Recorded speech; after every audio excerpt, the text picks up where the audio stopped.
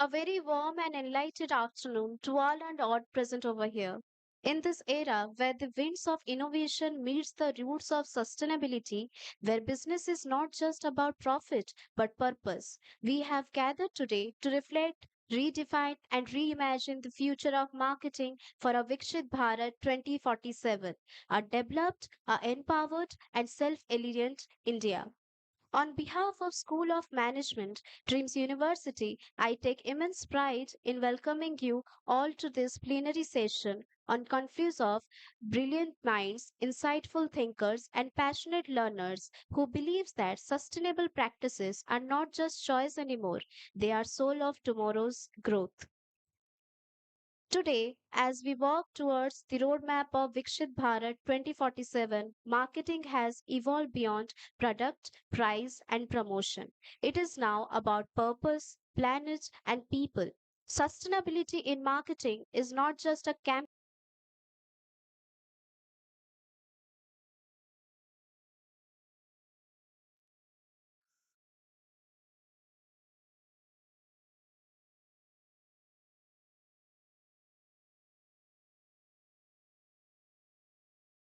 actions. Your thoughts, your research, your ideas will not just only shape discussions today, but also influence the practice that define responsible marketing in the years to come. To begin this intellectual section, let's begin with extend our heartfelt welcome to our esteemed research person, session Professor Dr. Tushar Kantapani sir, Professor Ravenshaw University, Cuttack, whose guidance and expertise has illuminated the path of knowledge for countless learners and readers. It gives us immense pride and honors to welcome Dr. Professor Tushar Kantopani sir, a distinguished academician, researcher, and mentor to great repute from the Department of Commerce, Ravenshaw University, Qatar.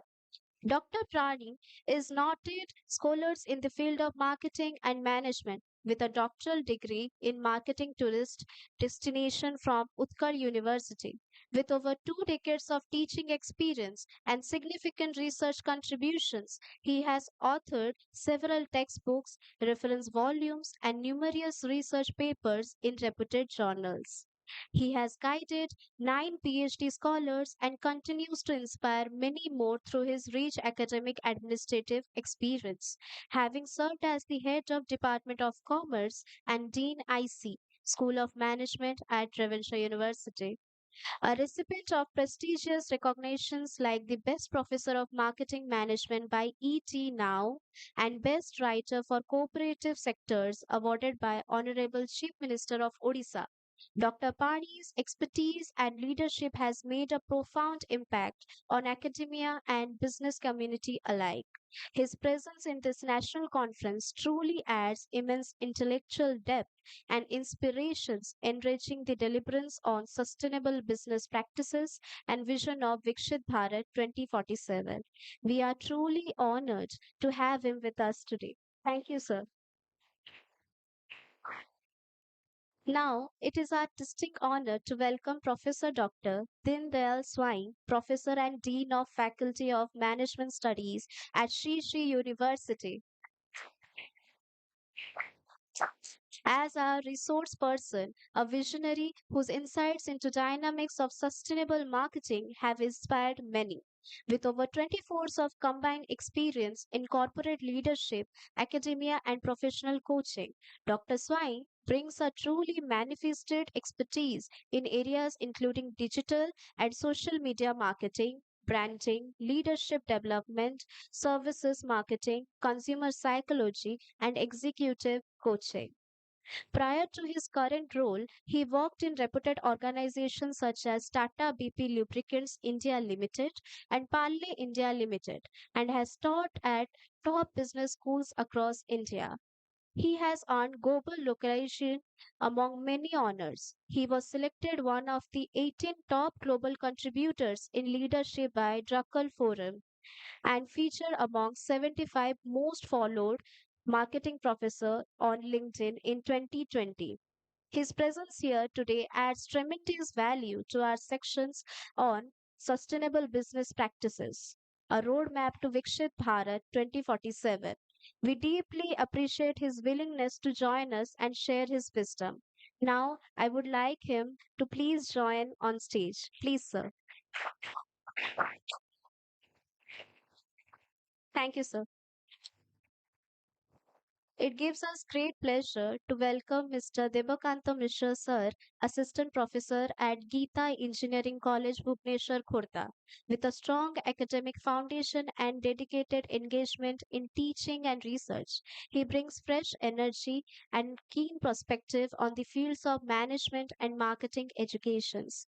Mr. Mishra's presence today adds valuable depth to our dialogues on sustainable business practices, a roadmap to Viksit Bharat 2047, and we are honored to have him with us. Please, sir, please join us on the stage.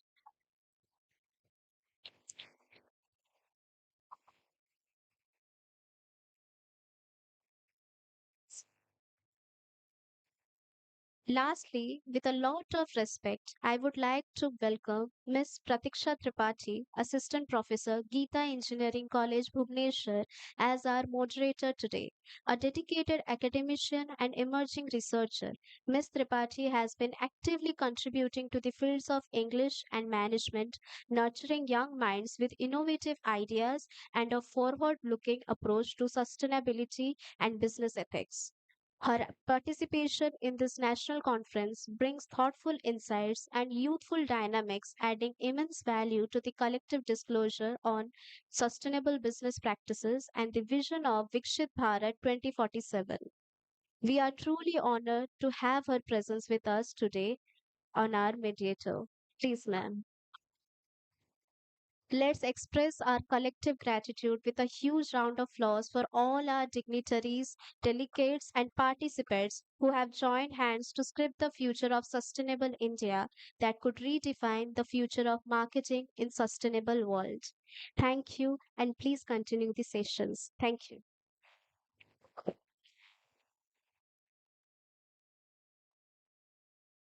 Thank you, Sheetal. It's indeed an honor and a privilege to be seated with these luminaries, the dignitaries from academia and industry who has joined us here today.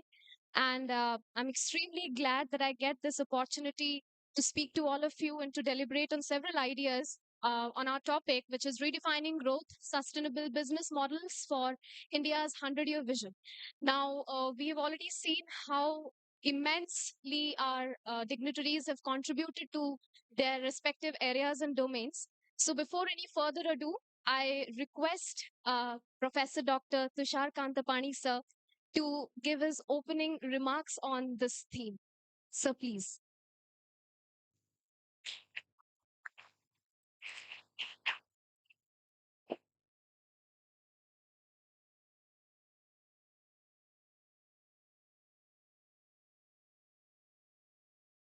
Hello.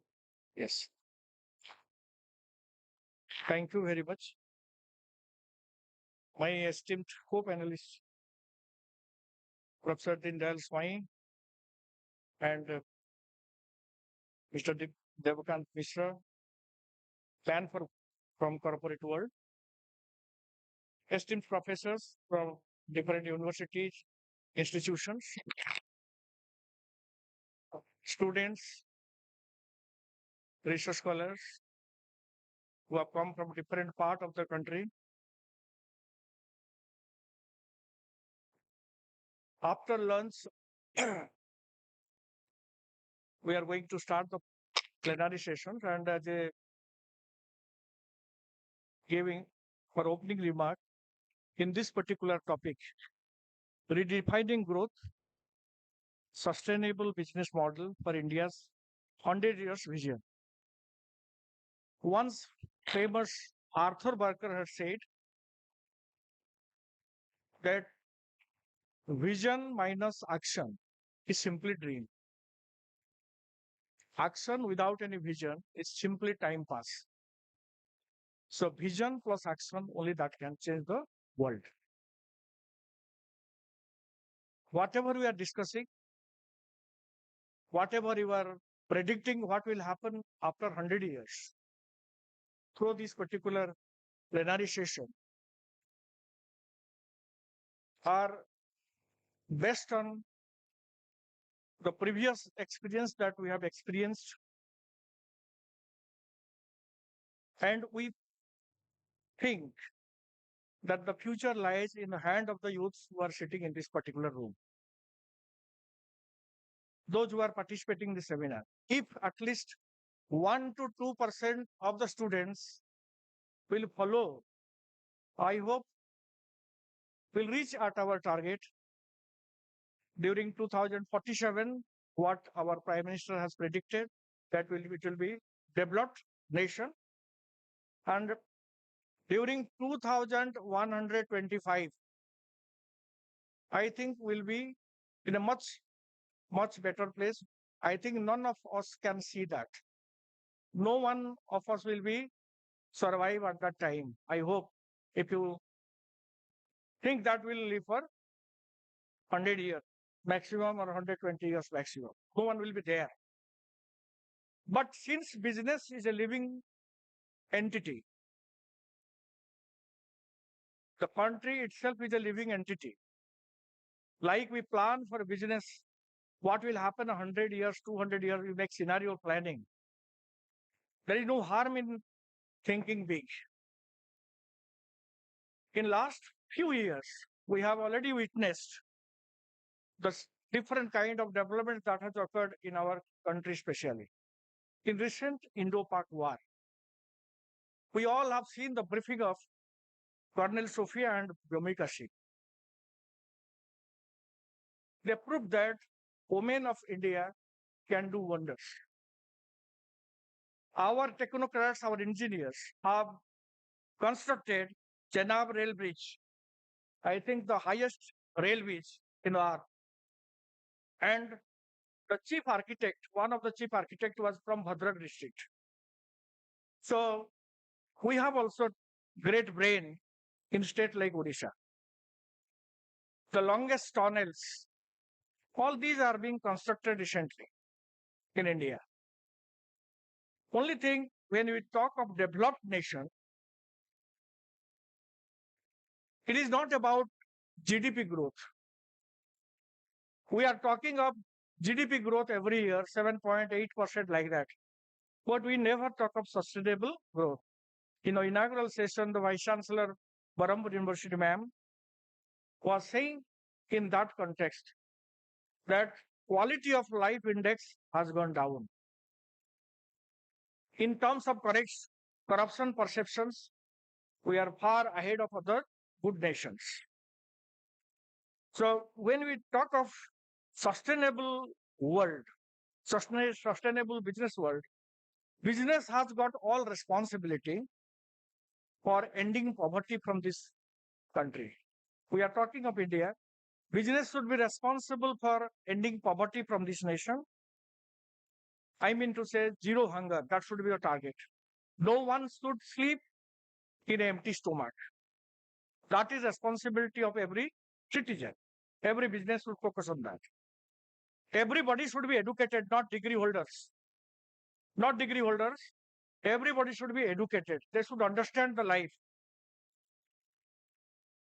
There should not be any thrust for energy. Everybody should be energetic, and there should not be any shortage of energy in the nation. We are talking of economic growth. Infrastructure should be at best. Some of you can dream of coming to your next generations. They will come to your universities or schools with flying bicycle. You can think so. You can cover a distance of 2,000 kilometers in 10 minutes. Nobody can stop you to dream all this. There should be end of inequality. Like we are talking of Yuva. You focus is on youth, agriculture or farmer, or if you are talking of poor. So that sort of inequality should not be there. At the same time, thinking of climate, good ocean, or you can say focusing on blue economy, and all these things are the different areas where the country has to focus for developed nation. Those strategies are there. But when you're talking of human being, as a greedy human being, I will just request all of you that at least tell me how many of you know among your family members, relatives, those who are cancer patients. If you raise your hand, I will think around 50% of this all the attendants will say we know people who are cancer patients and they are close relative to us, or I know them in my village or in any city or neighbor area. So human being is the most dangerous creature in this planet. It will not live alone. It will not go alone. It will not allow anybody to live. They never think about the other important elements of the or important members of the planet Earth. We don't think about animals. We don't think about the insects. We don't think about the plants. We think about our nation. Before 300 years or 400 years, we used to say, Sone ki Bharat, golden India we are talking of. What happened in last 250 years or 300 years? It all happened, it started with personal greediness. Industrialization spoiled the nation, spoiled the country, industrialization. The owner tried to extracted everything from the employer. The people, the businessman, they tried to extracted everything from the mines. They didn't allow the river water to be safe. They didn't allow the air to remain safe. So we forget about the planet Earth, which only focused on profit. As a result of which, what happened? People became very skilled, skillful employees. We are focusing on IT, different universities, skill institutions, those are coming up. We focus on individual return, individual, how I will get more salary, how my turnover will be more. We focus on many things, but at the same time, the human value or human dignity, all those things declined. The earth was totally tortured. Ecology was imbalanced. We became unethical. We became very, I mean, emotional front, there was a huge declination. So my panelists will focus on different marketing models. Though I am from marketing, I will not focus on that. There are two people who are in the marketing. But I will be just requesting all of you to go through a BIZ model. BIZS model means it's nothing related to mathematics, nothing related to model. The focus should be every individual or every entrepreneur should be Bahadur. B stands for Bahaduri. You should have courage to say no. When your boss is doing anything wrong, when somebody in your neighbor doing wrong, you should have that courage to say. That starts with B, Bahaduri. You should have courage to say no. Second I is called Imandari. You must be a honest human being. You should think about yourself. You should think about the society where you are living. You should think about your family and Rashtra Sarvapari. Means you should think about your nation. If you think in that line, you'll be Imandar. For example, as a student, when you are saving energy in this campus, if a water tap is open, you are doing something for the nation. If a electricity light is on, if you switched it off, even if you are a professor or a peon or anybody, you are doing something for the nation. When you are not spitting on the road, you are doing something for the nation. So if somebody is doing some mistake, you should have that sort of bahaduri to say, him, no, don't do that. Even if your neighbor is a rich man, he's washing his car with continuous flow of water, you should have the courage to say, no, don't spoil water. The next one is Jimmedari. Jimmedari, it means you should not show two kind of faces. When you speak something to others, you say something, and inside you are a different person. You might have seen many Babas who preach good things, but they do actually or practice bad things. So our generation, especially, when they meet their entrepreneurs, when they see their teachers, they should see a responsible fellow, responsible citizen. If you prove that you are responsible, then some of the students may follow. So you have to show your jimmedari. And at the same time, samajdari. Everybody should be samajdar. Samajdari jaruri hai. So when in terms of sustainability, if you are samajdar or if you have samajdari, then you will rethink. Should I use this particular product or not? See, greediness in the highest order. That's why the marketeers are making you people full. For example, you know, when you go to a chaat wala, you ask 10 times, Bhaiya, aur thoda sauce do, aur thoda sauce do. Can he give you tomato ketchups made of Kisan or something? Not possible. So he's going for food adulteration. He's giving you adulterated ketchup. And you enjoy that. We know that ghee, for example, ghee. There are some ghee, Balaji ghee, let's say 160 rupees per kilo. Where do you use it? You use for the worshipping process purpose. You don't consume that. But many poor people, they don't understand that these are on bad chemicals. They should not consume it, and they consume it, and they're suffering from different kind of diseases. They don't understand. Illiterate people. So you have to rethink. You have to refuse certain things. Even at this age, even I'm an educated fellow. When I go to a vegetable shop vendors, I used to ask him, give in one polythene, give me brinjal, in another polythene, you give me the lady's finger, in another polythene, you give me something karela or something. Why? It will be convenient for my wife to preserve those things separately in refrigerator. So it's not a question of education. I may be having a PhD degree, but I used to continue that mistake every day. So all of you should decide whether you should have use polythene or not. If you, sometimes we blame the governance, why they're allowing the MSME sectors to go for the small entrepreneurs, why they should go for those things. But think that we should also, educated people, we should also participate, not using polythene, refuse. At the same time, you should reduce your consumption. Reduce your consumption. Then focus on reuse, recycle, and at the same time, repair.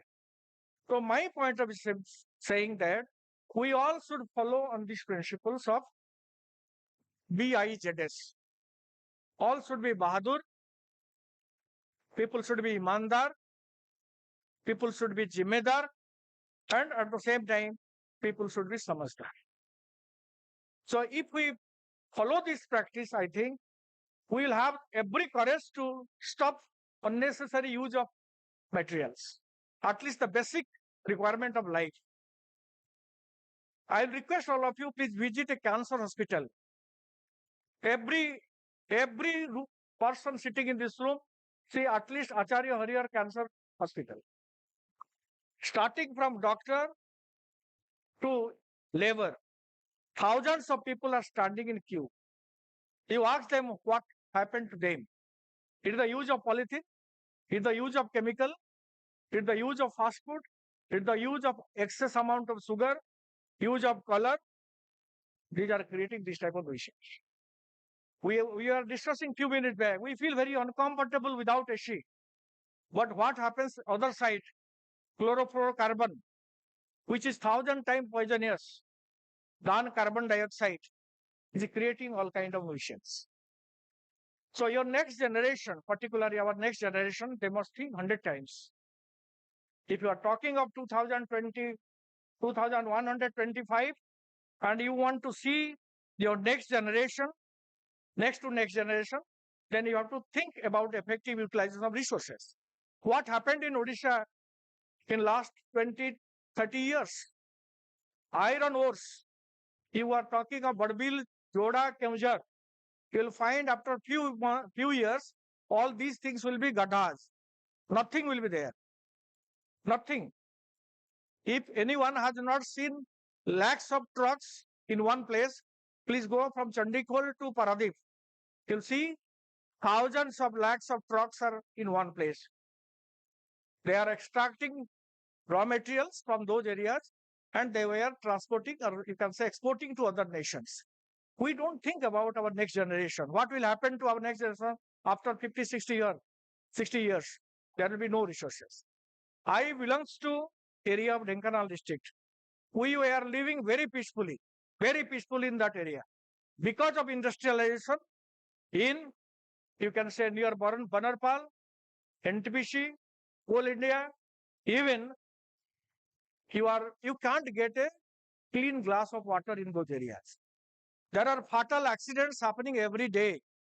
Most of the people in that area, either they have got lungs problem or they have got cancer problem, and forget about blood pressure and diabetes. Everybody is having that problem in those areas, skin problems. So, is it real development? No, that is not the development. Whether you can live peacefully. That's why nowadays the focus is not on GDP, it is HDP.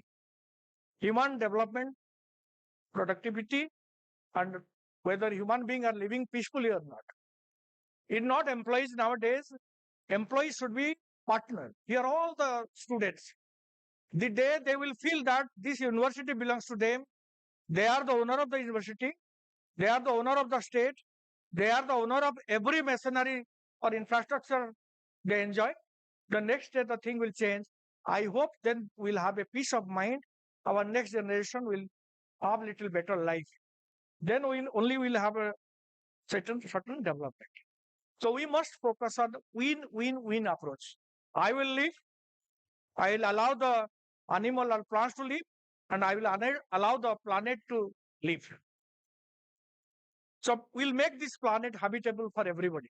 Everybody. So we should have certain strategy for that.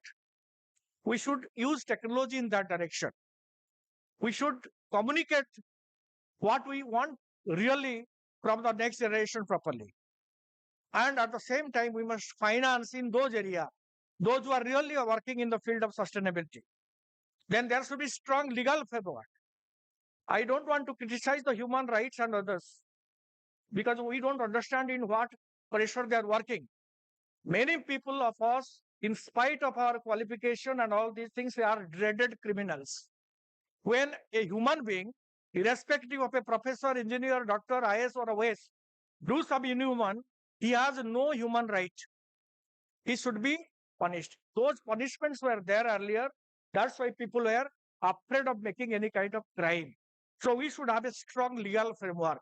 Any industry, any company, those who are misleading, those who are confusing, those who are having this type of pirated products, or you can say adulterated products, they should be behind the bar immediately. We every day see people are committing crimes in Chhatra Bazar or in this local area. They go to jail, they enjoy, and they claim inside the jail, why can't we have good human beings? Because we are human. Why can't we have good food? They need punishment. Strict legal framework is not there. As a result, we there. Heavy capital should be flooded to those industries who actually think for planet, who actually thinks for the benefit of people. And at the same time, industry should also train their employees, people. When I go to employee, I was sharing with Professor Das, if I am working in an organization, I should not work only under pressure. I should not be afraid of my boss. And there should not be any kind of micromanagement. Every organization, every industry should be a place for enjoyment. Then only you will give your the real output. It's not a question of 8 hours or 10 hours. You give them freedom, you allow them to live, they will live for yourself. They will live for the entire plant. Thank you very much. Thank you so much, sir. I personally found your insights on this particular theme too good. I mean, there's a lot of deliberation that we need to make and discussion that needs to happen around this topic, because it's actually the market which is engulfing us more than our needs and desire. Maybe at a point we're unable to differentiate between what is actually being imposed on us and what we actually want. Thank you so much, sir, for your insightful address. Up next, I would like to invite Professor Dr. Deendayal Swai, Professor Sri Sri University, to kindly deliver his address on this topic. Please, sir.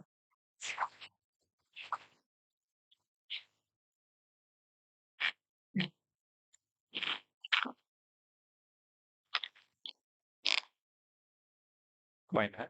Am I audible? I think the audience in this side is missing me because of the light. It's fine. Hi, good afternoon.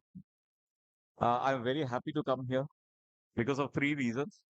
First reason is outstanding promoters, good visionaries. So I always feel happy to come here. The second reason is students are very good here in Dream. This is, I think, my third visit to this wonderful institution. Students are very positive, and you have got tremendous patience. I was observing you, all of you, how you were listening or not. So still you are maintaining after lunch, very good lunch, you're still maintaining the composer. Faculties are obviously our colleagues, so they are very good.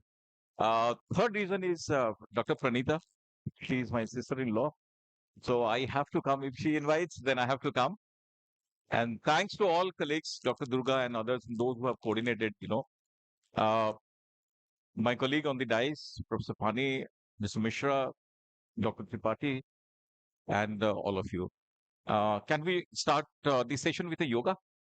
How many of you are ready to do your yoga? Management yoga, not yoga. Though I am from ISKCON and Art of Living, but still, like management yoga. So you have to follow me, huh? So I've divided my session into a few parts so that, afternoon, those things, taking into consideration all the variables. Uh, my deliberation will be mostly on case based. As Professor Pani said, I'm from a brand area. So I sleep brand, drink brand, eat brand, everything. Don't ask me what are the brands. Is it American brand or non? Like, I'm not into those dilemmas and controversies. So just follow me. Do a 30-second yoga. Don't ask me why I'm doing this. You have understood. Afternoon, after food, I mean, it's very difficult. So do like this. All. Ah, all. Very good. You can take a snap there. See the beautiful. So you do like this. Just follow me. Huh? Just follow me. Okay, do like this quickly. 30 seconds. Do like this. Do like this. Do like this. Do like this. Do like this. Once more. Do like this. Do like this. Do like this. Do like this. Touch your chin. No. Chin. Chin is this.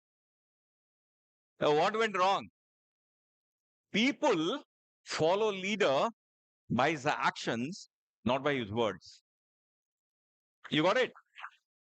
People follow leaders not by their words, but by action. Now, some of you might counterattack me by saying, sir, we have touched the right thing. Sometimes you have got fantastic followers or very good listeners, those who are not only listening you, but also following you. Those percentages less. So when you talk about sustainability, doing the good things over a period of time on a sustainable basis, looking into different models. I will take 5 models, 5 case study in Noxel, and then, like, I will try to give you a, connecting dots at the end of the presentation, right? Any questions you can ask in between. There is a saying, Shairi bolu ek? Shairi? Because how many of you are MBA students? Raise your hand. How many of you are BBA students? Okay. How many of you are MCA or BCA students? BBA, only MBA. Okay.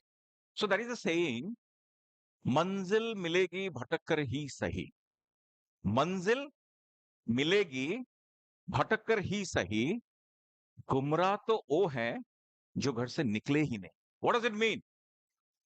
So I compliment our honorable Prime Minister, Shri Narendra Modi ji, and the entire team of Government of India for taking us to Viksit Bharat 2047. It's not easy to take a democratic country where out of 150 crore people, 150, billions of ideas, and you touch anybody, he will give you a speech, whether he knows or not.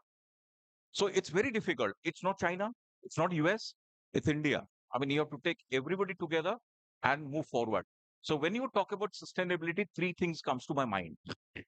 One is people, second is process, third is technology. How many of you heard about a approach called cog-will approach?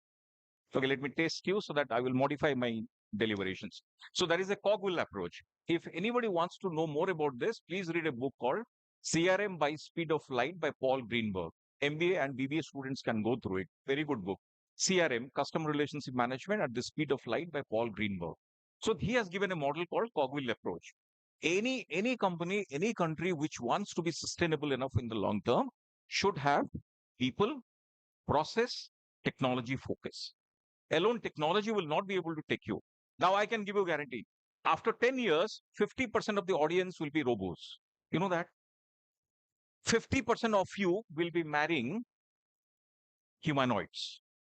Same. I mean, if you see the humanoids, now it's very costly to marry a humanoid, but after 5, 10 years, it will be available to all of you. So you will be going to see a lot of societal changes, which is not easy to handle, right? Living relationships and all these things will be passe. It's very ordinary things now after 5 years because you will be going to have a humanoid. So she will not put you in tension. He will not give you any attention. So this is what. So sustainability means doing great things on people, process, technology over a period of time. Clear? Now let me give you a backdrop first, right? हम लोग घर से निकल चुके हैं मंजिल पाना है 2047 that's the connotation with which I have given you the shairi. I will focus on sustainable branding to be very specific. So what is sustainable branding? I will just give you a backdrop, then I will start my deliberations with the case studies. The first one is integrating people, planet, profit into brand purpose. Okay? The first one is integrating people, planet, profit into brand purpose. Second one is brands that balance value creation with ecological and social responsibility. Second. Third, builds long-term trust and differentiation. Otherwise, your brands will not stay. 2047 is the brand of India, right? Whether you become developed or developing, whatever, but it's brand India. And as a brand person, when people say why Modi ji is traveling abroad, I know what is the value of creating brand. It's not about manufacturing. It's not about agriculture. It's not about services sector. In India, everybody wants a job, which is not a crime, right? I do a job. I have my own company also. I'm an entrepreneur. I'm a teacher, right? But I prefer more entrepreneurship because it not only gives you more money, freedom, life is different. But that doesn't devalue the teaching profession because we all are teachers. Third one is, so this is basically triple bottom line model, what Professor Pani was talking about. Okay, this model has been given by John Elkington. Okay, so you can prepare a small note for yourself. Why sustainability matters? Because you should know exactly why for we are having a discussion on this. If you have this, then you will have a grip over the subject. 75% of Gen Z consumers, you all are Gen Z consumers? 75% of Gen Z consumers prefer sustainable brands by KPMG source. 60% of Indian CEOs list sustainability as a top priority. PricewaterhouseCoopers 2024 report. India ranks 112 slash out of 166 on UN SDG index. You know SDG? What is SDG? Sustainable Development Goals. How many are there? Oh, fantastic. 17. Very good. So you know everything. Great. That is the reason why I prefer to come to Dreams, again and again. Students are fabulous. Now, what are the models I will be going to cover in next 5 minutes? Right? So I will cover 4 models. The first model is triple bottom line, obviously, profit with purpose. People, planet, profit. Right? Second is ESG framework, which is the latest one. We're going to have a seminar on ESG later part. So what is ESG? Environmental, social, and governance. Right? Third, I will cover one more model through a case study. Circular economy. What is circular economy? From waste, you will convert it into resource, from it product, from it to brand. You know the journey of a commodity to a product, to a brand, to a cult. You know that. Some other day, we will talk about this. So these are the third model. Fourth model is, I will also give you a case study on shared value. This model is given by Porter and Craner, which says business solving social issues, CSR, and all those things, right? So these are the four models I'll be going to cover in my presentations. Now, one data for you. India's sustainability snapshot 24-25. How India is doing in sustainability index. Renewable energy system, they share 43% of installed capacity. Plastic recycling rate 60%. India is doing outstanding. I mean, hats off to Modi ji. I mean, don't put me in any party and all those things, but I'm a brand guy. So anybody who behaves as a brand, I have to appreciate him. 60% is India's performance in plastic recycling rate. Global average is 16% only. So you can think, India is doing outstandingly well. In my experience, when I've been observing India as a brand, and in these 10, 15 years, outstanding. ESG investments of India currently is at 48 billion US dollar. That's what India is doing. And what is the SDG index? India is ranked 112 out of 166. So there's some data for all of you. Now, what is the current unemployment rate? It has reduced substantially. Don't ask for government jobs, eh? Don't ask for jobs also. Be a job creator. Okay, you do job, but also, create some jobs for people. Then only problem will be solved in the country. So what is the current unemployment rate? 5.2%, right? It has reduced. What is the GDP? The GDP is 4.3 trillion US dollar, right? What is the per capita income? Still it is low, but has gone up 2,820 US dollar. And what is the GDP growth rate? The current first quarter 2025 growth rate is 7.8%. They are projecting that it will settle around 6.7 to 6.8. Not bad. So this is what the data about sustainability. Now let me give you some of the case studies. Okay, how sustainability has been performed by corporates in India. I've only taken India as example because the crowd is almost, you would like to, because this is Viksit Bharat 2047. So I'll not bring global case studies. I'll only restrict myself to Indian case studies. The first company. How many of you heard about a brand called Paper Boat? You heard? How many of you drank Paper Boat? Okay, can anybody tell, what is unique about Paper Boat? How Paper Boat become, very famous? I'm talking about FMCG brand, not about boat. Aman Gupta nahi. Paper Boat. So how Paper Boat become, overnight success? Because they have brought the culture back. So sustainability is also speaks about how to sustainably hold your culture. Because if you leave your cultural roots and values, you will vanish. You can only compete with companies in the world or people or with other countries only when we have uphold our values and value system. Otherwise, it's very difficult to compete. You cannot compete with the German, right? So only when you have got your core competence and unique selling proposition, but we have to know what exactly. We are soft power. We are not very hard domain specific, experts, right? Soft power. We know how to behave, how to do cross cultural communications, in interpersonal communication, intrapersonal communication. These are all strengths as Indian, right? So Paperboard become very famous in beverage in FMCG business through their unique product like Aam Panna and all those things. I know जिसको हम लोग छोड़ दिया था बहुत पीछे. They have brought back all those memories, very nostalgic memories, and suddenly they become overnight success. Now, how they are having the sustainability?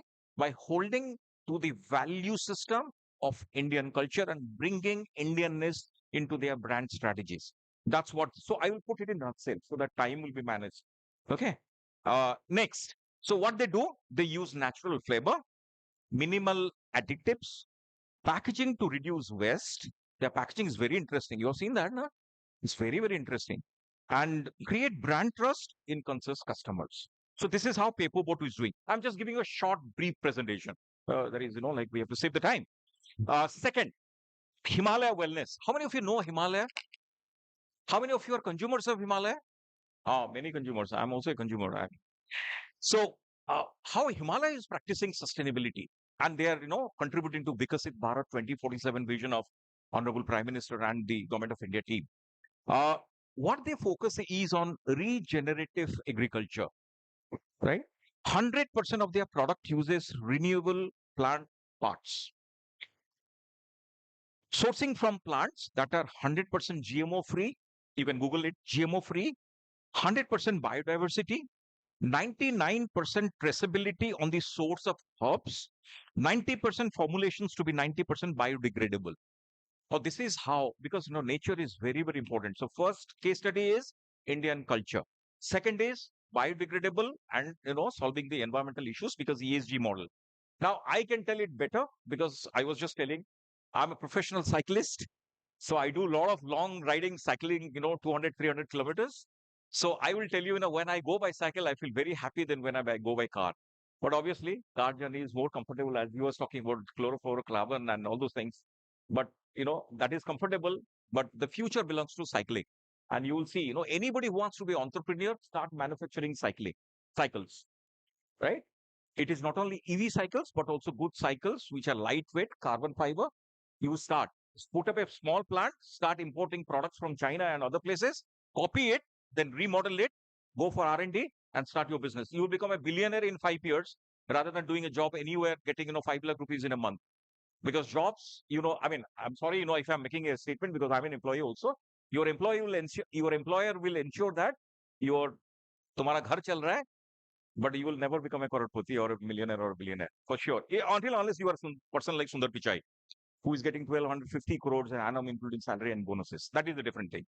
Okay, so this is Himalaya. Is it okay? Okay. Now, how Himalaya is contributing to 2047 Viksit Bharat. By 2030, Himalaya is committed to reduce 15% plastics in their packaging. Okay, so one agenda and you have to pursue it. Now, they are also looking at, how many of you have heard about a concept called PCR? PCR, I mean, I should not be using abbreviation. PCR can be something else, but post-consumer recycled content to reduce 50% carbon footprint. Right? This is a huge problem. Carbon footprint will be a huge problem. Third example, third case study. I'll give you 5. Okay, I've got 100. I'll give you 5. So the third case study is Cotton World. How many of you heard about a brand called Cotton World? No. Okay, so this brand. So I'm marketing for them. They should give me the fee. Cotton World is an apparel brand. Shirts. Please visit a Cotton World store. How they are contributing to Viksit Bharat 2047? They use bamboo. You understand bamboo? Bamboo doesn't require a lot of water and fertilizer and all those things, right? So what they do, they use bamboo cotton which is extracted from bamboo. So what happens, which is a natural fabric, lightweight and soft against skin. So it grows quickly without requiring pesticides or large amount of water, making it a better alternative to conventional textiles. So this is what Cotton World is doing. Next. So this is ESG, environment. Next, fourth. How many of you heard about a brand called Juice Cosmetics? No? Oh, only one. Oh, two, 3. Oh, that's great. So I'm again marketing this brand. So Juice Cosmetics is basically meant for Gen Z. Please Google it after my presentation. Juice Cosmetics. So what they do, it is an Indian-made, vegan, cruelty-free, and emphasizes sustainable, ethical sourcing and in-house manufacturing. Right? So what does it mean? It means that they normally prefer the safest route of producing cotton without pesticides. So they care about environmental and soil. How many of you have heard about a beautiful brand called Fool.co? Two. Very good. Thank you. So only 2 people know. What is the job of Fool.co? What is the job of Fool.co? Full, flower. So Fool.co is a biomaterial circular economy based company. So I'm giving the model circular economy. Waste to resources, to product, to brand, and then market. So what they collect temple flower. Mandir mein dekhe na, you have seen temple, na? We throw normally flowers and it is a huge waste. So see how uniquely these ideas are placed. Think about these ideas. If you want to become billionaire in 5 years, jobs will not give you millionaire. Even after 50 years, you will not be getting anything.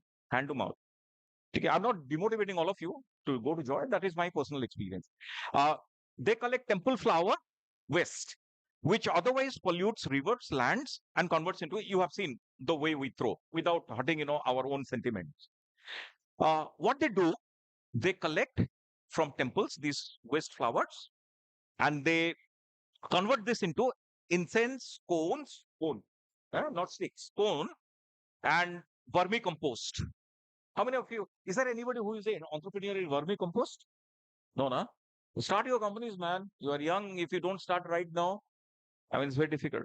Anyway, in first few years, they recycled 11,060 metric tons of flower waste. Please visit the website. And the person who started it is a billionaire, right? No, I thought, time is off, so we have to stop. No, no, it's there. Okay, okay. Fine, fine, fine. Okay. So the next one is, so Fool.co. So how many examples I've given? What is the first company? Paperboard. So how they are contributing to sustainability and Viksit Bharat 2047? Very good. So they are bringing the culture. Thank you, sir. What is the next company? Himalaya. How they are contributing?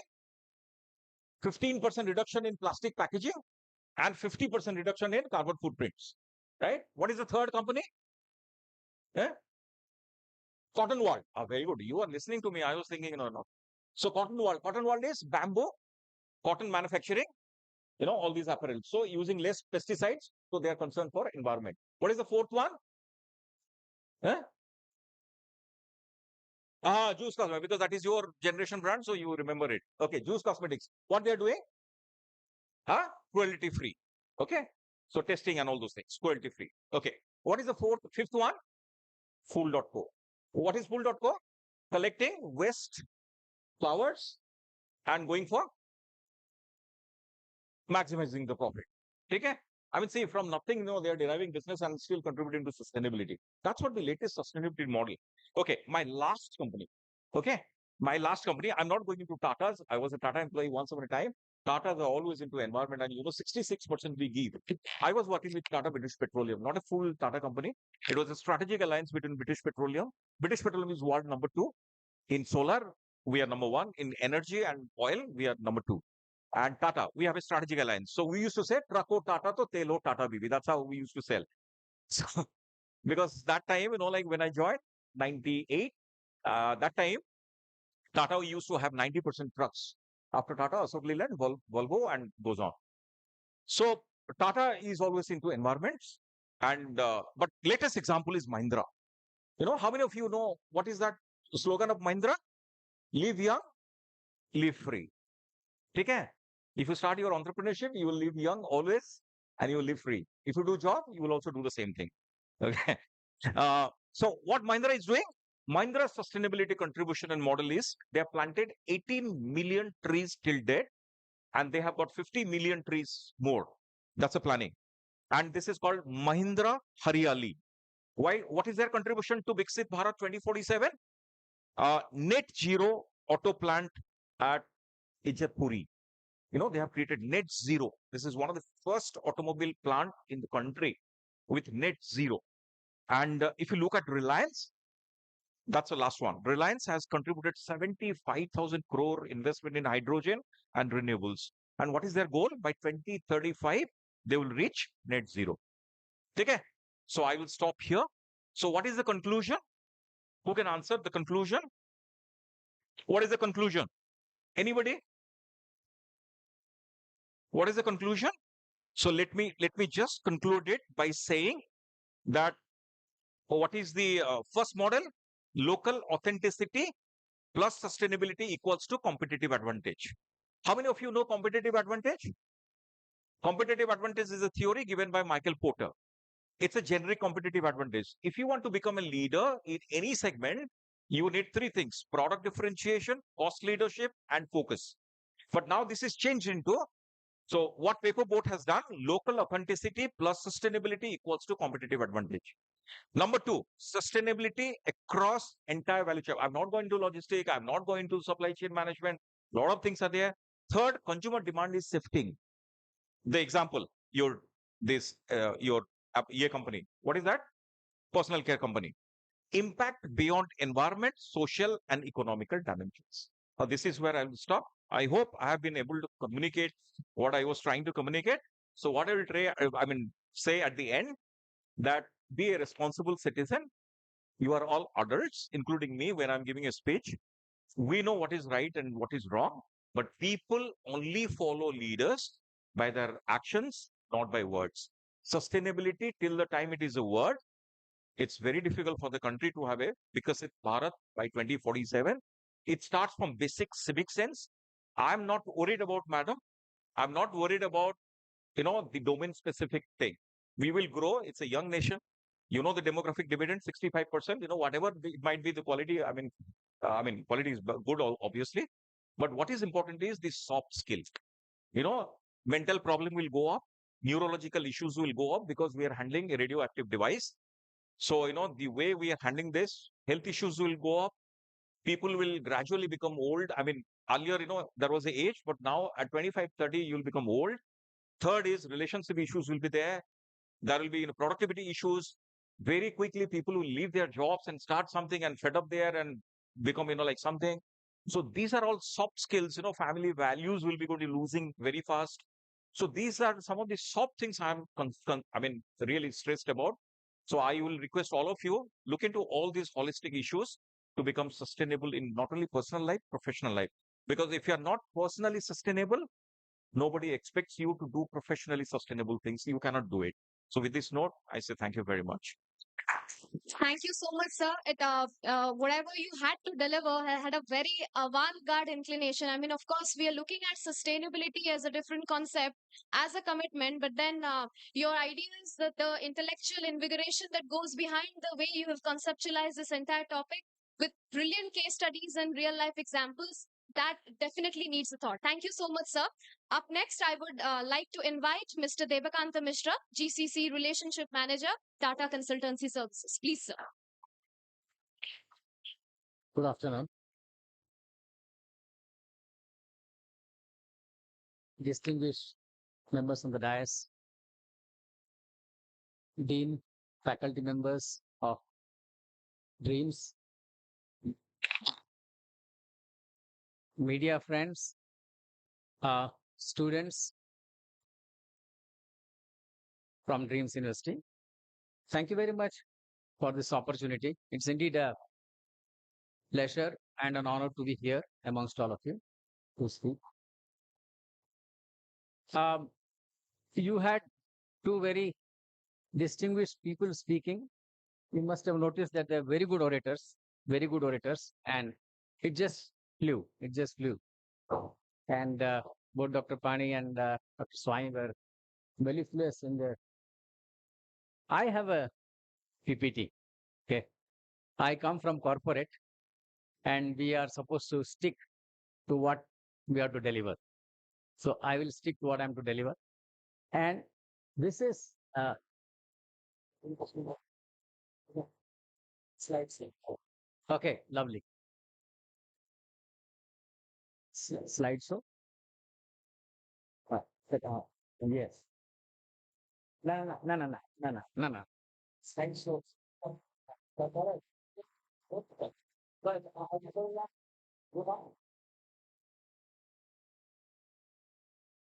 Hello.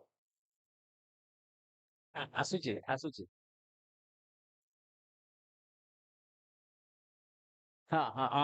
Yes, that's it. Thank you. So I have I have gone through the topic, and it says sustainable business models for India, a vision for the next century, 100 years. We will not live, and I'm not sure how many in this hall will live, but our legacy will live. Our legacy will live. And we have to actually create a legacy and leave that legacy behind for our future generations to follow. And here in this auditorium, all of us will take a pledge that we will actually leave a legacy for our generations to come. Okay. So we'll go from here, and we'll see. I have just made 10 slides so that it is very quick, and you register in your mind. It's the too many slides, we'll forget. Okay. And I made a slide because I've come to an university, and it's all about students. Students remember well if they see a slide, if they see something, they remember well. The memory actually retention is 50% more. So I made a slide so that whatever I speak, people will remember and follow in life. Okay, thank you. We'll go to the next one. So first I have created a vision slide. What is the vision for 21-25? That's what this topic of this session, right? Vision for 21-25. So, Madam Vice Chancellor spoke about the inclusivity. Okay? She said that we are dreaming for an equitable society which is inclusive. So that is definitely the first vision, and that is also a part of the Viksit Bharat vision. Okay, so inclusion. Everybody is getting equal opportunity. Everybody is treated well, and everybody is having the right freedom, right ability to do transact every active action. Then we talk about biodiversity, climate, resilient farming, and all these things which are all about climate. Then we talk about renewable energy. Most of our speakers spoke about renewable energy. Even in the morning session, we saw people talking about renewable energy. Okay, I am sure all of you know that what renewable energy is, and Dr. Swami also gave some snippets about the numbers that India is achieving or India is achieving. Madam Vice Chancellor also spoke about some numbers on how many gigahertz India is producing and where we are. The third is that which Viksit Bharat aims to is to get a fully digitized, transparent ESG. We heard about ESG, okay, and that is one of our goals. So these are the top 4 goals for 21-25. We'll go to the next one. This is the vision that I have created for all of you. Now, to see what is on hand and what do we need to achieve. Okay, we have some challenges. We have some opportunities. Both. The glass is always half full and half empty, right? So let us look at what are the opportunities with us. We are one of the world's fastest growing economy. We have the youngest workforce today. If you compare the Western world, it's an aging workforce. For any country, the people are its assets. The youth are the asset. Okay, so we have a very large workforce which are in the right age. The demography is very right. Then in India, you are witnessing some of the massive digital transformations that are now the world is catching up. For an example, UPI. UPI payments are nowhere else in the world. I travel very frequently to many countries, but you don't have UPI payments anywhere else. They're catching up. We have UPI. Today, if you go to vendor sellers or tea seller, a vendor on the local market, he says, again, phone pay kardo na aunty. So you see the digitalization has come to so grassroots level, and that is a great empowerment. That is a great empowerment which is happening right now in India. But there are challenges. Urban congestion. I am a victim of that urban congestion. I have lived 26 years in Bangalore. Now I have fed up of Bangalore. I have now relocated to Bhubaneswar. And I am seeing that urban congestion, and I am seeing how beautiful Odisha is, how nice Odisha is. Sir spoke about free air, water. It's all available here. Sanitation is not available in those places now. So we have to plan about this. Environment is getting degraded every day. How do we take care of our environment? That is also another challenge that we have to think. Similarly, I spoke about equality. So that's one of the important challenges we have to bridge. In India, you have vast disparity. When you say disparity, there are a lot of people who are very rich, HNI we call that, high net worth individuals. And also we have a lot of people who are still very far below the poverty line. That is one of the important aspects or objectives of Viksit Bharat. Okay. So my friends, understand that these challenges are very difficult to surmount, and we have a big task on hand. Okay. Next one, please. So what I have done is I have created, after studying a lot of literature, I have created few things which I have also seen in other journals, literature, what people have done, what are countries thinking, what India is thinking. So I have created 5 key strategies, okay, which some people may call a pillar, some people may call a foundation, a platform, or a strategy. We have to definitely adopt to renewable energy, and it has to be 100%. That is the number one. Second, sir spoke about circular economy. 100%, it has to be circular economy. Linear economy is going to kill. It's going to kill us. Take, consume, waste is a dead concept. You have to regenerate, recycle, reuse, and derive value. That is the circular economy that talks. Then, of course, ESG. All of us spoke about ESG. Okay, good governance, social equityness, all those things we spoke about. Environment. Then green technology innovations. Some of the business case studies that Dr. Swine spoke about definitely involved green technology innovations, and these have to become the backbone of our industry today. Okay, all of you, please understand that today the technology that is existing is not going to sustain, or it's not going to be sustainable. We need to change. Then, of course, we spoke about inclusiveness and equity. Next. Okay. Then I also collected some data, very interesting data. Okay, very interesting data. Madam told in the morning session that it is all about culture, and in India, we are practicing this from past several years. It is not a Western concept. Today, they are saying that you have SDG, you have ESG, you have this, you have that, but it is there in India from hundreds of years. Okay? What is there? That we always say that, Madam said Vasundhaiva Kutumbam, Madam said Sarvodaya, Madam said Parihara. These are all words which are there in India from ages. And I have some very quick business cases. Tata Group, sir, already spoke about Tata Group. Tata Group is a noble group. They are practicing the responsible behavior towards society. Give back to the society which gave you all those resources and means. So that is already being done by Tata Group more than 100 years. Kirloskar has also done a lot of empowerment in the rural sector. Sorry, I'm not speaking this side of the light, but Kirloskar has also done a lot of good things if you go and read. Amul did a lot of cooperative development where a lot of farmers, a lot of milk producers were benefited by their model, Okay? And a lot of people also became from very poor section to they became like good to do. Okay. Similarly, now we also hear about Infosys. Okay, Infosys is again one of the pioneers in good governance.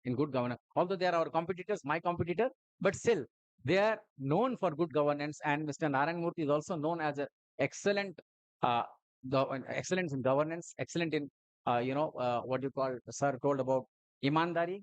So no, he is adorned in that imandari and zimedari. Next one, please. So we spoke about that 5 strategies, right? We spoke about 5 strategies. Now, when we speak about the carbon, I have made few things. It's a big slide. I don't want to really bog you with the slide. I will leave the slide with Durga sir.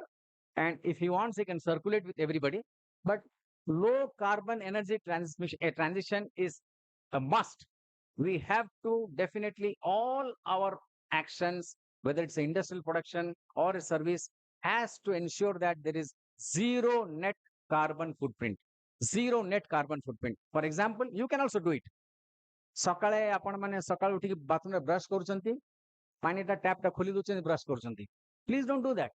Brush କଲା ବେଳେ ଟ୍ୟାପଟା ବନ୍ଦ କରିକି brush କରନ୍ତୁ, so that you are not leaving a carbon footprint. ଆମେ ପାଣିଟାକୁ generate କରୁଛେ, ସେଥିରେ power ଲାଗୁଛି, ପାଣିଟାକୁ ଉଠଉଛେ building ଉପରକୁ, ପାୱାର ଲାଗୁଛି, ପାଣିଟା ତଳକୁ ଆସୁଛି, ସେଥିରେ ବହୁତ ଜିନିଷ ଖର୍ଚ୍ଚ ହଉଛି, ପାଇପିଂ ଅଛି, ସେ ଅଛି. So if you are wasting water, where is that?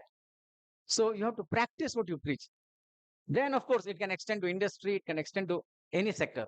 So low carbon is definitely the mantra to sustainable future. Next. Digital data. Sir kahle je both the distinguished speakers said ame technology pare kohunu apan kohantu. So I have taken the liberty to talk on technology. See, we are already making a lot of strides in AI. We are making strides in cloud computing. We are making strides in circular economy, which is again linked with a lot of technology. For example, as you can truck re, if there is a logistic company, as you can truck re, they are managing those things by app. App रे आपण देखि परिबे truck टा कोठु गला कोठु कोन गला केते केते petrol खर्च हला से रॉ मटेरियल आनिया पे तापरे ट्रक टा कोठु कोठी गला. You can actually map and track how much wastages you are doing in your procurement cycle. Similarly, in your sales cycle, how much waste you are doing. Thereby, what they're doing is now they're in the circular economy. They're procuring from nearby places. Apanakar factory ta eti Tangi re achi. Try to procure from Cuttack, Bhubaneswar area to ensure that there is low carbon no spent in the procurement cycle. Similarly, apan bikuchanti, try to sell in the nearby areas so that again there is a low carbon footprint. So that's all a part of marrying digital technology with industry practices. So plus ସେଥିରେ ଆହୁରି ଅନେକ ଜିନିଷ ହେଇପାରିବ. Digital public goods. We spoke about UPI. That is a very bright example. We can how we can link now a lot of things like your Aadhaar can be linked to so many things, purchases and empower income tax, get good governance. You can link your bank accounts with various other things, track how people are traveling, track how people are going, what do they spend, and then try to manage those things. So ethical governance ରେ ଏଟା ବହୁତ ବଡ଼ role play କରିବ in future, matching technology with governance. Next slide. Sorry, I'm running with the slides. I will pause after I finish these slides. We also spoke about human capital focus. Without investing in our demography, we cannot be successful. Absolutely no. Everybody spoke. Sir also spoke. Madam also spoke in the morning. So there are a lot of examples, and like we can do skill development. We can build skill ecosystems. We can have lot of decentralized manufacturing. We just how we can do enterprises which are micro enterprises which are in nearby places. And sir also spoke about micro enterprises, how these micro enterprises can help in the local economy, the local community. All these are very important to ensure that people in that area are getting equal opportunity. They are getting included in the development of the organization, that included in the development of the economy and the development of the nation. Hence, that will bring up an equitable society. So inclusivity will bring an equitable society. A lot of companies are already doing it. This ONDC, One Nation Digital Commerce, is a big platform which is enabling farmers. So we'll go to the next one. Okay. Circular economy, we spoke about that. Next. Okay. So see, how do we achieve this sustainability? I have taken 3 enablers. One is the mindset. First, all of us have to have a very strict and strong mindset to change. Okay. Then there will be a lot of resistance to change. You have to be aware that all this sustainability, all these practices, everything can come only when we start thinking. We have to become a change agent. So it's all in our mindset, how we start thinking about sustainability. Next, please. Policies. Already there are a lot of policies in place. Government has brought in a lot of policies, GM, Gati Shakti, Digital India, Skill India, National Green Mission, carbon trading. All these policies are there for good, and they will also improve. Okay? But policies are useless if in our mind we are not actually adhering to them. We need to adhere to the policies, start thinking like that, leave a legacy. Next. Now is the most important slide, which is for the university. I have prepared this slide for the university. What can academia do? What can youth do? All of you in this room, what can you do and what can your teachers do? Okay. So co-create curriculum, okay, on sustainability, ESG. Create that content that you want your pupils or students to read. Then, sir just now told about entrepreneurship. Create such kind of environment, labs or platforms which will give wind beneath their wings to think about entrepreneurship. Not everybody should do a job. They should start thinking. So entrepreneurial thinking is a big mind shift. It's a real radical shift from what you're thinking today to what you want to be. Okay? That thinking has to come from the universities. Then, of course, you can do a lot of research. A lot of research should focus on sustainability. Then only it can go ahead. At the same time, we have to work along with industry to incubate some startups, incubate some platforms, incubate some communities. Like, for example, Tata already has a community called COIN, COIN, which is exactly what they are doing to generate and progress sustainable growth. COIN is Co-Invention Network. COIN is something very similar to what I've written here. Co-creating, incubate green startup and enterprises. So Tata has already started this. It's called COIN. Next. Okay. So what are the key takeaways from this session? First and foremost is, now it is a necessity. It's not an option. Okay. No more an option. We have to be sustainable in everything that we do. Second, there is a lot of potential for business. Sir gave a lot of good use cases. All of you need to think about them. If the next 100 years we have to grow, we have to start thinking how to convert these ideas into business. Third, challenges will be there. And India being such a large country with so many different types of people, there will be a lot of challenges. But it has to be overcome through cooperation, collaboration, innovation, and thinking. That's also what I see is, we need to have sustainability embedded in the society as a culture, as a way of thinking, and not a course in any university or any policy by a government, but all of us should live the way of life of a sustainable life for a greener and a better future. Okay. Next. Thank you very much. I appreciate your time. Thank you, ma'am. Thank you very much, members of the dais and students. Thank you for your time. Thank you. Bye.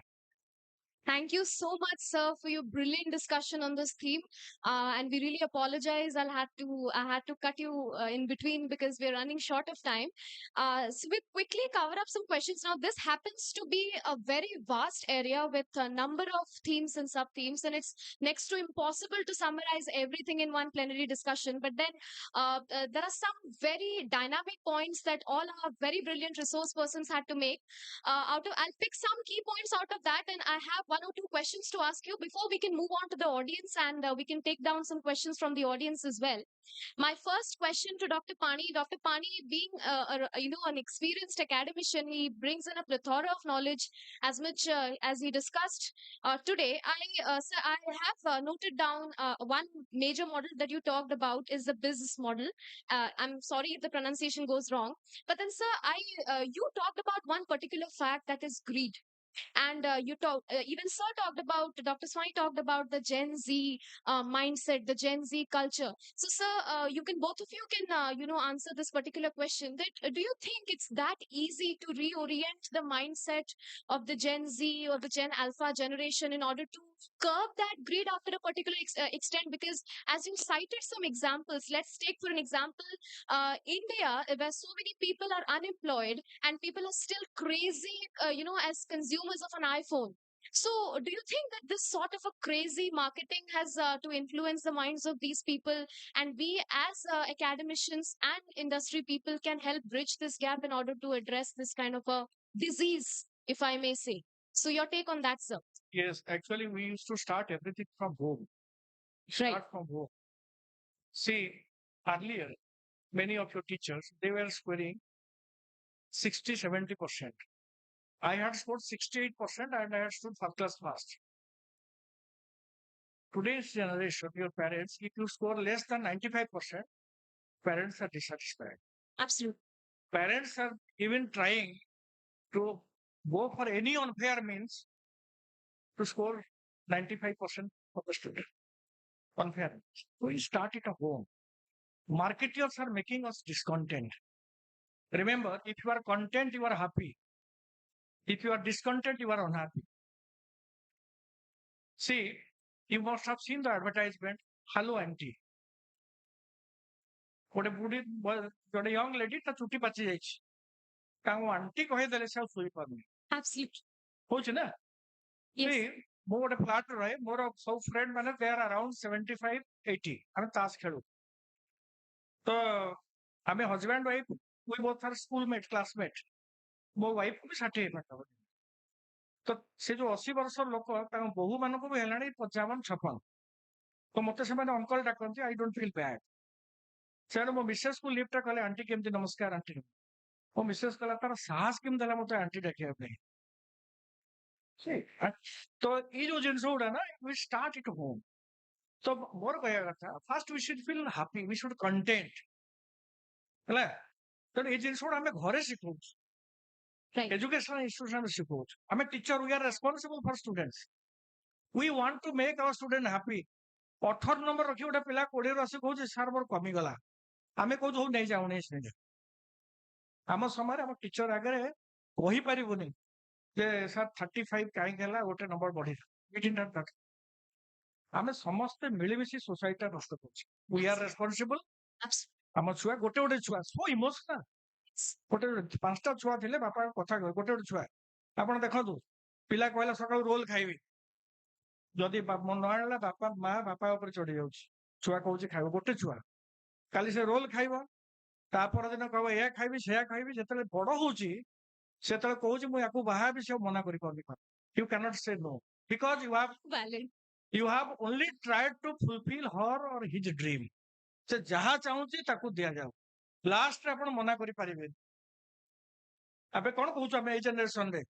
ଆମେ ପଚାରୁଛୁ ଆଗରୁ ଆମ ବାପା କହିପାରିବୁ ଆମେ ଠିକ କରିଥିଲୁ ବୋଲି? ନା, ଏ ଜେନେରେସନ ଆମ ଛୁଆଙ୍କୁ ଆମେ କହିବୁ ବାପା ତୁ ଠିକ କରିସାରିଛୁ, if you have done good things, ନହେଲେ ଆମେ କରିବୁ। So we start those things at home. But ଆମର ଯୋଉ ପ୍ରିଭିୟସ କଲଚର, ଆମର ଏତେ ଲୋକ ବସିଛନ୍ତି, ପଣ୍ଡିତ ବିଷୟ ଡକ୍ଟର ପ୍ରଫେସର, ଆପଣ ପୁରୁଣା ଯୋଉ ବେଦ ଉପନିଷଦ ଯୋଉ ଷ୍ଟାଣ୍ଡାର୍ଡ, ଗୋଟେ ହନୁମାନ ଚାଳିଶାର ଷ୍ଟାଣ୍ଡାର୍ଡ ଲେଖା ବର୍ତ୍ତମାନ generation writer can write? No, No. sir. ସେ ଯୋଉ ଭଗବତ ଗୀତା ପିତା ଯୋଉ ଏତେ ବଡ ବଡ ଭଲ୍ୟୁମ ସଂସ୍କୃତରେ ଲେଖା ହେଇଛି, can any of us understand? No, No. not at all. So we had a very rich culture, rich legacy. ଆମେ ଏ ଜେନେରେସନ ପିଲାଙ୍କ ଭିତରେ ଭର୍ତ୍ତି କରିବାକୁ ପଡିବ, and we are responsible for that. So I think even marketeers, ଆମେ କହୁଛେ we are misleading our people, we are confusing our people. The whole things are becoming unethical. Ethical practice at the start of a mind, it starts in the mind. It should start from home, then it will come outside. ମୋର ଯଦି ପିଲାଟା ରାସ୍ତା cross କରୁଛି ମୁଁ କହୁଛି ମରିଯିବୁ ରହ, ଯଦି ବାହାର ପିଲାଟା ରାସ୍ତା ଗାଡି ଯାଉଛି ସେ ଯାଉ, ମୁଁ କଣ ଯାଉଛି? ତ social guidance is left. So, ମୋ this ପିଲାମାନେ is ମୋର ପାଠ ପଢି ଷ୍ଟୁଡେଣ୍ଟରେ ଏବେ B I can ask student ମାନେ ବସିଛନ୍ତି, I had that guts to even scold and slap my students even at postgraduate level. ବସିଛନ୍ତି ପିଲାମାନେ, I used to slap ପିଲାମାନେ କଣ ସାର୍ ଭଲ କରିଛନ୍ତି ବାଡେଇଛନ୍ତି। ରିଜିନ ହଉଛି ମୁଁ ତାକୁ କହେ ତୋ ଘର କଳାହାଣ୍ଡି କୋରାପୁଟ ରେଭେନ୍ସାରେ ପଢିଛୁ, ତୋ ବାପା ଭାବୁ ତୁ ଏଇଟା ପାଠ ପଢୁଛୁ ତୁ ବୋଲି। I am your father here. That sort of affection should be there from the heart. Then only the society will change, or less tough. brilliant. So, sir, this, as you said, and we have understood, I think this is more like a social construct that we have created, and validation is more important than sustainability for us. Maybe sustainability is just limited to the pages of a book, it's just limited to a concept, and maybe what you were trying to say is that we need to change the social construct of getting immediate Yes. gratification, Start from immediate validation, and maybe that is the change that also Gen Z and the further gen, because I am a Gen Yes. Z, so I relate to this entire concept of, and that's the reason why I asked this question to you. But that When on the Gen personal- Zs are I have a twist. Yes, sir. See, generations are same. Normally, when we say, like we belong to a generation, you belong to a generation, I don't agree. Even at this, age and experience, I'm more naughtier than you. So it doesn't go with, like those things. What matters is, Mark Twain said very interesting things. There are two important things in life: the day we are born and the day we know why we are born. The problem lies, it's not about generations, whether seniors, baby boomers, I mean, Gen Z, Gen Y, whiz kids, I mean, whatever, alpha, whatever generation. Anybody on this planet who doesn't have clarity is a confused individual or confused institution or confused body. Absolutely. Once you are confused, when you yourself is a problem, you cannot solve anybody's problem because you are a problem. So what I will request is that we have to have, that is the reason, like AICT and UGC is taking a lot of steps, universal human values and all those things. I'll give you an example within 60 seconds. How many of you know there is a, who is the king of birds kingdom? Who is the king? Eagle. Have you seen eagle? Eagle lives for 80 years, almost. When eagle becomes 40, it becomes very bulky. The feathers get, too bulky. The talons, the beaks becomes, very bulky. So what happens? The eagle cannot catch anymore the prey. Because to catch a prey from 2 kilometers, you need sharp focus and sharp nails and sharp beaks, everything. So it becomes, very heavy. So the eagle has two options. Either you stay like this and you die, or you have to change. So this is a difficult decision. So when Honorable Prime Minister has started this Viksit Bharat 2047, he exactly knows it's all about mindset because we have a demographic dividend. People are very smart, right? I mean, resources are there. It's a young country. Things will happen automatically. This 50 years, 100 years belongs to India. But the problem is, the eagle has to go to a lonely place. He has to take the feathers out. It's a bloody process of 150 days. The feathers will be completely gone. Then, what he does, he waits for 90 days. Then the feathers will come. Then he takes out the beaks and talons.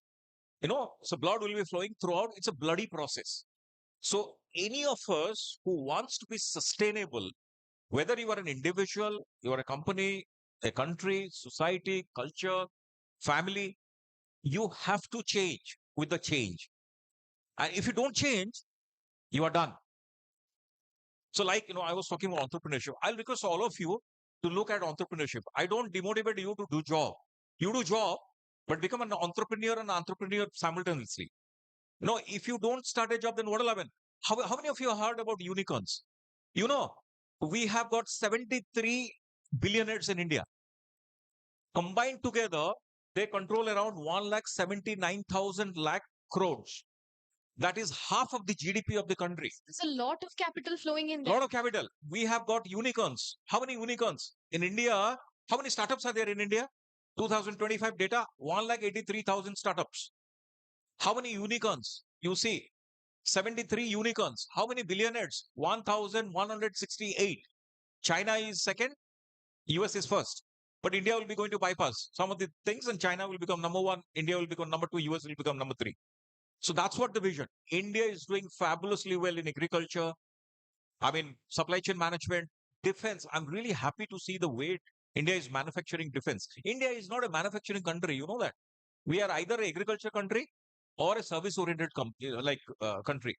60% to the GDP is from services. Everybody wants to be a white collar, including me. You will prefer a 5,000 rupees job rather than, doing a 5,000 crore business. Because, you have to change the mindset. Absolutely. So what you ask, Gen Z and all those things, generations are different. It's just like, iPhone 15, 16, 17, 18, but the basic construct is same. So if you do not have that fundamentals in place, like for example, you will be going to, I was talking to one of my colleagues, like Professor, like Manoj, I was telling them whatever happens in life, you can see my Facebook tweet, post today. I say, whatever happens in life happens for great. I was working with them, like we are colleagues at IMA Bhubaneswar, and, I left after 5 years, but now I'm extremely happy. Whatever I've done and whatever I've seen as a faculty, I would not have experienced it. So, but you have to change. You have to accept change. You have to have the process. It's a bloody process. It's a, tough process. I guess it's more about the perspectives, as you said. Yeah. You need to have a dual perspective. I mean, you need to strike a balance because, Yes. of course, consumerism cannot become your identity. But then, of course, Yes. you can lead a path in a better manner. Maybe you can She's have an very good. idea. She is on the agenda. So she is covering the No, I agenda. mean- So I will just take, like 20 seconds. Right. Like there is a saying. If you want to, become a millionaire, if you're working for 8 hours and thinking that you will become a millionaire or something like that, that will never happen. 8 hours means hand to mouth. 8 to 12 hours is basically something luxury you will go to get. 12 to 16 hours is millionaire and billionaire. So the problem is, so whether Gen Z or my generation or such, anybody's generation, it's all about how much effort. Now some of you might put me a counter question. So what about smart work? Hard work leads to smart work. So initially you have to do it. 10, 20, 20 years, 15 years, you have to do it. And then, smartness will automatically come. No money, no smartness. Money in the wallet, Thank a you. lot of smartness will come. Thank you I'll so stop much, here. sir. That was, I mean, there could have been a lot of discussion around that, but then we are running short of time. One last question to Mr. Mishra. So you have been in the industry for a long time now, and you've seen the evolution like no one else. Maybe you have a lot of experience abroad as well. So there's a term I have come across a very fascinating research in your area that is about the rise of the Global Capability Center. So, sir, could you please enlighten about this concept of the GCC and how its Sure. advent in India can be a major progressive change towards management education, at least taking into consideration the sustainability part that I want to know. Okay, thank you. So I'm not sure if all of you are aware of this term called global capability centers. Global capability centers are nothing but captive centers or captive units. Okay. So if there is a company, we're not supposed to take names, but let me take a name. Okay. Let's say Johnson and Johnson, very popular name. Everybody knows it. It's a pharmaceutical company, pharmaceutical giant, healthcare and day use and stuff like that. So the Johnson & Johnson has several opportunities to either outsource the work to a third party vendor like a TCS or an Infosys, or Johnson Johnson can also start their own captive center in a third world country. It's Right. all about cost optimization. So global capability center is just an acronym or a name for a captive unit. So today, the global capability center business is catching up very fast in India, very fast in India. We are today 30, $35 billion. We will soon touch 60, $70 billion in 2027. 2030, we are touching $100 billion in GCC only. We have about 1700 GCCs in India, majorly in Bangalore and Hyderabad, where almost 1000 GCCs exist, rest 700 across pan India. GCCs are hiring lot of management graduates. They are hiring a lot of consultants. They are hiring a lot of IT professionals. So GCCs are really now the great change makers or business earners or business creators, opportunities creators in India. It is very important for all of you to follow GCC. That is the next wave of employment generation in India. Thank Right. you. Okay. Thank you so much, sir. you. Because so that means it can go up to be a big concept. I mean, a very potential concept in the upcoming years. Absolutely, absolutely. I think, as I said, 2030, you are having 100 billion. And today we are only very conservative estimate. We are probably about maybe 100,000 people in GCC, 1 lakh people. But by Right. 2030, we estimate that you'll go to 10 lakhs. Right. 10 lakhs. So it's a Right. massive big number. It's a big And so it's a great area for growth. because we've seen several I mean there are further Yeah. areas to it that I have read Abs- about, and maybe that will require another session Yeah, of another discussion. section. Don't worry. Okay, thank you so Thank much, you. sir. I may now request the audience members to ask one or two questions before we can wrap up this session. If anybody from the audience, I would like students, to add one thing. yes, I will request the students, if at all you get a chance, visit Meghalaya. Do you do you know how many of you know a place called Maulilang? Mawlinnong. Maulilang. You can see in website also. Anyone having visited that place? Maulilang is the Asia's cleanest village. That place is in Khasi Hills. Okay, they all are tribals. Even we people should go and learn from that villagers. They don't work outside. Their village is sufficient. They all are rich, and it is the cleanest village. yes, sir. But Yeah, there are videos tourists doing used to the go. rounds. Yes, you can see There the are place. videos How do they doing work? the rounds there. How they have preserved their nature, Yes, how yes, they have preserved their village, how they have made neat and clean, how yes. tourists go and stay there. Even the biggest problem in a smart city like Bhubaneswar Right. is a washroom. Yes. You have got chain of hotels, you have got chain of restaurants, but you don't have a chain of toilets. We don't have. The biggest problem for women is the toilet on the roadside. Right. You go to that village, you will find in every household there is a neat and clean toilet. And if you use it, you have to pay 10 rupees. They used to get even revenue and they lead a very happy life. All women are engaged in that. Almost all women are engaged in that place. The main, they used to go to Dauki River and people used to go for, let's say, boating and other things. They used to have a lot of revenue. So now you have to think on blue economy at the same time, rural tourism or ecotourism. That will be very much sustainable. Thank you. Thank you, sir. That was a brilliant addition to this. Any questions from the audience? One or two questions from the audience? No questions. So, in case nobody has a question to ask, I now take a moment to appreciate all our resource persons for their brilliant deliberations, and you've shared the ideas that, of course, we need to carry forward, especially Dr. Pani. Okay, okay, please, sir, please go ahead.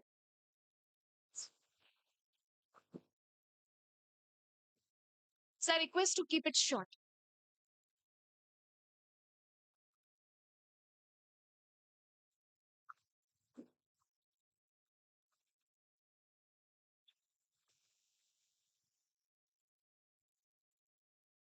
Harchika. I have a question to Professor Schwein, sir. Indeed, it was a really fantastic session, and I thoroughly enjoyed it. Thank you very much for this incredible speech. I have a small question to you that tell me 5 key mantra, how to become 5 key mantra, how to become more personal sustainable. Personal sustainable. Yeah. Are you a faculty, sir? Yeah. So what's your name, sir? Pavitra Naik. Okay. So Dr. Naik has asked his sustainability model, does it personal branding and personal sustainability as a brand? I'll be very happy. I will keep it not sale. Some other time we will discuss it. So first one is you should have clarity who you are and what you are doing. It takes long time.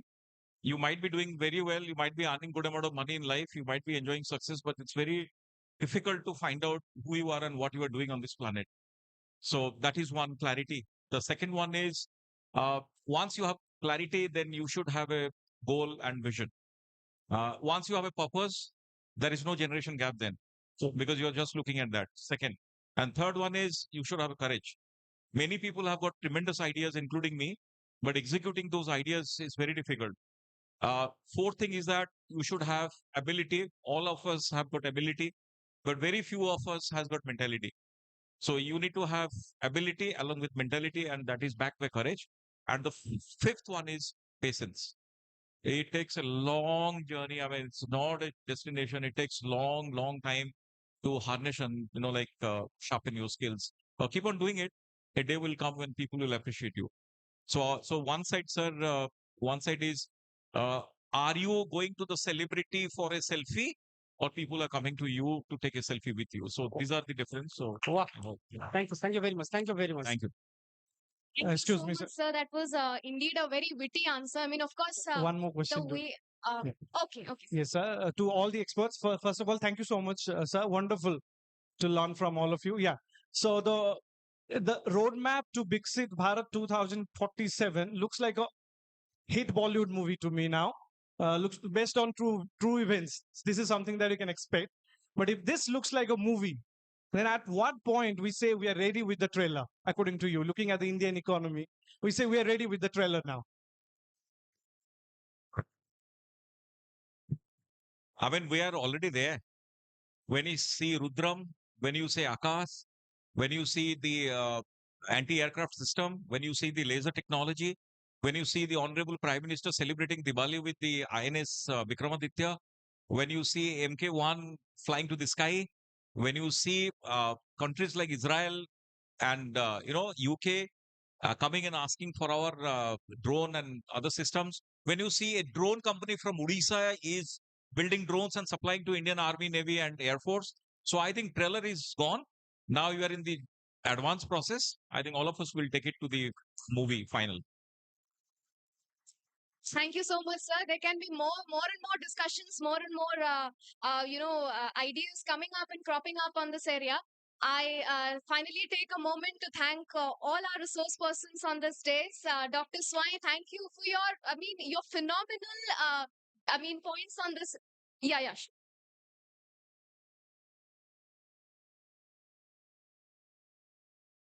Question. So for Viksit Bharat 2047, there is a real need of clean energy. So India has smallly contributed to IETERs, the International Thermonuclear Experiment Reactors. Sir, is there a future in this current scenario for a clean energy setup in India?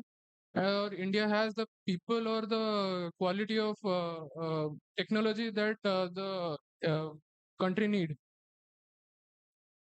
So I will give you a short answer if you don't mind. Yes, sir. You can have a separate session on green energy. Immediately start your organization in green energy. You will become a millionaire in 5 years. Thank Immediately start. The government will give you a lot of subsidy. Government will give you a lot of hand-holding subsidy, and you will have a lot of foreign collaborations immediately. Just talk to the Department of Energy and start your initiative. Start small. Within 2 years, you will see who you are, and we will answer sir's question. Trailer will be there, premiere will be there. So tremendous future. thank you. I'll give some answer to his question. So, if you see some statistics, yeah, we are already generating a very high level of renewable energies. We are fourth in the world now. Fourth in the world. I repeat. Number two. If you are tracking some of the stocks of large companies like Adani Power, and then there are NTPC Green. Okay, NTPC Green has invested 1,75,000 crores in only green energy, and in 2030, in 2030, they are going to become number one. They were going to surpass Adani also in green energy, and they're going to become the world number one. World number one, I repeat, in green energy sources. Adani Power is also put pan world, not just in India, pan world installations in green energy, renewable energy, low carbon energy across the globe. So all these organizations will spawn a lot of opportunities. If you're talking about jobs, a lot of opportunities. If you're talking about entrepreneurship, also a lot of opportunities because there will be thousands of ancillary industries that will support the large industries. So you will have a lot of opportunities for entrepreneurs, even for and when Jindal is putting up a EV battery manufacturing plant at Jagatsinghpur, they have already invested 40,000 crores of allotment, not the money actually. So all these things are just shoots now, green shoots. They will actually turn into opportunities very quickly, very quickly. So yes, answer is yes with the data points. Then you can Google and find out a lot of other information. Thank you. Thank you so much, sir.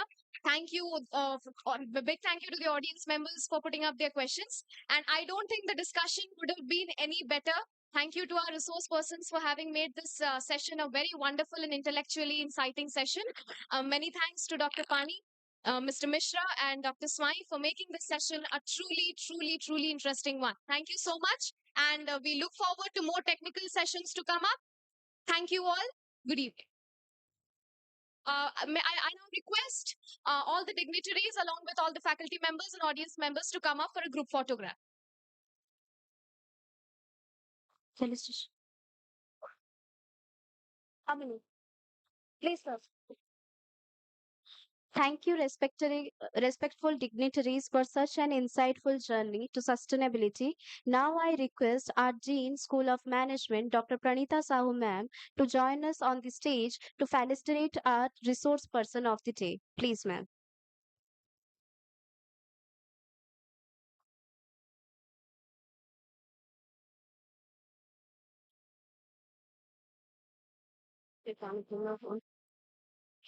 The, f- the first felicitation goes with Professor Dr. Tushar Kantopani sir, Professor, Revansha University, Cuttack.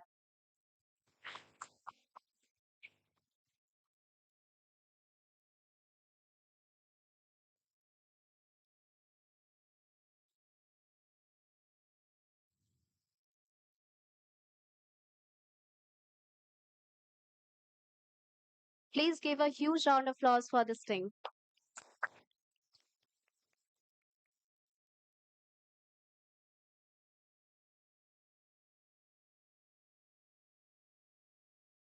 Now we have Professor Dr. Dindayal Swain, Dean and Professor of Faculty Management Studies of Sri Sri University.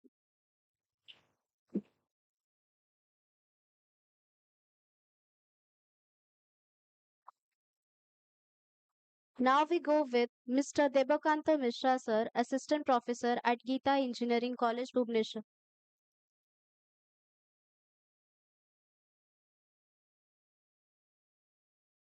And Global Delivery Head TCS, VP Retail TCS. Please give a round of applause for this moment.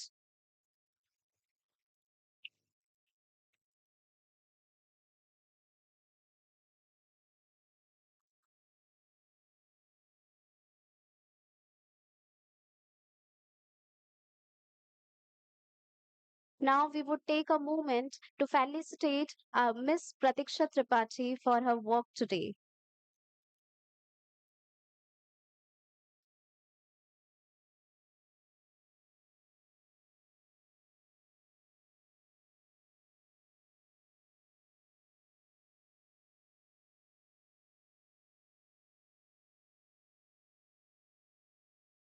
Please give a round of applause. Please, the capping should be going on.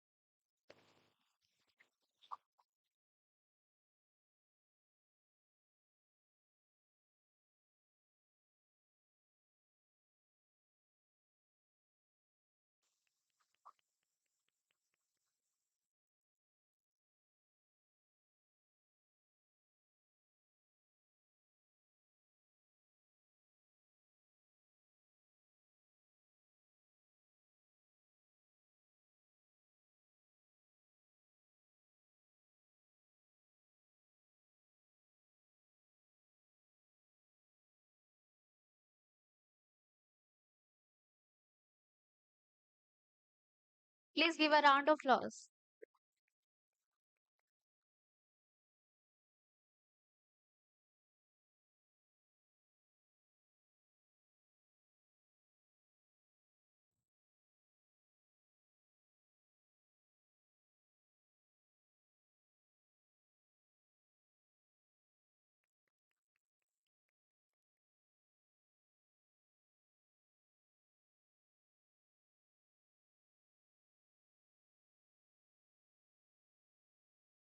She will do so.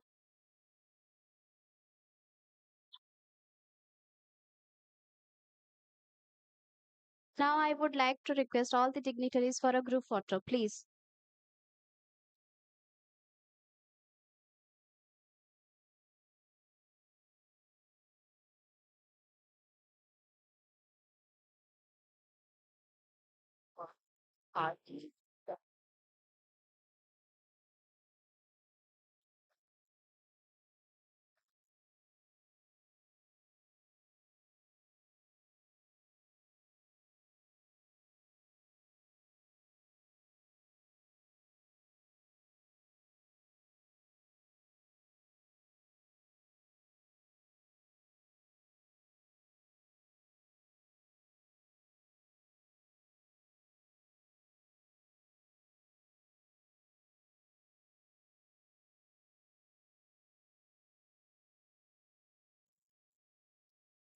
Thank you all the dignitaries for this moment. Lastly, I would like to request Professor Dr. Smita Das, Professor in Finance, to offer the vote of thanks.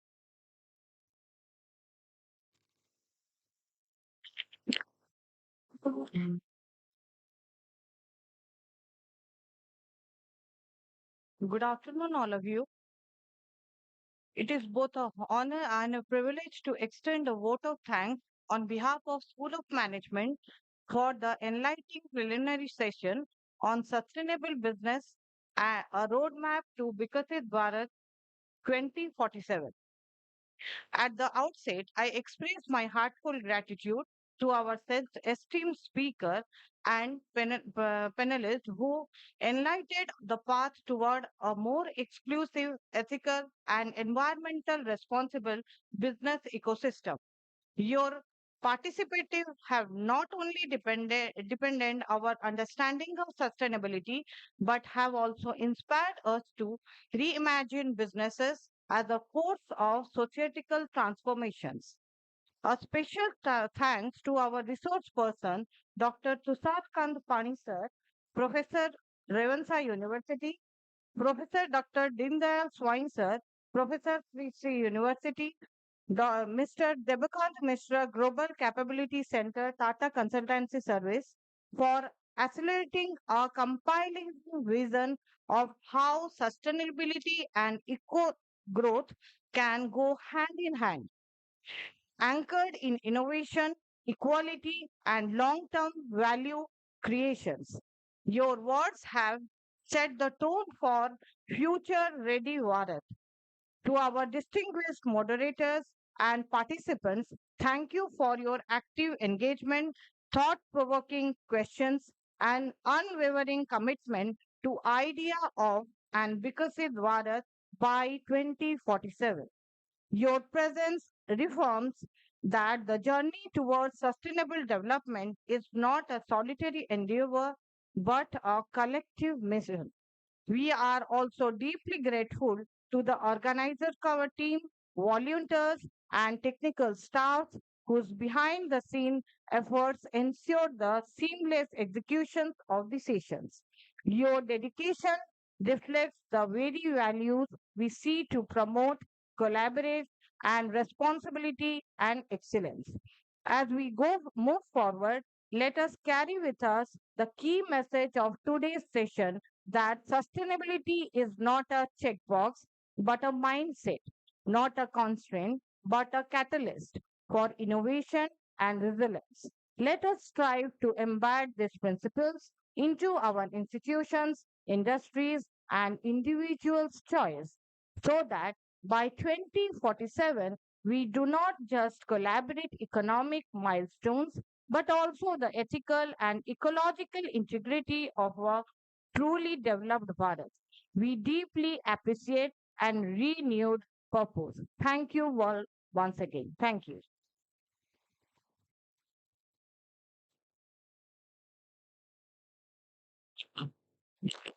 Thank you, ma'am, for this offer. Now, I would like to request all the HR session, technical session people. The bus has been standing outside. Please visit to Rani Devi Auditorium. There will be the HR sections. And here, marketing technical session will be held within 10 minutes. Thank you.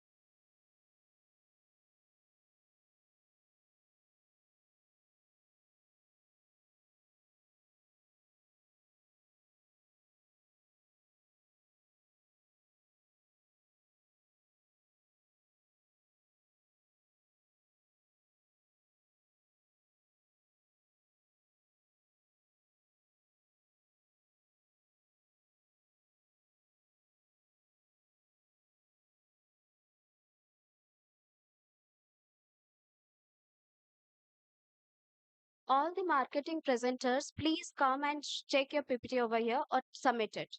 Thank you.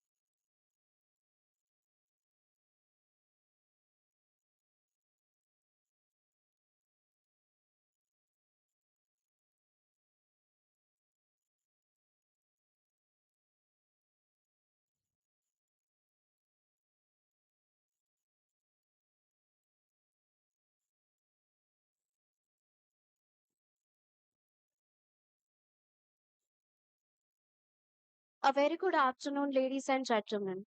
It is indeed a proud moment as we gather here for the technical session on marketing under the broader theme Sustainable Business Practices, a roadmap to Viksit Bharat 2047.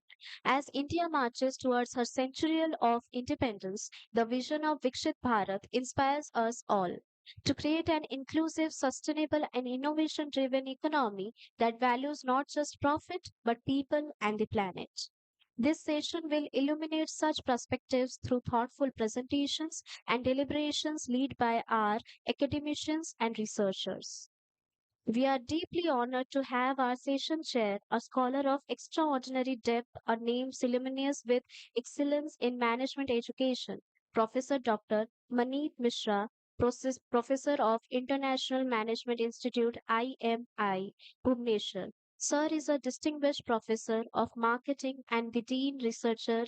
He has taught subjects including marketing research, business analytics, consumer behavior, customer relationship management, and retail management. As an academician, leader, researcher, and a mentor, his expertise and vision brings immense value to discussions on sustainable business practices and marketing strategies. Dr. Mishra is also known for his inspirational teaching style and his ability to integrate ethics and innovation into management thought. Sir, your presence adds immense value to this conference and inspires us to emark the marketing as a force of sustainable transformation. We warmly welcome you, sir, as our distinguished section chair. Please, sir.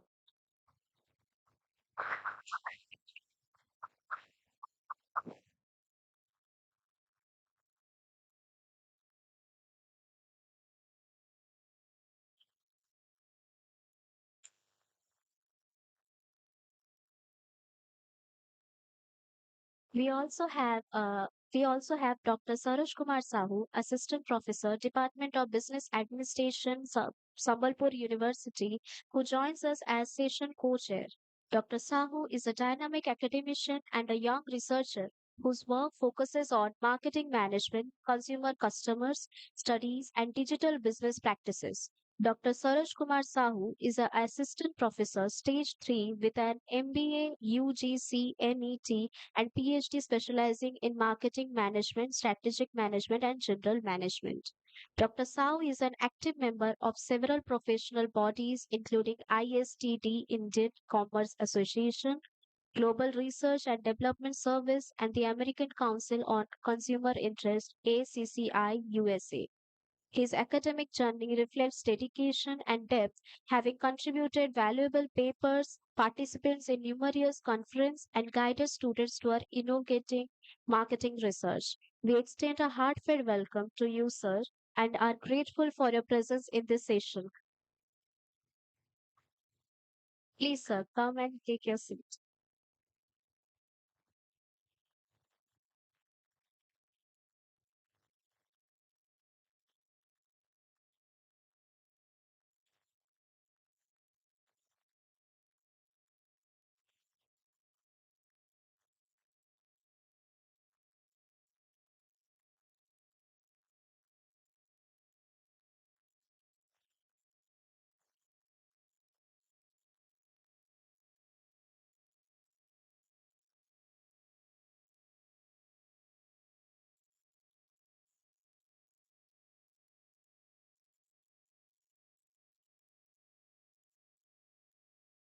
As introduced before, we have Devakanta sir with us, and we would like to call him on the stage. Thank you, sir.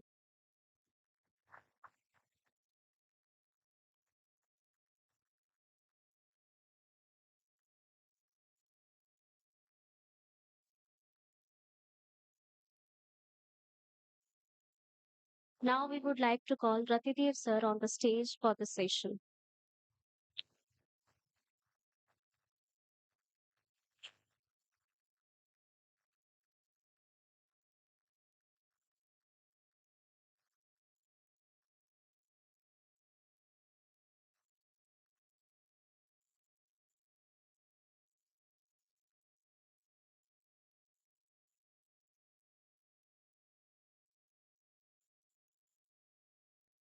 Sorry for the disturbance.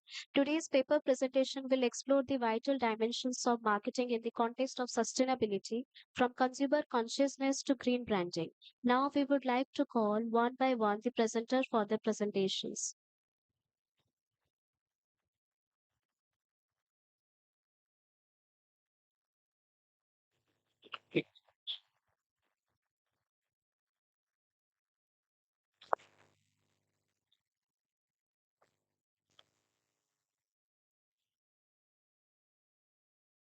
Good evening, and once again, I welcome you all. I'm Dr. Othidev. I welcome you all to this, national seminar. And in this technical session on marketing, we have with us already Sheetal has, introduced. We have Manit sir from IMI, Dr. Manit Misra, Dr. Saroj Kumar Sahu sir, Assistant Professor, Sambalpur University, and Mr. Devakant Misra sir, Global Delivery Partner and Vice President, TCS. Manit sir will be the session chair, and Saroj sir and Devakant sir will be session co-chair. And the rule for the presentation, let me share with all the participants. We'll give you 8 + 2 minutes. Maximum, please limit your presentation to 8 minutes. It will be followed by 2 minutes of Q&A. So from audience, maybe from committee members, so we'll take some questions. That way we'll follow. So the first presenter for the session, without making that.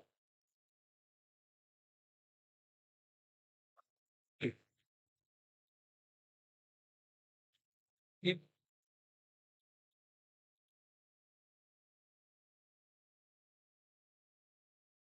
so the first presenter for today's marketing session, it will be Manmoy Kumar Tripathi, Doctoral Research Scholar, Department of Business Administration, Sambalpur University.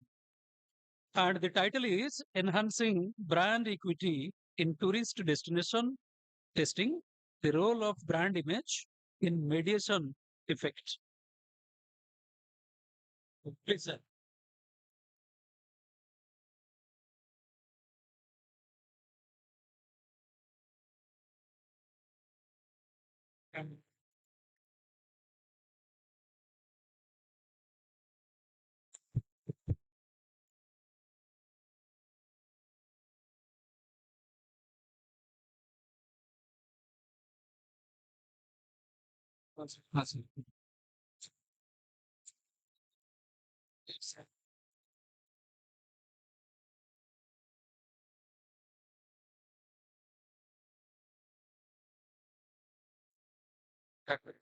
So, good evening to all of you, respected chair, session chair, and all the dignitaries present over here. I am Manmoy Kumar Tripathi, guided by Dr. Rohit Kumar Misra. My topic is enhancing brand equity in tourist destination, testing the role of destination image. But right now, I am just changing the title, testing the role of destination loyalty in mediation effect with the help of brand image. So coming to the introduction part, uh, right now tourism is a vital topic and play a vital role in the comment as well as in the present scenarios. So in the competitive landscape of tourism, organization must develop unique branding strategy to gain an edge over rivals. Effective branding differentiates a destination offering from those competitors, enhancing its appeals to tourists. Tourism play a vital role in driving economic growth in developed nation. To boost tourism, it is essential to grasp what draws people specific location. So comment and the stakeholders must initiate to enhance the tourist destination brand as well as it enhance the brand image in our present scenarios. So destination brand experience, especially scenarios and affective dimension, positively influence tourist intentions. This research helps destination build strong brands and achieve precise market positioning. Coming to the literature review part. Next slide. Coming to the literature review part. So these are the few literature review author focused on and results. So tourist perception can change depending upon the type of vacation that they are looking for, leisure vacation versus education trip. The result same reflects vacation really influence how attractive a destination is, and being familiar with a place can make it even more appealing. So these are the destination awareness, safety towards tourism destination, and the importance of stakeholders are the literature find out from the literature. Coming to the next slide. So destination brand equity dimension according to the authors. So dimension destination brand awareness, brand image, destination competitiveness, brand image awareness, brand loyalty, destination brand loyalty, tourism destination image, destination brand personality are the few dimensions collected from the literature review taken by the authors cited over here. Coming to the next slide. Research methodology. So in this method, I use PLSCM, the partial least square methodology, and we have received 353 samples from the Debrigad as well as the Samleshwari temple and the various tourist places from our country like Kapilas temple. So with PLS software, confirming the validity of both the data and the model through the PLS algorithm. So in this PLS questionnaire designing, total 24 questions using a 7-point Likert scale. 1 means strongly disagree and 7 means strongly agree. In the first section of the questionnaire, we gathered information about demographic details like age, gender, travel destinations, duration trips, and the reason for their visits. The theoretical model. The destination brand equity consists of destination personality, destination awareness, destination quality with focused destination image. There is a destination loyalty that cause the mediation effect. If there is a direct effect and the indirect effect. Destination image to brand advocacy, there is a direct effect, and the destination image to destination loyalty to brand advocacy, there is the indirect effect. So my hypothesis is destination personality impacts on destination destination brand advocacy, destination awareness positively affect on destination brand advocacy, destination quality positively implies the brand advocacy, and the destination image positively impact on the brand advocacy.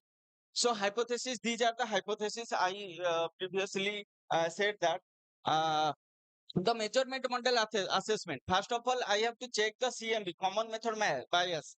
In this common method bias, it is based to look that the if there is the biasness, then the threshold in the threshold is 3.3. If the data is over the 3.3, then there is the biasness, and you have to look over the data repeatedly. So in my study, there is no biasness, so the value is under 3.3. So we have to put the random effect, random sample effect based on the my dimension, and the value not before not go beyond the 3.3 because all are the reflective constructs. So reflective measurement model, there is the indicator reliability. So my indicator reliability means outer loading 0.70 or above. That's a good sign. It shows a strong link between the item and the concept. This is tied to an R-square value of 0.50. The R-square value means there is a dependent variable that reflects how much independent variable. So items with low loading should be discarded since they do not effectively measure the concept. The outer loading given in the below table. So this is the Cronbach alpha, composite reliability, rho A, rho C, and the average variance extracted. So all the value comes good. So my construct reliability and validity and my model is good for my study. Next step. So this is the outer loading. All of the questionnaires, the brand advocacy 1, 2, and 3 questionnaires, the value is so much good. According to the destination quality 1, 2, 3, 4 questionnaire, the value is also good. So there is no any other type of impurities in my data. So this is good for my studies according to the construct reliability and validity, because these are all are the reflective constructs. So no, only the outer loading is to be measured.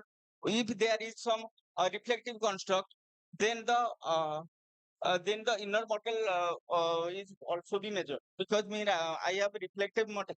So there is a outer loading. Come to the next slide. Convergent validity, I also say that my Cronbach alpha, rho A, rho B, rho C, and rho A. So all the values is fortunately all 6 construct in our study had a V value exceeds 0.50. So it is good. If the value, the threshold meet the criteria 0.50 over the 0.50, it was good. So my data is good, and which means they are all made the necessary criteria of our convergent validity. Coming to the next slide. STMT ratio. This is the discriminant validity ratio. STMT means there is a Furnal-Lacker criterion as the STMT heterotrait and monotrait criterion. Means the construct to construct and the construct to indicator reliability criterion. So this research employs the STMT method as recommended by Henser 2015 to evaluate the discriminant validity. And I found that STMT value exceeds 0.90, then it is then re-evaluate the model. So my value is 0.90. So it is nearly overlapping. They can still distinguish from other. So this is my heterotrait and monotrait STMT ratio. So all the values are 0.90. Most of the value 0.9. So it is good for my good for the model fit. The Furnal-Lacker criterion also same. Furnal-Lacker criterion is a method used to assess the validity of constructs in a model. It involves comparing the square root of average variance extracted, AVE, average variance extracted, for each construct against the correlation between that construct and all other constructs in the model. Essentially, the value on the diagonal should be greater than the other correlation value in my research. So come to the table. So the diagonal element is higher and the other element should be lower. So this is the model fit measure for my studies. So this is the my model PLSCM model. The R square value is 0.554 for destination image and destination loyalty 0.325. So and the destination brand advocacy 0.542.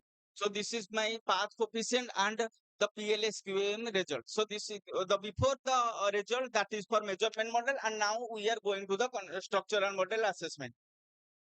In this structural model assessment, this is the original sample. Original sample means this is the path coefficient 0.08. This is destination awareness to destination image. Destination image to brand advocacy, this is 0.419. Destination image to destination loyalty 0.629, and destination loyalty to brand advocacy 0.396. Destination personality to destination image 0.115, and destination quality to destination image 0.594. So the p value, these are the p value. We cannot hypothesize all the p values here right now. Only the 3 p value, 4 criteria in this research. Only the only 2 of them are insignificant, and the other 3 are the significant values. Next slide. So I conclude, this is the specific indirect effect and the model fit indices. The model fit indices say that if the Q square is greater than 0, then the model is good and is the model is good for the structural PLSM. This model is very good. So all my Q square predict is greater than 0. So go to the hypothesis testing. So my hypothesis testing result before that I shown in my SCM result. So all the values are accepted. Only the destination DA to DIL, DI to DL, DL to BA only rejected because the p value is greater than 0.00.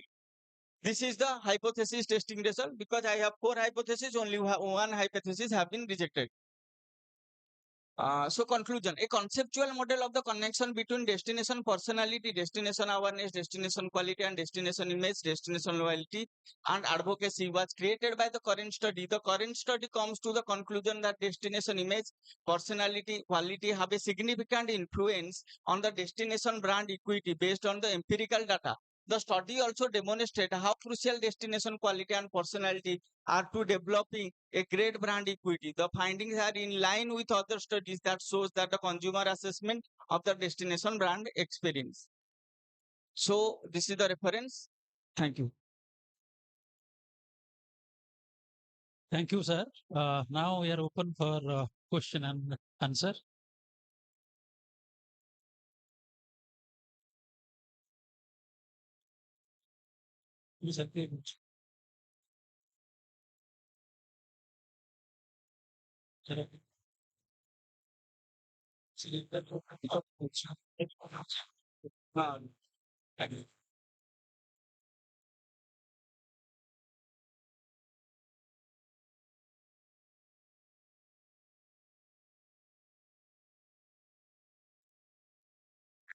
P value. Mean value is also not taken because if the P value is not significant, then you go to the outer loading and the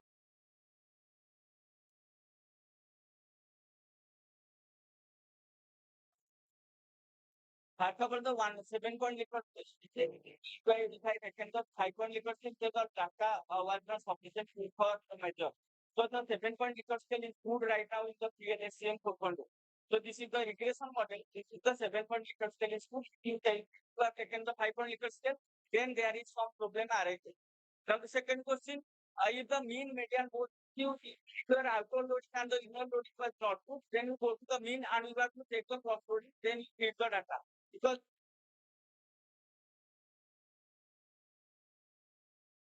no, this is the non-parametric test.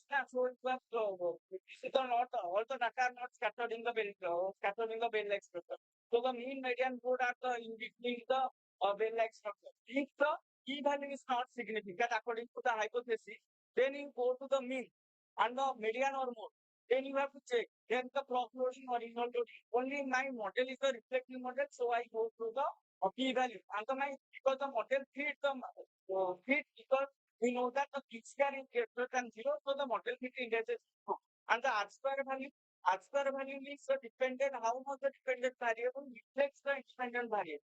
So my R square value is also. So it is my opinion. Please said it is reflecting. Are you sure? If in the PLSSCM you can test the reflecting model. Yes, I think there is a construct confirmatory. In which software you have done? PLSSCM. Are you sure in the PLSSCM yes, reflecting can you test it? Because whenever in the literature, what is the basic theme in the reflecting? The error term. I could not see anywhere the error term. There is no error. I ignore the error term. In the reflecting model, you can ignore the error term. Means can you ignore the error term in the reflecting model? In the reflecting model, so so after the the structural model, so it is and in between your answer to him, you have answered that is a non-parametric. It's non-parametric. In your answer to him, you are replied that there is a non-parametric. Which is non-parametric? All the results are factored. So it's a non-parametric. Tanmay, I mean, basic objective of a research, I'm going beyond methodology. A lot of questions have been asked on methodology, but basic objective of a research is in terms of what are the practical implications. So how would you suggest the practical implications? In my slide, there is some brand S, brand Y, and the brand R. So there is a direct and the destination hour is coming to the brand S.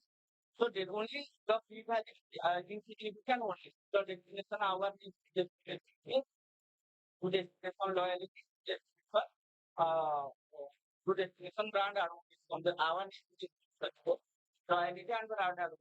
Only done in my search. Only other hypothesis is done in my. Let me repeat this. I'm going beyond the statistics. What is one practical implication of your study? What would you recommend to somebody from tourism industry? And looking to Sajid Bengal. Right now, our lots of tourism sites are on other side. So lots of visitors from other states visitors are coming, but our Odisha state visitors are not going to the particular place like Vaishnavar and other places. So our is important.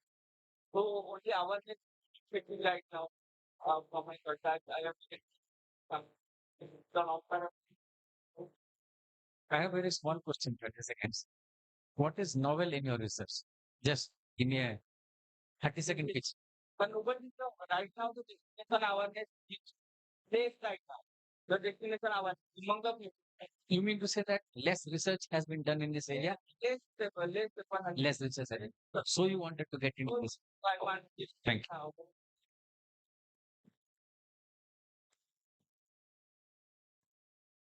Thank you, Simran sir. Next presenter is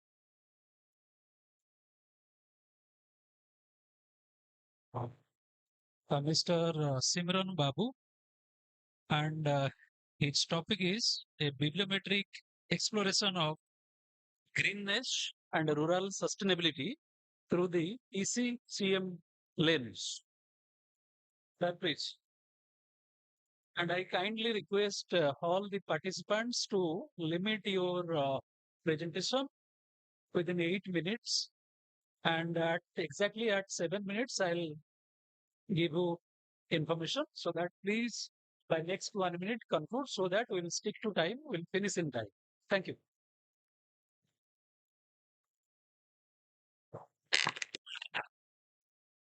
Good morning to all the respected panel members and my co-participants. I am Simran Babu, a research scholar from Sambalpur University, going to give my presentation on the topic bibliometric exploration of greenness and rural sustainability through TCCM lens.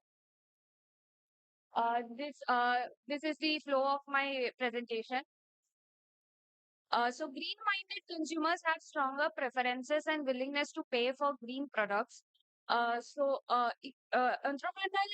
efforts drive local economy and sustainability. So with this perspective, it leads to a three research question.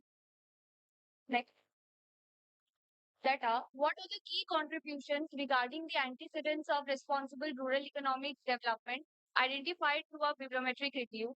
Can research on responsible rural economic development reach new levels by integrating TCCM framework? And lastly, how can the findings of both the research questions be synthesized into proposing a conceptual framework which could serve a future agenda for the future researchers and also suggest practical implications? So by logically combining these literatures, it reflects the rural consumers' environmental awareness and its impact on green consumption. Next. Similarly, by logically combining this literature, it reflects the influence of green consumption on rural entrepreneurial sustainability. Next. And lastly, linking the rural entrepreneurial sustainability to rural economic development. Next. So my study follows a systematic literature review where we have done paired-wise search for relevant papers in Scopus and Web of Science databases. And we have only considered journal articles published in English language from the year 2015 till 2025 and under the research area, behavioral sciences and social sciences. So finally, we extracted 247 articles. Then we have gone for duplicity checks between both the databases and we found no duplicity. So we have finally extracted 247 articles, which has been further categorized into world basis, all the 247 articles, out of which 82 belong to Asian countries and again out of which 11 studies were performed in South Asian countries. Next. So finally, we have performed two analysis, bibliometric analysis and TCCM analysis. For the bibliometric analysis, we have considered all 247 extracted articles from both the databases, and we have done bibliometric coupling of countries in COSBIA software. And for TCCM analysis, topmost relevant 60 articles through manual evaluation that we have selected were taken out of 247 articles. And additionally, from 45 gray area literature, we have considered 15 articles. So in total, 75 articles were considered for TCCM analysis. Next. Moving on to the analysis and interpretation, this table shows the yearly citations of the studies corresponding to the linkages between factors of interest of our study. So for the first linkage, rural consumers' environmental awareness to green consumption, it has received total 131 citations for the year 2015. Similarly, from 2016 till 2025, then we have calculated the average citation. And we have done so for the rest of the linkages. So this table clearly shows that the fourth connection, green consumption to rural economic development, has received maximum average citation with 174, And the RES to RED, that is Rural Entrepreneurial Sustainability to Rural Economic Development, has received 42, that is the least number of citation. So it is clear that the last link or the last area is underexplored. Next. This graph shows the relative importance between the linkages of a study. So it is clearly showed that GC to RED, that is green consumption to rural economic development, is most influential with 85% impact. And RES to RED, that is the weakest impact of relationship strength with 20%. Next.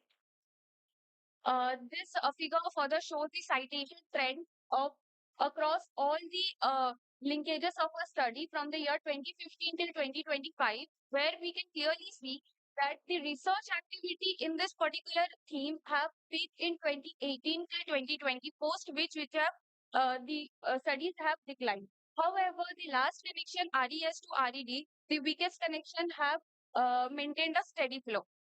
Next. Further, this table shows the studies that are specific to the geographic regions. Total 43 studies around the world have addressed or the theme RCA to GC, out of which 31 were from Asian countries, and again out of which only two studies were done in the South Asian countries. Similarly, it has been calculated for the rest of the linkages. Next.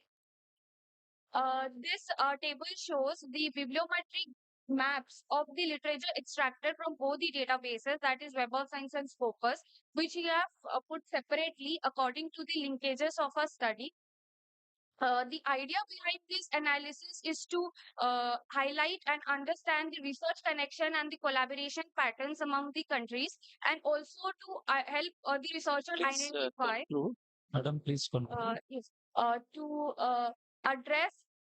It also highlights or help the researcher to understand which area or which region lacks in which research area. Next, next, next. Further, this is not the findings of bibliometric analysis is not enough for a researcher. So to give more clarity, we have complemented it by doing the TCCM analysis, which is again characterized into three regions: South Asian, Asian, and non-Asian, where we have highlighted the common theory, context, research method, and characteristics used. That's finding.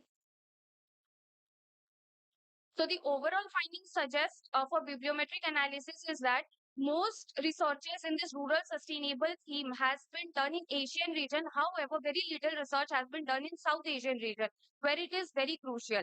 Second, and the overall findings of the TCCM analysis suggest that most uh, qualitative approaches are used in the South Asian countries. So it needs to be more empirically validated.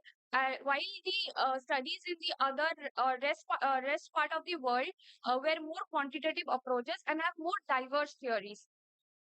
Right. Further, we have certain limitations to our study, that we have only done TCCM and bibliometric analysis. However, it is very important because it gives us a cumulative understanding of the broader research area. Uh, Further, the scope of the study can be enhanced through more short surveys, resources, and including broader timelines from different databases. And lastly, we have synthesized the findings of bibliometric analysis and TCCM analysis to propose a conceptual framework Thank you. for as future research agenda. Thank you. Thank you, madam. We are now open to questions from audience. Any question, please?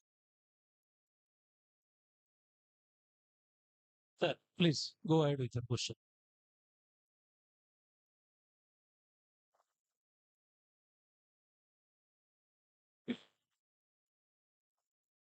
Sir, because I can understand English language or not Polish and German, so I have selected English language to be more convenient with my research. No, sir, for the convenience of the readers as well, that mostly can understand English language. My next question is, what is the future research direction? So the proposed framework is my future research direction for the researchers, that I have not empirically validated the model. I have proposed it through the findings of bibliometric and TCCM analysis. So the future researchers can empirically validate this research. Sir, I have not statistically proven this. I have only used bibliometry. So bibliometric, there is no point of statistical proof.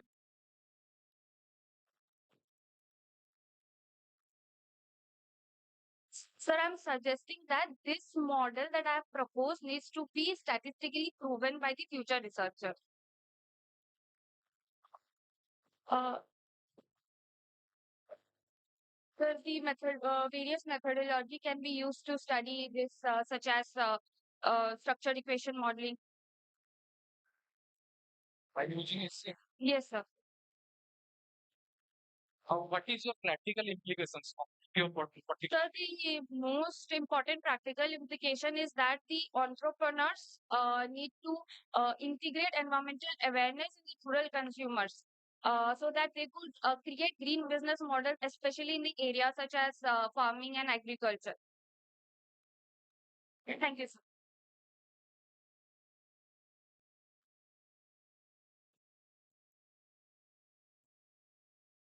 Yes. Uh, See, what the question that was being asked was because whenever you do a bibliometric analysis or any kind of a literature review, at least 30% of your paper has to be dedicated to what suggestions you would be giving for research in future. That is exactly what the question that was being asked. Not about validation of your model, but related to the area of the study. Yes, sir. So, Right? No, I don't want an answer. This is just a suggestion for improving your paper. Right? And I would suggest that, for example, you refer to a paper called as Paul et al. 2021, which serves as a benchmark. Right? Wherein this is very clearly written that future research area should be an important part of any literature review. You can refer to that paper and then accordingly build it. That's a suggestion from my side. Yeah. Second is, for example, when you select a certain number of papers, what was the framework that you used? Because you carried out, for example, you carried out TCCF, you carried out bibliometric analysis. Preceding that, you selected a certain number of papers. yes, sir. What was the framework? What was the methodology? I went for systematic literature. So what was the protocol of that systematic literature? Are you getting my point? So this is my second suggestion. Please go into a defined, definitive protocol. For example, there is something called as Prisma protocol, for example, right? So those definitive protocols you should have. Yeah. Thank you.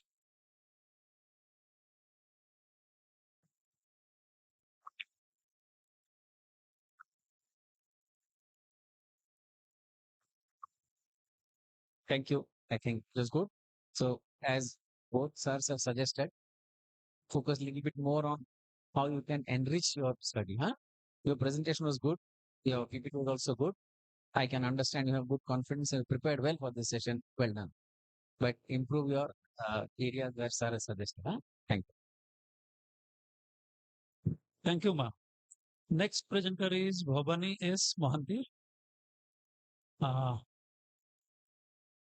Sir is Assistant Professor, Department of Statistics and Applied Mathematics, Central University of Tamil Nadu.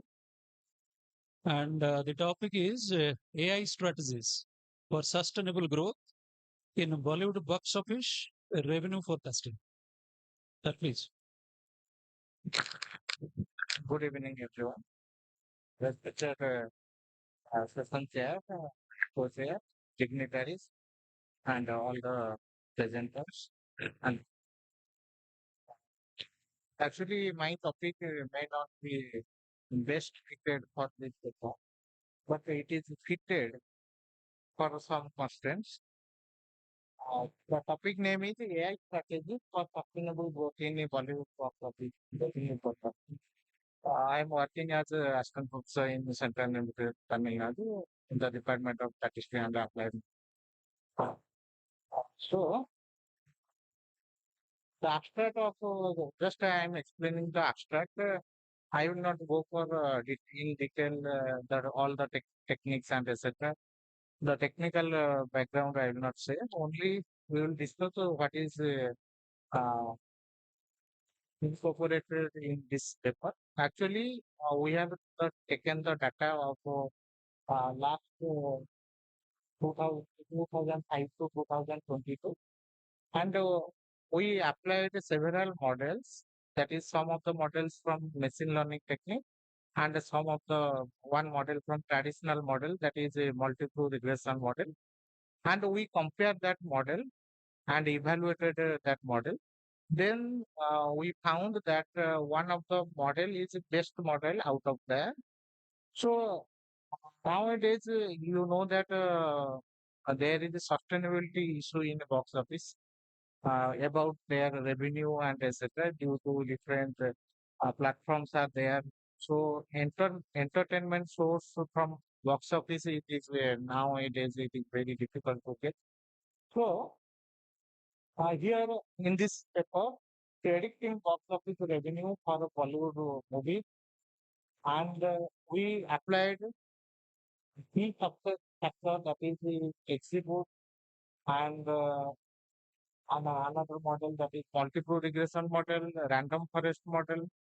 So several models we have incorporated here.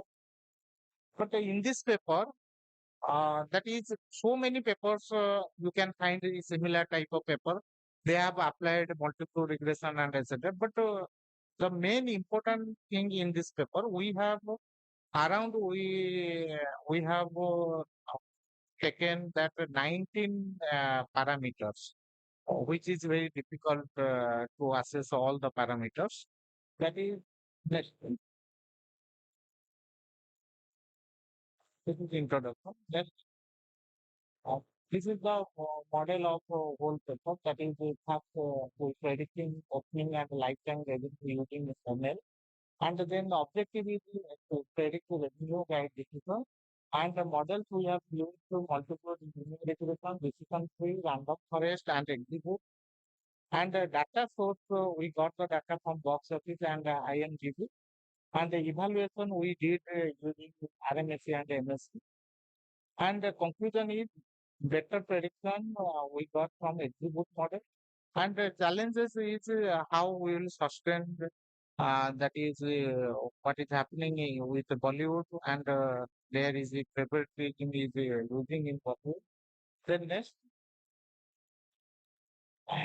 already we have discussed, so these are the objectives. Next, data source already we have discussed. The data source is the IMDb data, that is data from 2005 to 2022. Yes, yes. This is the variable, but I just talk with that variable. That is the runtime genre. Here you can see 13 types of genre we have taken in our model. That is action, adventure, comedy, drama, fantasy, horror, masala, mythological, and rom-com, romance, sports, suspense, thriller. Actually, if you will search the literature, we also search so many literature before forecasting this type of to do this type of paper and before forecasting box office. But we didn't find that all the dealing with all the genre.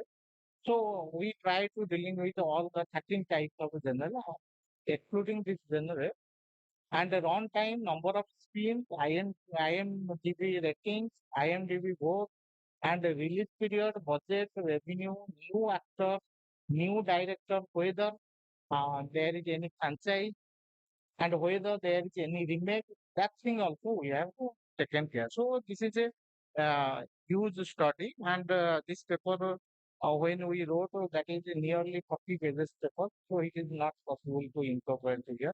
So next, these are the descriptives. That is the frequency distribution of different types of movies. We came to know that 33% of the movies that is under drama, and the 20% movies from comedy. When we like to study 2005 to 2022. Then, this is the correlation plot, that is in between the runtime and the number of scenes, IMDb rating, budget, and etc. Then this is the model. You can check your dependent variable is the revenue. But independent variable, we have taken 23 independent variables. So this is the model what we have used. Then this is another model, that is machine learning model, decision tree also we have taken. Then, and this is a random forest model, that is different from regression, and this is under machine learning. And this is the relation between rankings of different measures, what we have considered with the correlation and effect. Then you can take, that is actual and predicted graph using predicted model, that is random forest model. That is almost similar going. Then that is another model, execute model, that is also incorporated, that is under machine learning technique. This is the actual and predicted revenue in case of execute model. Then optimum model. Optimum model, after comparing all the models, we got this optimum model, uh, that is comparing RMSE, root mean square error, and MSE. And you can see that R square value is 0.82. That means 82% of the variation in the cost of this receipt. And the exhibit model is the other model. So here exhibit model is the best model. So from the conclusion, I can say that I remember that this was what we have done. That is before 1 year, it is going to assess every one of the journal, that is on the QR. But what I came to know, that time whatever movie released, I think that time animal movie released. When I actually incorporated this model, we came to know that this is almost it is a matching, and what method we have applied, that is we observed up to 2 months revenue generation of animal movie. Then we came to know that that is almost equal. So this is very much applicable if we will consider all the parameters what we have taken, and if we want to forecast also, we can know before release of a movie. So accordingly, we can create the movie.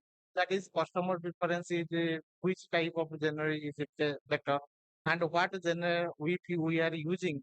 What will the revenue forecast, that we can know before that movie, when that movie is going to publish or anything. So we can know that one. So it is very much a practical implementation is there. Thank you.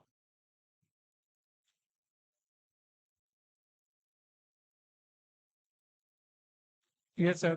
Sir, I have one question, sir. Sir, you have mentioned that this is a multi-objective problem. Basically, there are so many objectives here. The prime objective is the revenue prediction, but a multi for independent variable. Yes, sir. The different variables are there. So, what is the problem with using traditional multi-objective programming models? Because we already have like composite models, we can solve similar type of problems. Like we can use ROP sets to solve these problems, just like we're solving in hospital industries. So basically, what part of AI is being used here? And the second is, I've seen the programming that you have done here, but the second part is whether, uh, I mean, the traditional models, again, the composite multi-objective programming models, just like as we use fuzzy optimization or offset optimization. So why can't we use that for a better result? What you want to do? Using multi-objective programming, for example, there are so many fuzzy models, Yes, or there are some rough set theories which are developed to provide different models. So basically, what is the problem in not using those models and using this model? Or what extra are we getting using this? Yes.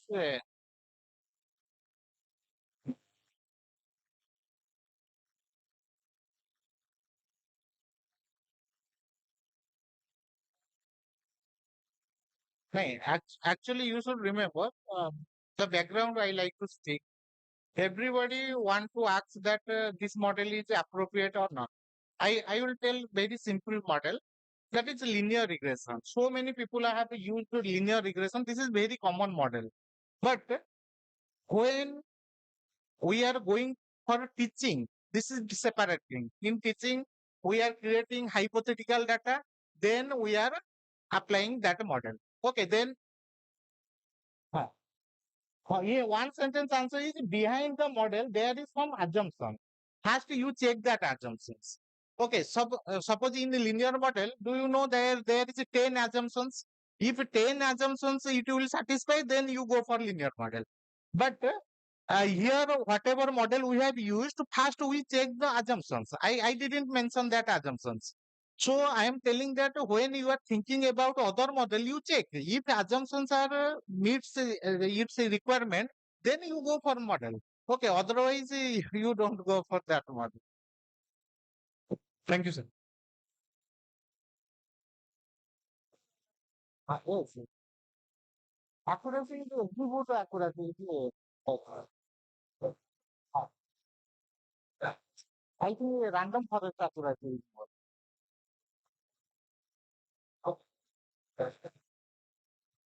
That is the only we have taken that RMSE and the MAE. Using that one, we evaluate all the models. Then, according to that, the best model came that is okay.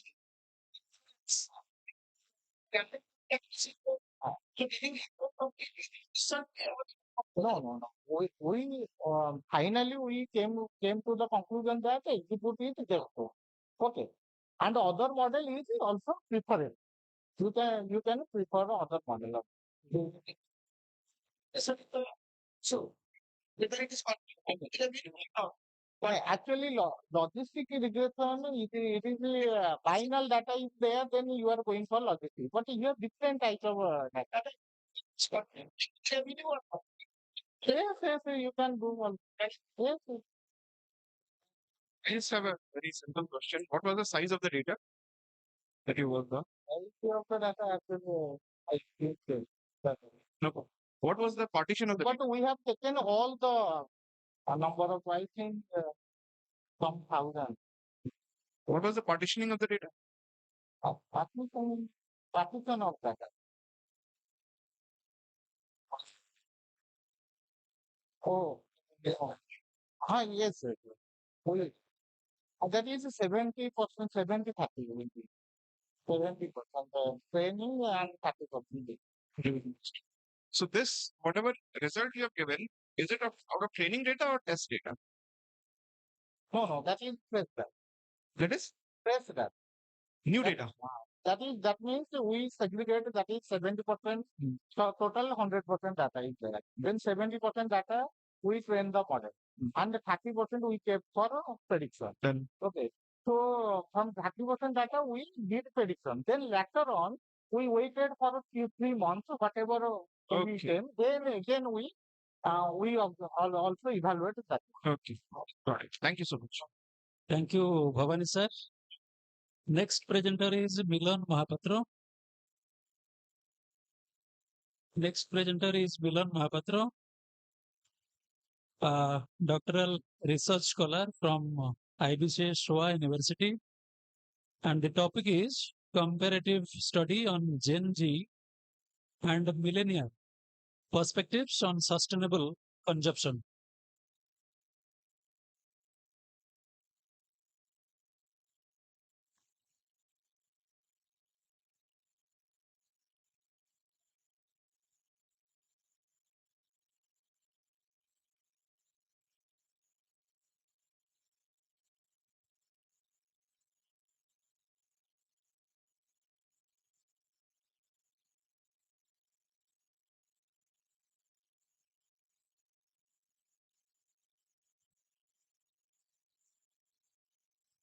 Okay, we have some technical issue. Now we'll move to the next presenter, Sujata Misra, lecturer commerce, Department of Commerce, UN Autonomous College. And the topic is comparative analysis of sustainable consumption. Okay. Yes, madam. Because in every presentation I see one. So we have co-presenter Sujata Misra madam and Munmun Mahapatra madam. And the topic is comparative analysis of sustainable consumption behavior among Gen Z and millennials in Odisha, a population-based survey and analysis. Madam, please.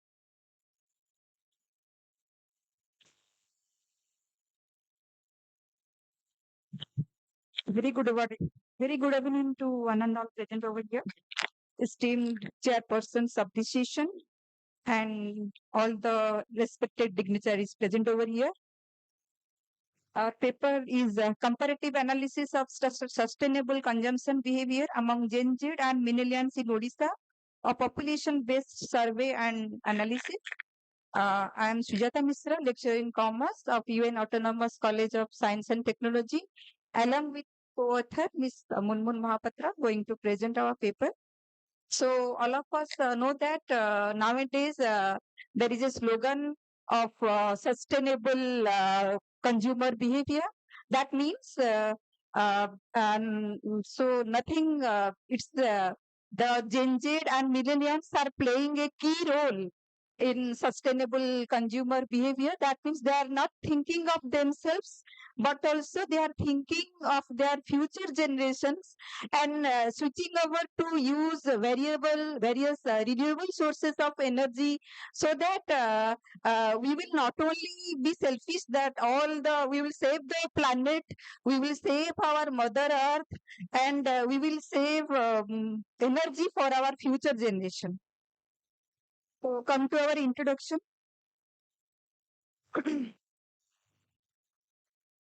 As India advances towards Viksit Bharat 2047, youth-driven sustainable consumption is integral for achieving national and global goals.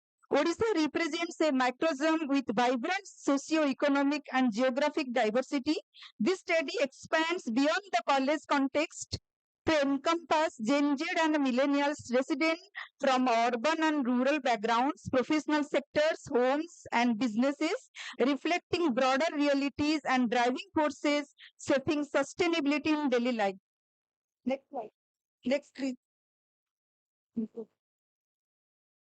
So the objectives of our study is compare sustainable consumption awareness and behavior in Odisha Gen Z and millennial population, including both student and non-students, identify key motivators, information sources and barriers from diverse professionals, domestic and social context, examine the influence of CSR and communication channels on sustainable brand preference and purchasing, provide practical segmented recommendations for community leaders, businesses, and government. Next. So we have two hypotheses here. Hypothesis one is awareness of sustainable consumption directly relate to eco-friendly purchasing behavior in Odisha's Gen Z and millennial populations. And hypothesis two is trust in CSR-driven branding significantly increases preference for sustainable product among both groups. So our research methodologies, we have taken 200 samples, that is from Gen Z 100 and from millennials also 100. And we have developed 15 question structure validated survey administered online and in person at homes, workplaces, community centers, and market spaces. And we have analyzed frequency and cross-tabulation table with detailed segment-wise interpretations, no inferential states as per guidelines. And we have fully followed the ethics, full informed consent, anonymity assured, gender, location, occupation, and demographic tracking. We have also certain limitations in our study. That is sample limited to college students only. Working youth and non-college attending cohorts in Odisha are excluded, which may omit broader millennial perspectives. And a strict age segmentation, some overlap between late Gen Z and early millennials based on life stage may affect trends. Self-promoting bias, survey answers may be influenced by social desirability, misunderstanding, or short-term recall. Cross-sectional design, the study captures one point in time, missing longitudinal changes or ongoing campaigning effects. No advanced statistics, only descriptive table-based analysis is presented, reducing strategical rigor. Regional focus, Odisha's specific findings may differ in other parts of India, and limited rural access. Some remote or expensive students may remain underrepresented. So rest of the parts will be presented by co-author. Thank you, madam. Very good evening to one and all present over here. So to carry forward my next presentation, let us move to data analysis and interpretation. So my first question was, how many people were aware about the term sustainable consumption? So most of the cases, both the Gen Zs as well as the millennials are perfectly aware about the term. But if we have to compare, Gen Zs are comparatively more aware about the term as compared to the millennials. The reason is sustainable consumption is a very popular topic over social media, and Gen Zs mostly use social media, so they are more aware as compared to millennials. Next, please. Have you ever purchased a product labeled as eco-friendly or sustainable product? So the answer is, even though Gen Zs are more aware about it, but as come to consumption or purchase, millennials are more practical, so they go for purchasing more eco-friendly products. Next, please. So, awareness and behavior, both the Gen Zs and the millennials are perfectly aware about it. But the interpretation is that the millennials convert their awareness to behavior at a very higher rate as compared to Gen Zs. Next, please. What is the main source of information about sustainability? Both Gen Zs and millennials depend upon digital media, but in case of Gen Z, while they solely depend or mostly depend upon social media, millennials depend both upon their family, friends, workplace, along with the digital media. Next, please. Does cost act as a constraint? So yes, definitely both the millennials and Gen Zs face the common barrier that cost actually acts as a hindrance for them while going for purchasing sustainable products. Madam, please conclude. So I would like to conclude by saying that because I was not able to go for the detailed analysis, Gen Zs and millennials, they face a lot of problems in terms of barriers like product affordability. So the business houses should act on subsidies while producing any green product, and they should be more awareness and campaigns, especially at the school and college level, because both Gen Z and the millennials are the critical engines for our future. So we need to make them aware not only in a theoretical aspect, but we have to give them the practical application as to how sustainable consumption will not only make our present nice, but also it will make our future a better place to live on. So thank you so much. Thank you, ma'am. Any question from audience? One question will take. Yes, sir. Yes. Please go ahead. Mike.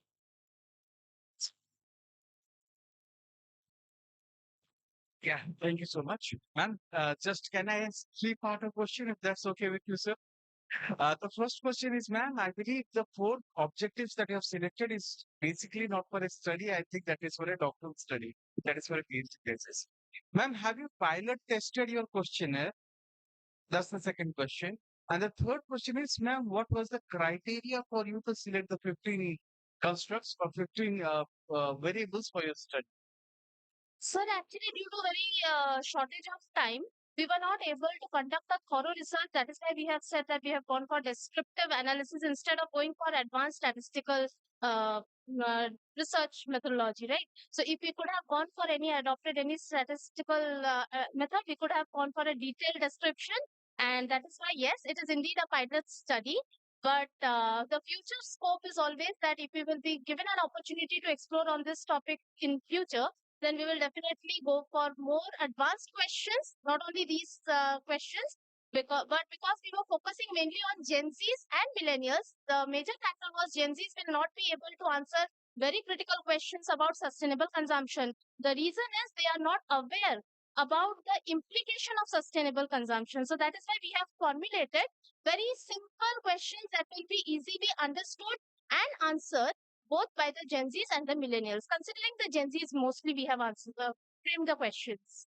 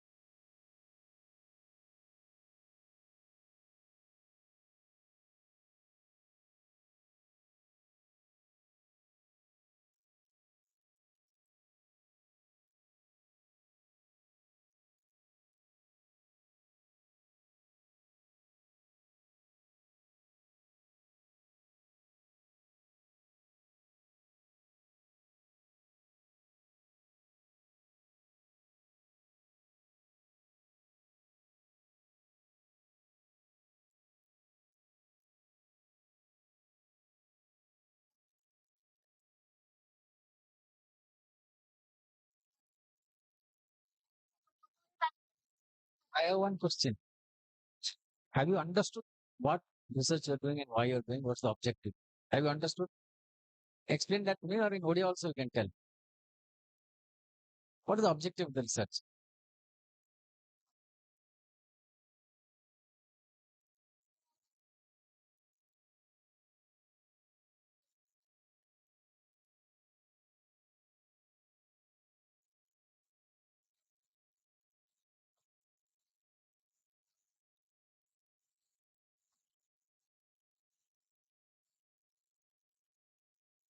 Thank you. Thank you. Thank you, ma'am. Thank you, ma'am. Next presenter is Milan Mahapatra, doctoral research scholar, IBCS SOA University. And the topic is comparative study on Gen Z and millennial perspective on sustainable consumption. Madam, please.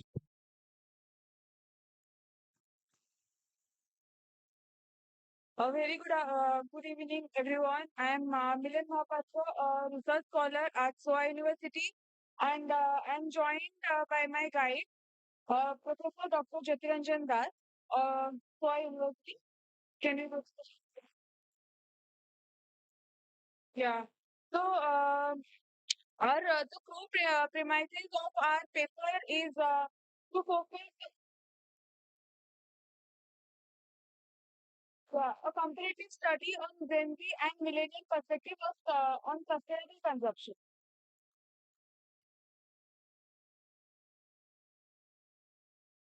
Okay. The core premise of our research is very simple. The global shift of sustainable economy is critically depend on two major generations that are Gen Z and millennial. Gen Z, those who are born between 1997 to 2015, and millennials who are born between the 1980s to 1996. Because these are the two largest and the most influential consumers demographic, which are known for their strongly uh, purchasing what you can say the environmental attitude towards the consumer behavior and the next. Yeah. These are the keywords. We have found three major keywords that first one is the global conditions, then the favorable attitude, and the ethical purchasing gap. The sustainable economy is critically depends on the both the perception of Gen Z and the millennials, and both the groups have highly environmental awareness and strong pro sustainability intention towards the economy. And our overall objective was to analyze the sector specific and the across the travel and clothing areas.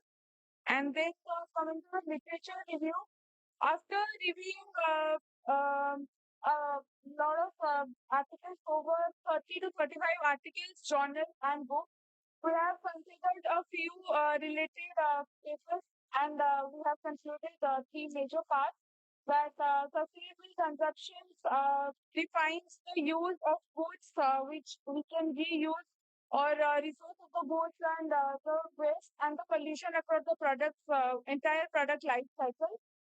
And we can see both the Gen Z and the millennials share a heightened social and environmental awareness compared to the older cohorts like the Gen X, who is before the 1980s. And our comprehensive literature review defines the content sustainable consumption is the way use of goods and services. However, the ethical purchasing gap persists, the core issue that consumers often revert to conventional options due to the practical barriers like financial barriers, and that is because the lack of information. Then, in a sectoral summary, for food prices, especially strong determinant for younger consumers, travel behavior is shockingly completely depending on both of the personal values. Then we'll go to the method. Yeah. Our paper, I have done the paper in a secondary paper due to the lack of time. So I went through different articles, 30 to 35 articles, journals, and journal books, and also different websites like Scopus, Web of Science, ResearchGate, ResearchGate, and a few of them I have represented in tabular format, and I have analyzed that. Most of the papers were done by quantitative surveys, descriptive statistics, and they have used a survey method. And also, they have used inferential analysis like ANOVA and regression. So after that, we found something. We go to the findings. Next page. Yeah. From the findings, we have three major findings. First one is the dominance of price, which is the major conflict I found from the analysis. The single greatest to sustainable consumption is the price premium of the eco-friendly alternatives. The conflict is acute for the younger generation, mostly focused for the Gen Z. So, from our overall findings, I can say that Gen Zs or millennials were younger mostly prefer or prioritize the price over the quality or the certification or in specifically in food sector. Then communication and knowledge gap is another conflict. Deficit, we found a major communication gap, especially in the clothing sector. As we all know, as a member of a Gen Z consumer group, I personally feel that we also have a communication gap and lack of knowledge about ecological aspect of clothing. But also, consumers are generally aware of ecological benefits, but they lack knowledge of ecological aspects like ethical use of resources and the fair level practices, which are also vital. Please conclude. Yeah, yeah. We'll go for the future studies. These are some scope of future study and recommendations.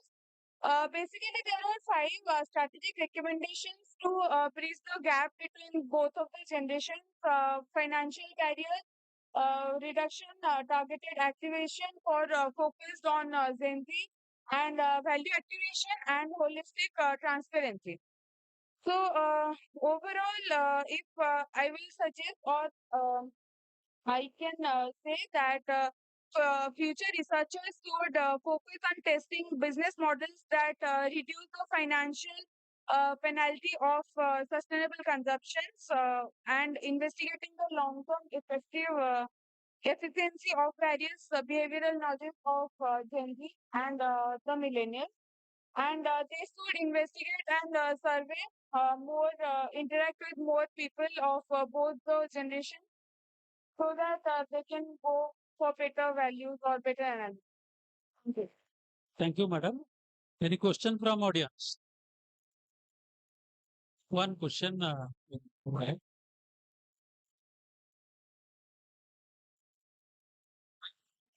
What is your methodology?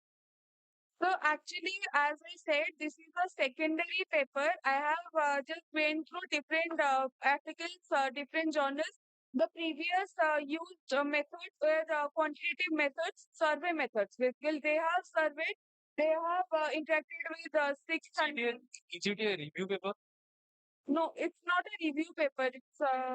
I have written this paper for the presentation purpose, and I have chose the topic. It's a lack of time, so I went for the secondary paper, and I just Second yeah. means what kind of review you are doing in this paper? My question.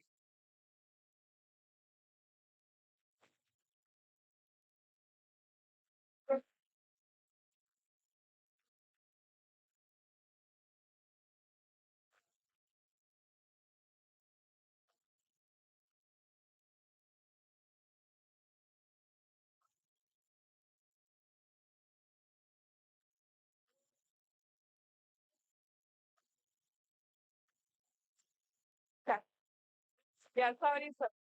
No, sir. I have method, I have adopted the tested.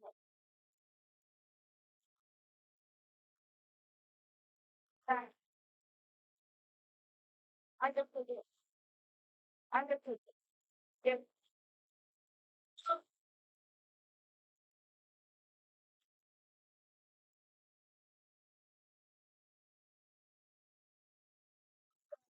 Such as right.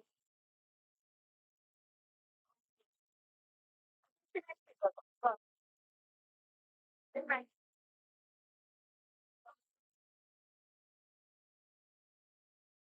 Yeah. Yeah. Yes. Yes.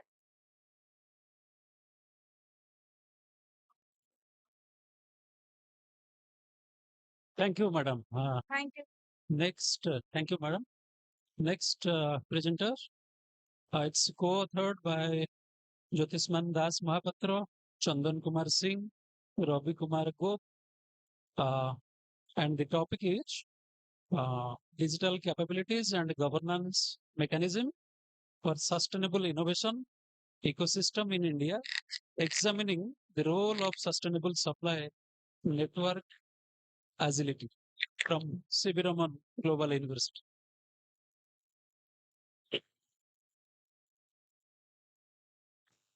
Ravi Kumar Gop and Chandan Kumar.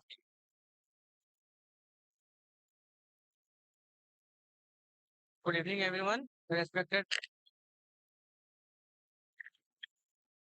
Good evening, everyone. Respected sir, ma'am. My name is Ravi Kumar Gop, a student of MBA second year from C.V. Raman Global University, along with my teammate Chandan Kumar Singh. We will be presenting our research on digital capabilities and government mechanism for sustainable innovation ecosystem in India, examining the role of sustainable supply and network agility under the guidance of Professor Jyotisman Das Mahapatra.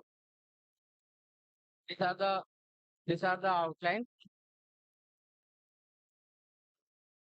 Our study focuses on how digital technologies and good management system can help Indian industries become more sustainable and agile. Agile means flexible, fast, and eco-friendly. India is going digital through initiatives like Digital India and Make in India. But MSME faces challenges in balancing cost, resources, and sustainability.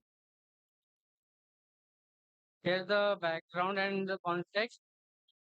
The Indian industry are transforming digitally, but markets are fragmented. Digital platforms and customers focuses can help support by trust and openness.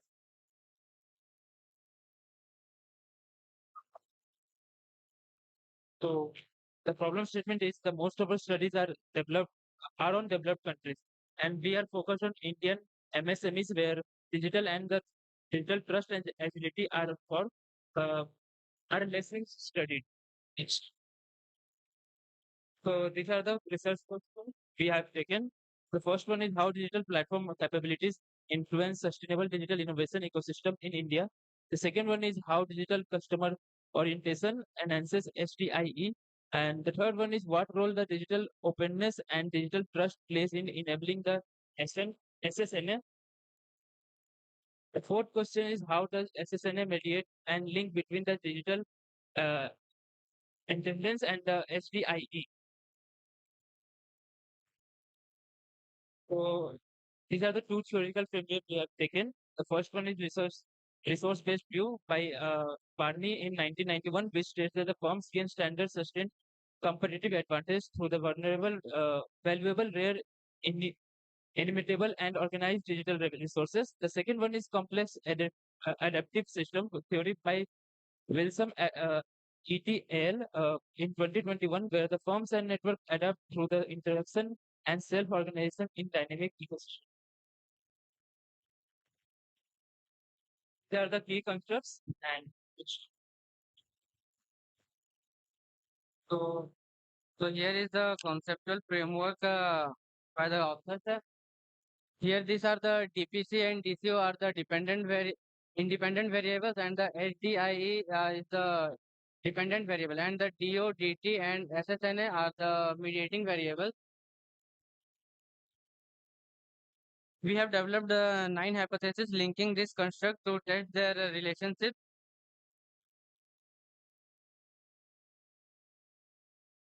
Hmm.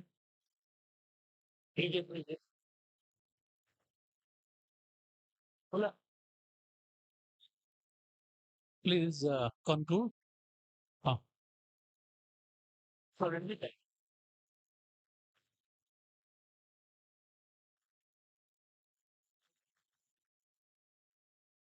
Just one question.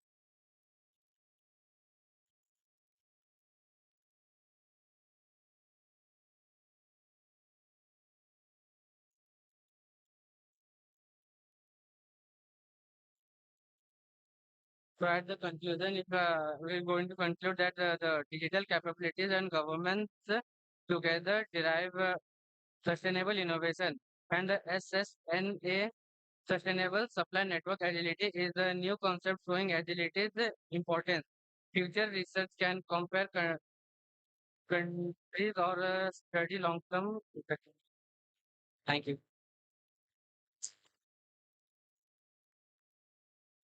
Yes, sir.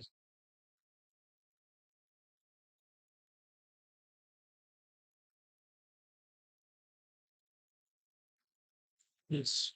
Thank you, sir.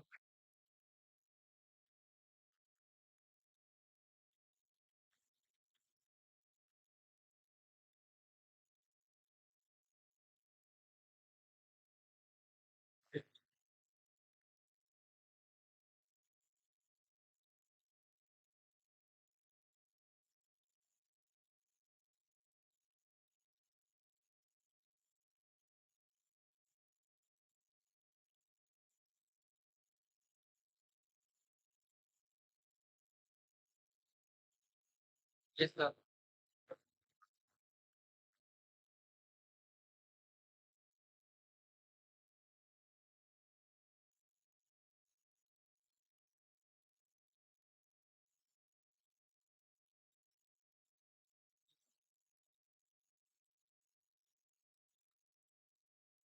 Thank you. Yeah. Thank you. Thank you, Chandan and Ravi. And we now move to our next presenter, serial number 14, Kajal Kumari Arpita Dash, MCOM student, Department of Commerce, Ravenshaw University, Cuttack.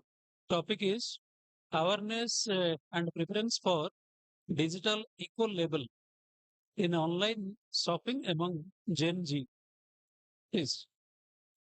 A very good evening to one and all present over here. My name is Arpita Das, MCOM student from Ramadevi Women's University, and my co-author Kajal Kumari from Ravenshaw University. So our topic is awareness and preference for eco-label products during online shopping among the Gen Zs.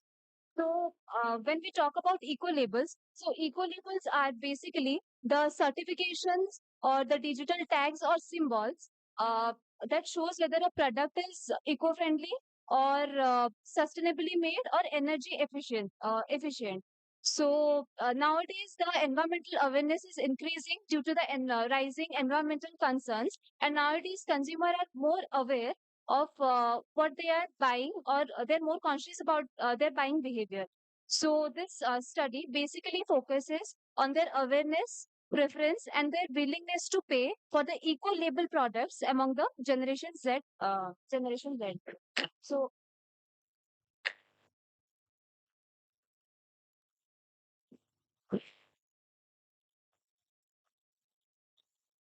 so So our objective is to study the awareness level of digital eco labels among Generation Z, and the second one is to examine the relation between awareness and preference, and the third one is to check whether the Generation Z people, they are willing to pay extra for the eco label products or not. So from the objectives, we have developed two hypotheses. First one is there is significant impact of awareness of digital eco labels on the online shopping among the Generation Z. And the second one is there is a significant impact of preference of digital eco label on the online shopping. So, so here is our methodology. We have used the descriptive as well as analytical method, and we have collected data from 208 respondents, and basically they are students or young professionals. And we have used mean, correlation, and regression for analysis. And the analysis part will be explained by Kajal. Since we actually try to prove our objectives, so the data analysis part is based on the objectives we have chosen. So according to the first objective, that is to study the awareness level of wisdom level among the Gen Zs, we find that key statement has been asked to the Gen Z students and professionals whether they check the product information, whether they belong to the eco-level group, whether they mark symbols like eco-friendly products or ethically made. The mean score is above 3 point, above 3, which is a good score, and the mean shows that the 3.9 to 3.89 and 4 and above is a good static, and they all are very aware of the eco-level products, as they this interpret that they are highly aware of the eco-level products. So our next objective is that the relation, examine the relationship between the awareness and preference. So we have used regression and correlation analysis for this purpose, and where dependent variable is preference for eco-level product and independent variable is awareness for eco-level products. Correlation shows that example.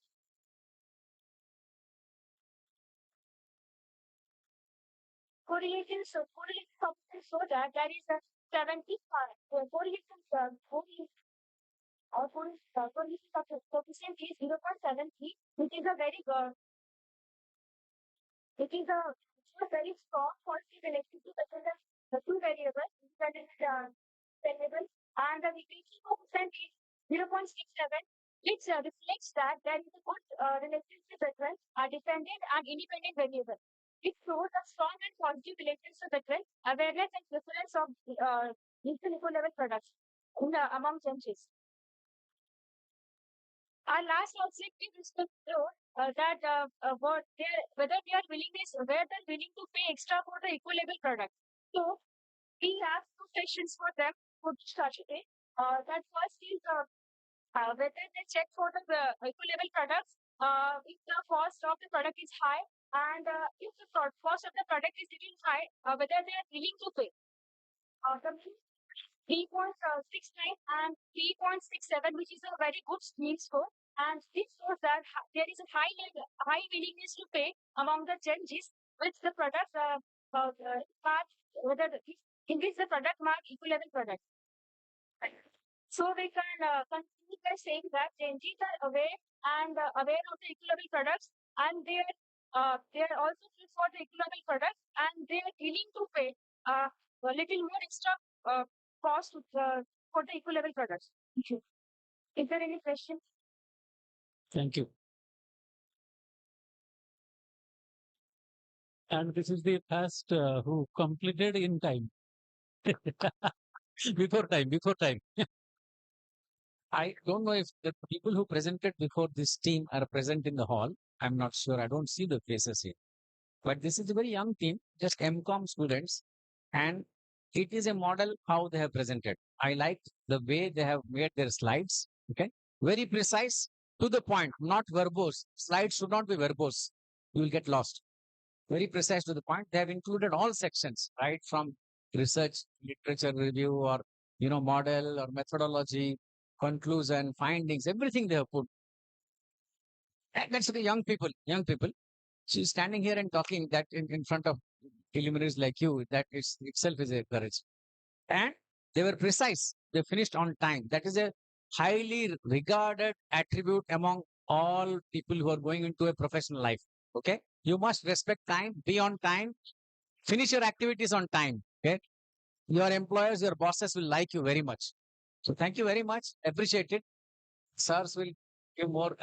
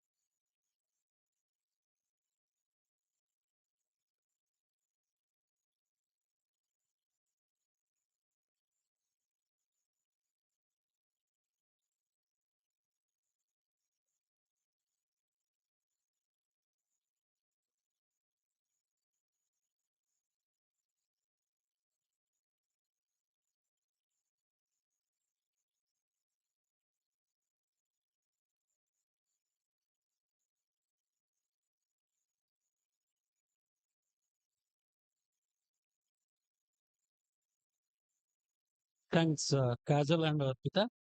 And Essential. Absolutely. Your effort is really commendable, but this talking about method. And you will be presenting this paper at many other forums. Therefore, one specific suggestion to you that when you're talking about methodology, don't mention that we have done correlation and regression. The moment you have done regression, correlation is already done.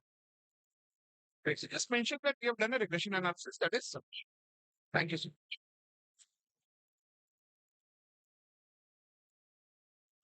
thank you. Thank you very much.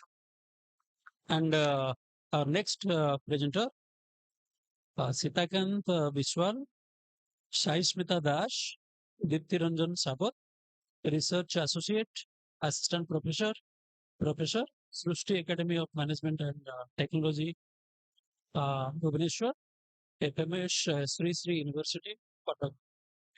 And the topic is serial number 11. And the topic is cultural moderators in digital marketing, a study on green messages influence consumer behavior across diverse markets. Please.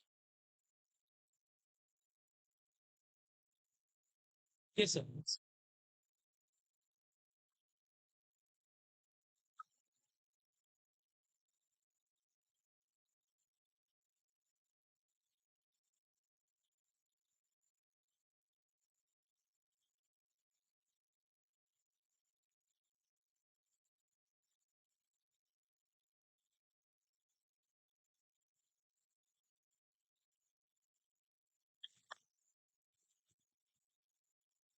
So, good evening, all.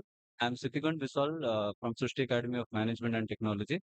So, the research paper I have done is a very theoretical paper. It is a systematic literature review that I have done, and the aim of getting this literature review is to actually form a unified framework that can subsequently addressed for an empirical study. So the framework actually is based on Hofstede's cultural dimension framework. In the sustainability green messaging criteria, we have considered the factors from Hofstede's cultural dimension, that is uh, uh, individualism and collectivism as moderators of culture. So basically, we have figured out that there is no comparative study that have shown how green messages are prevailing through the developing and the developed nation. And that's why we have chosen the moderators, that is Hofstede's cultural dimensions and Schwartz value theory. In this, we have taken four moderators basically: collectivism and individualism, and low context and high context cultural direction. The next. So basically, on basis of these moderates, we will be figuring out how the green messages by marketeers is prevailing through the different countries and different cultures. Basically, how they can use the rational messaging or emotional messaging in different cultures, citing that what culture is dominant in which country, and according to that they can manipulate their marketing strategies so that they can get a maximum result out of it, that is profitability.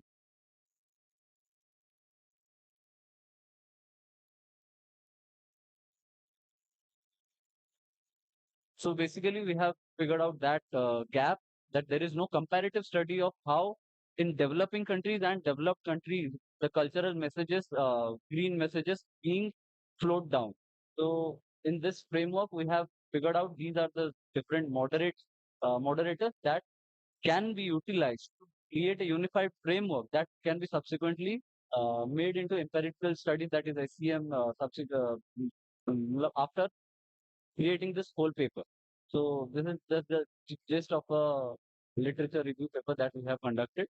Any suggestions? That's all from my side. Thank you. So what? Okay. Any questions?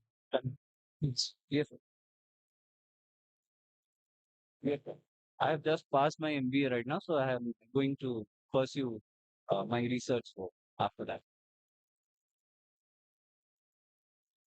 Sir, basically the sustainability green messages by the marketers, how it is affecting in different cultures.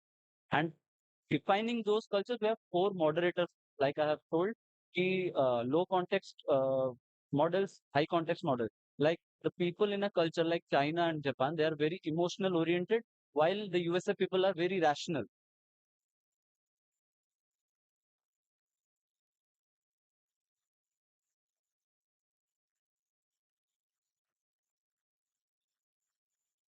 Because sir, we have used the Hofstede's framework, that's why.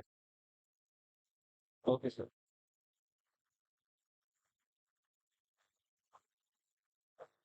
Sure, sir.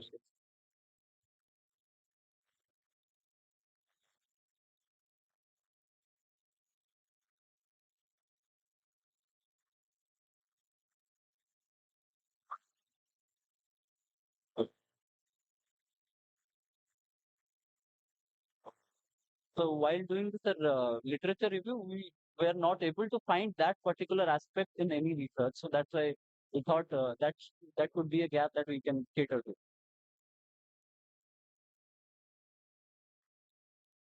For research, you may not find a existing research on it. Correct. Right? But that is where you should also figure it out that there is a promise there.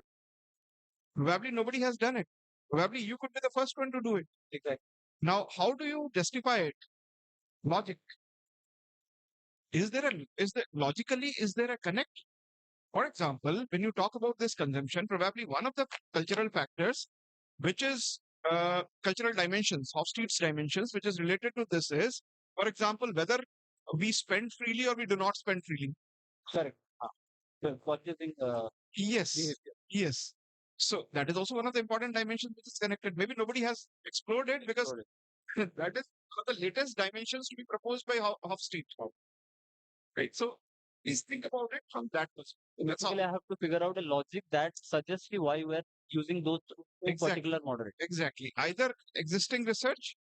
If there is no existing research, then the logic. Sure. Taken. Thank you. Thank you. Thank you. Thank you so much. Our next presenter is Reet Kotaria, Doctoral Research Scholar, PG Department of Economics, Sambalpur University. And the topic is impact of different modes of digital payments on inflation. Madam, please.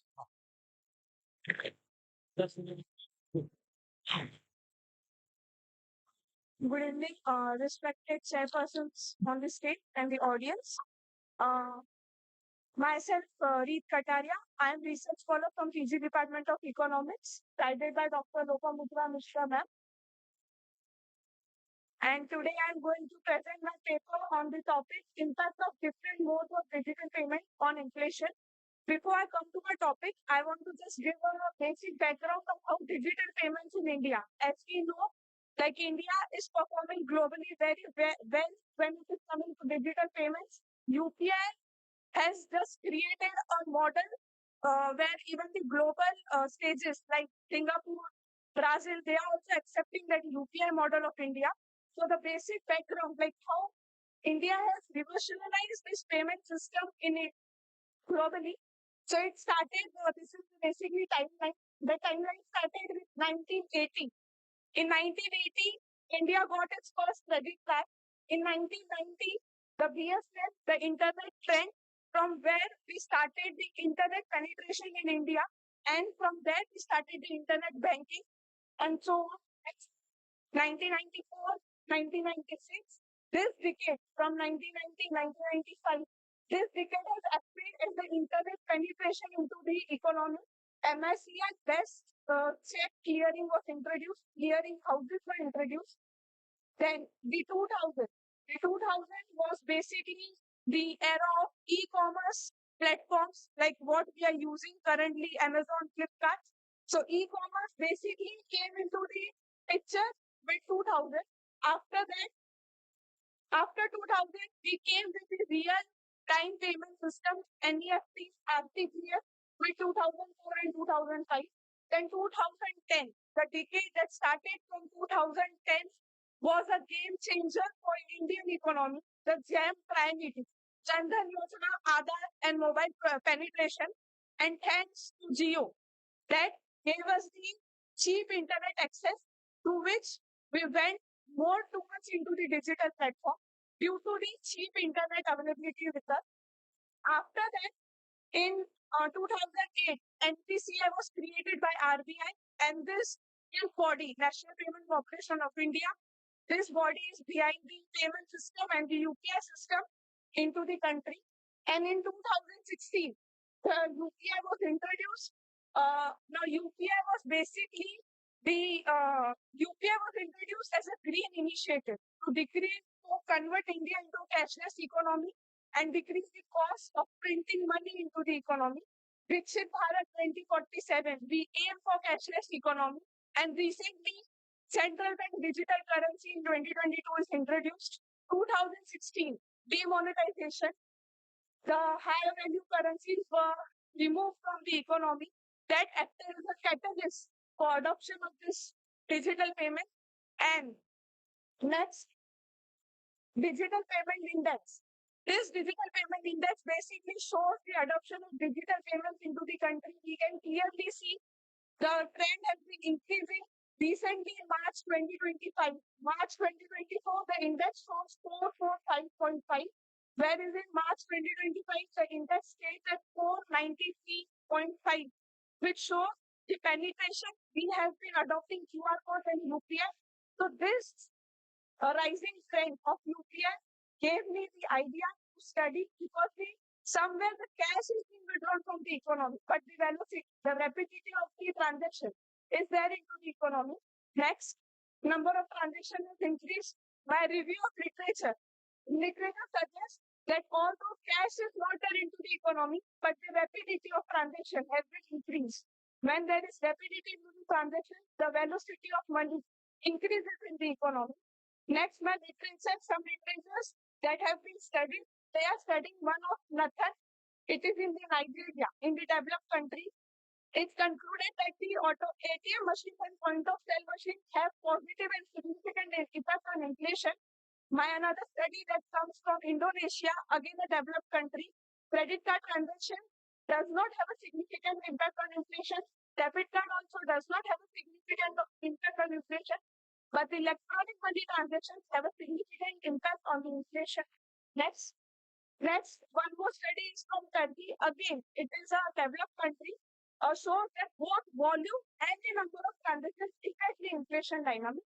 From this literature, I found the research gap that yes, somewhere in India, we can have this study like how different modes of digital payments in India is impacting inflation in India.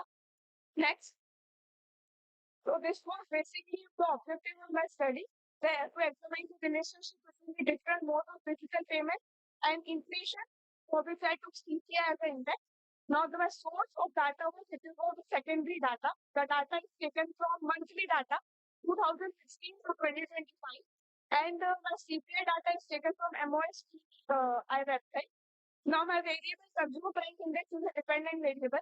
TCQS, that is basically the credit card transactions at the point of sale terminal. TCATM is credit card transactions at ATMs, independent variable. TCQS is debit card transactions at point of sales terminal, and TCATM is debit card transactions at ATM and UPI. These all are independent.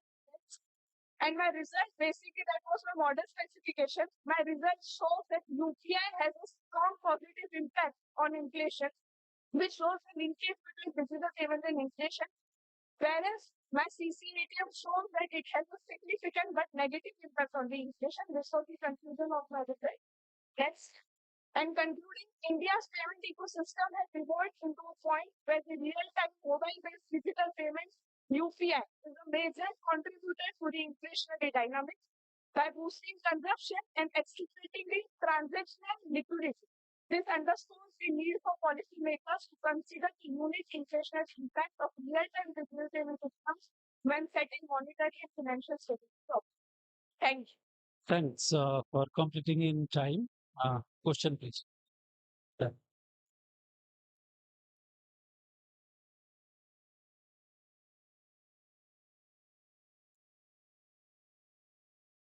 Correction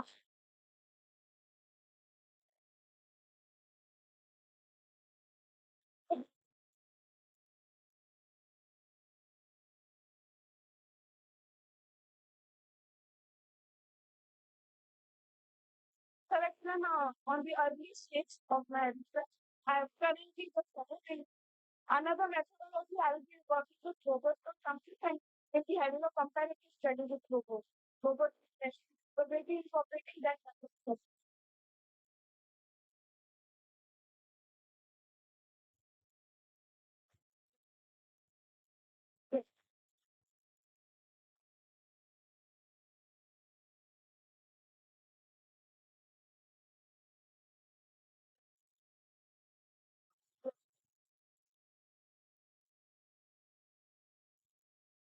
Ah,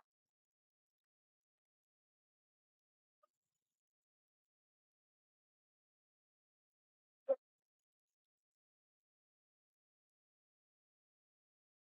Ah. So I paper that I have submitted. Inside I have traditional paper which is studying the velocity of money, quantity of money. That was yes. Oh, yes. Thank you. Good data. Sorry, go ahead, sir. No, go ahead. Okay. It is not very strong. But logically speaking, how do you justify this? That the more UPI transactions are there, the more prices go up. That is the actually equal to spending in the country. This is what literature is talking, and this is what case-based studies is also talking. Because now since UPI is also connected to e-com. This is causing impulsive spending.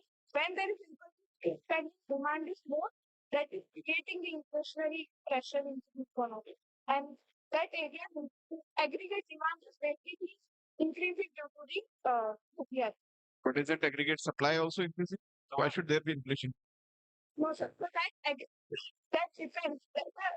When inflation will be when there is more aggregate demand, but the supply side is not able to meet that aggregate demand, so the prices will increase, so that demand can go down and the inflation in the market will go. Thank you. I will answer Mr. Sir's question. So, the velocity of transactions. I was supporting Citibank. That's why I'm answering this question. Citibank used to transact millions of transactions worldwide. So TCS was supporting Citibank. So I know on our course also. The velocity of transactions have a notional impact on the inflationary environment of the country. It doesn't directly impact the inflation. It has a notional impact on the inflationary environment of the country. There is a delusion that there is availability of lot of money because people do not have the restriction to spend money. Card achi swipe korchundi, UPI credit card achi swipe korchundi. So that we had a study in Citibank, so that's why I'm correlating. While she attempted a brave answer, it has a notional impact. It doesn't directly impact. So that's the answer to your question. I don't have any questions. Only you made one mistake. Nigeria, Indonesia, and Turkey are not developed nations. Okay, correct that. Okay, Turkey is a developing nation. It is still in the process. Like Viksit Bharat, they also have a path. But Nigeria and Indonesia are not developing that. They are underdeveloped nations. Thank you.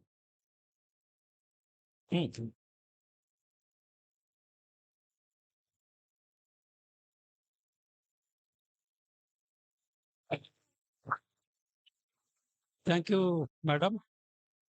We have now come to the last presentation of today's technical session, and it will be presented by Lalit Kumar Barik, Vidyadhar Padhi, Gyanaranjan Mohanty, Doctoral Research Scholar, Associate Professor, Assistant Professor, School of Management, Silicon University, Parla Maharaja Engineering College, Barampur.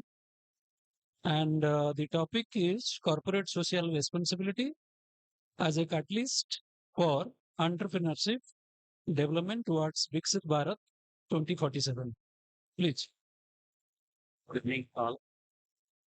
myself, Lalit Kumar Bari, Professor Scholar, DRIEMS University. My topic is corporate social responsibility as a catalyst for entrepreneurship development towards Viksit Bharat 2047.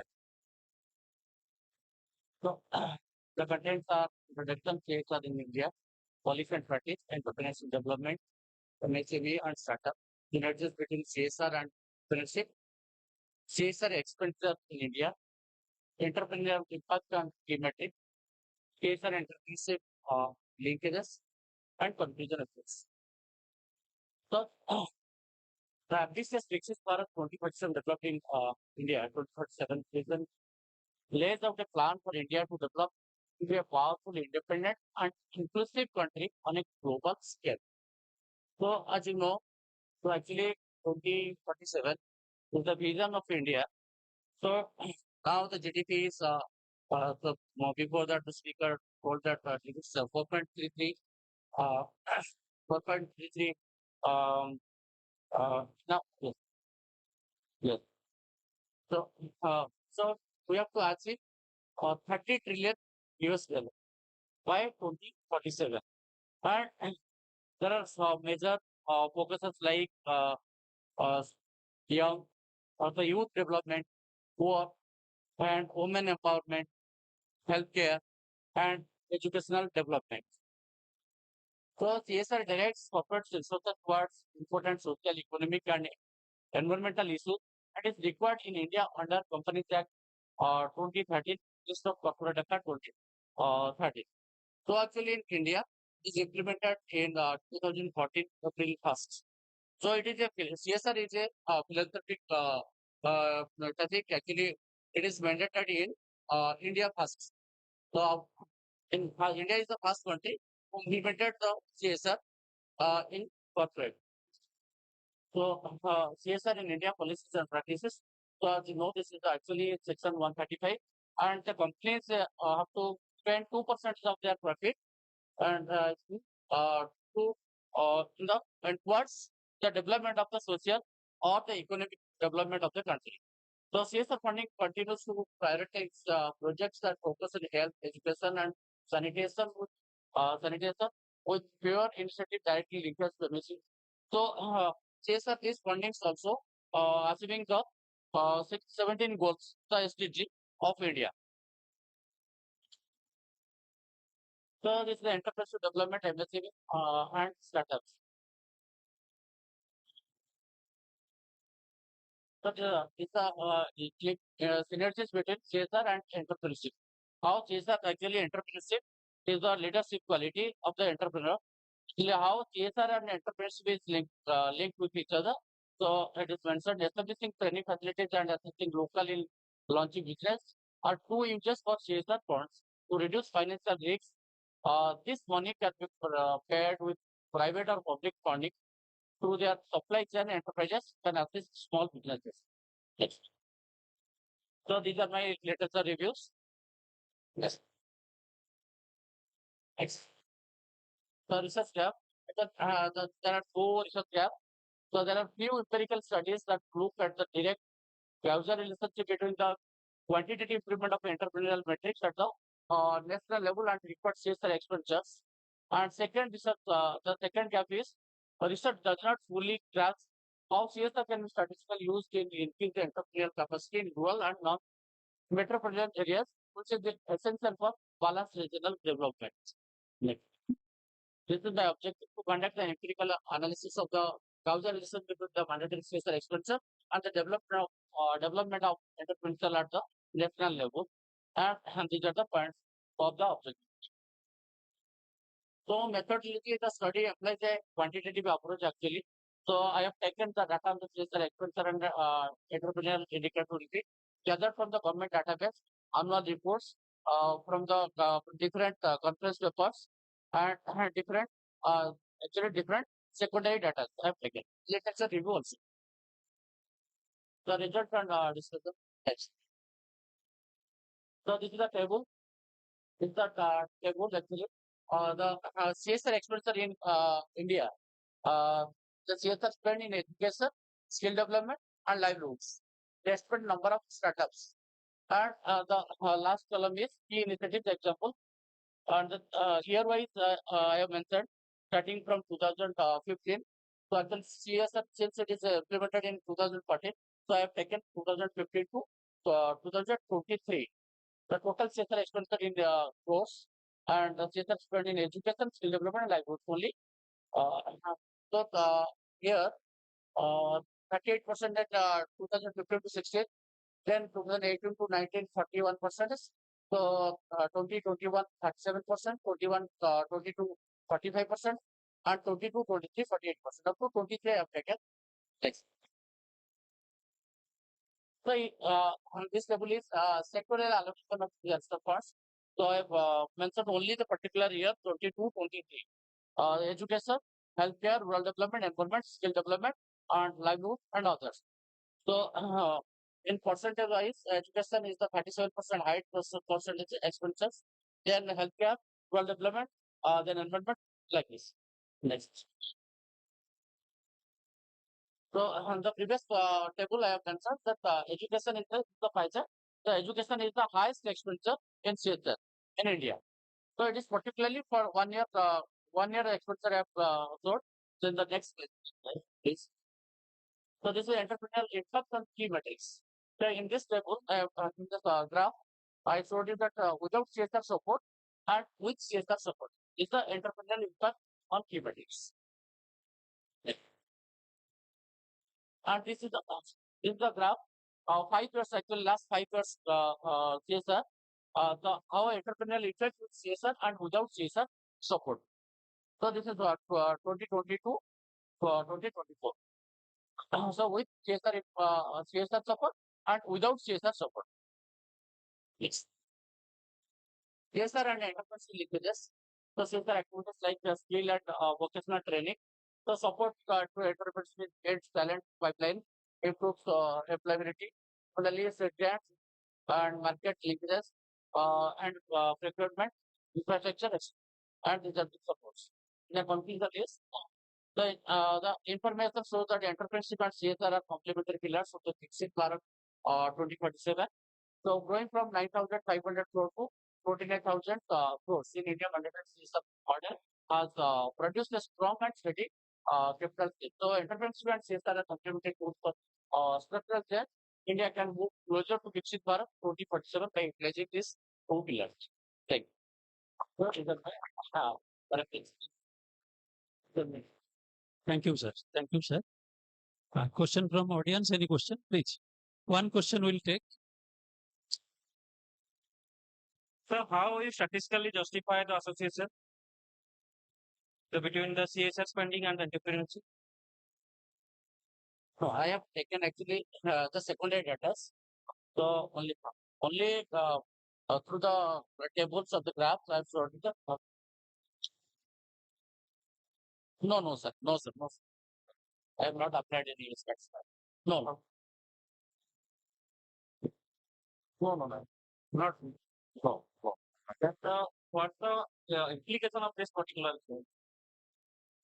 The policy, what's the implication you will derive from this research? So you can see, we can take more CSR data starting from 2014 to 2025 we can take, and we can suggest that how it is also having seen the tables and charts, etc.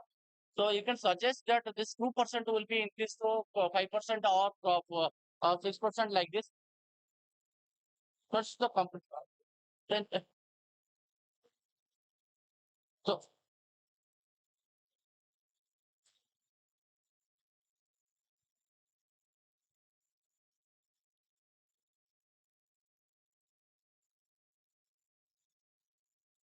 policy maker.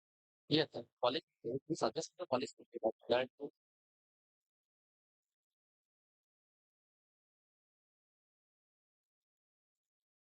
I'm good. So, see, sir, the objective was corporate social responsibility, the catalyst for entrepreneurship development. Okay. You have understood the objective.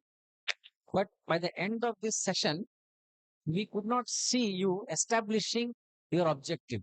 That is why he asked that question. You said that ମୁଁ ଭୁବନେଶ୍ୱରରୁ ବାହାରିକି କଟକ ପହଞ୍ଚିବି but ଆପଣ କହୁନାହାନ୍ତି ଯେ ଦିନ ଶେଷ ହେଲା ପରେ ମୁଁ କଟକ ପହଞ୍ଚିଲି ନା ପହଞ୍ଚିନି କହୁନାହାନ୍ତି so we are wondering what happened so ଆପଣ ଯୋଉ objective ରେ ଆରମ୍ଭ କଲେ did you reach that objective ଆଚ୍ଛା ହଉ ଠିକ ଅଛି thank you So that's yes, yes, sir. How whether hypothesis is true or not true no? How is it impacting at all or not impact take it thank you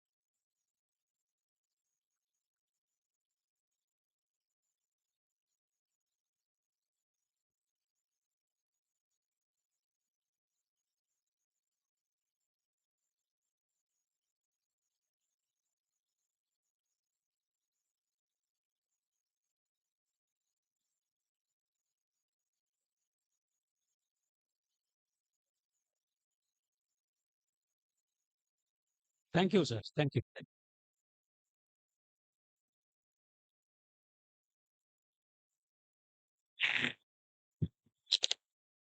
Thank you to all our presenters for your enlightening contributions. The papers presented today have beautifully reflected how marketing, when aligned with ethics and empathy, can pave the way for sustainable economic growth and inclusive prosperity, the very essence of Viksit Bharat 2047. I would now request our keynote speaker, Professor Dr. Manit Vishra sir, to kindly share his reflection and concluding remarks for this session. Please, sir.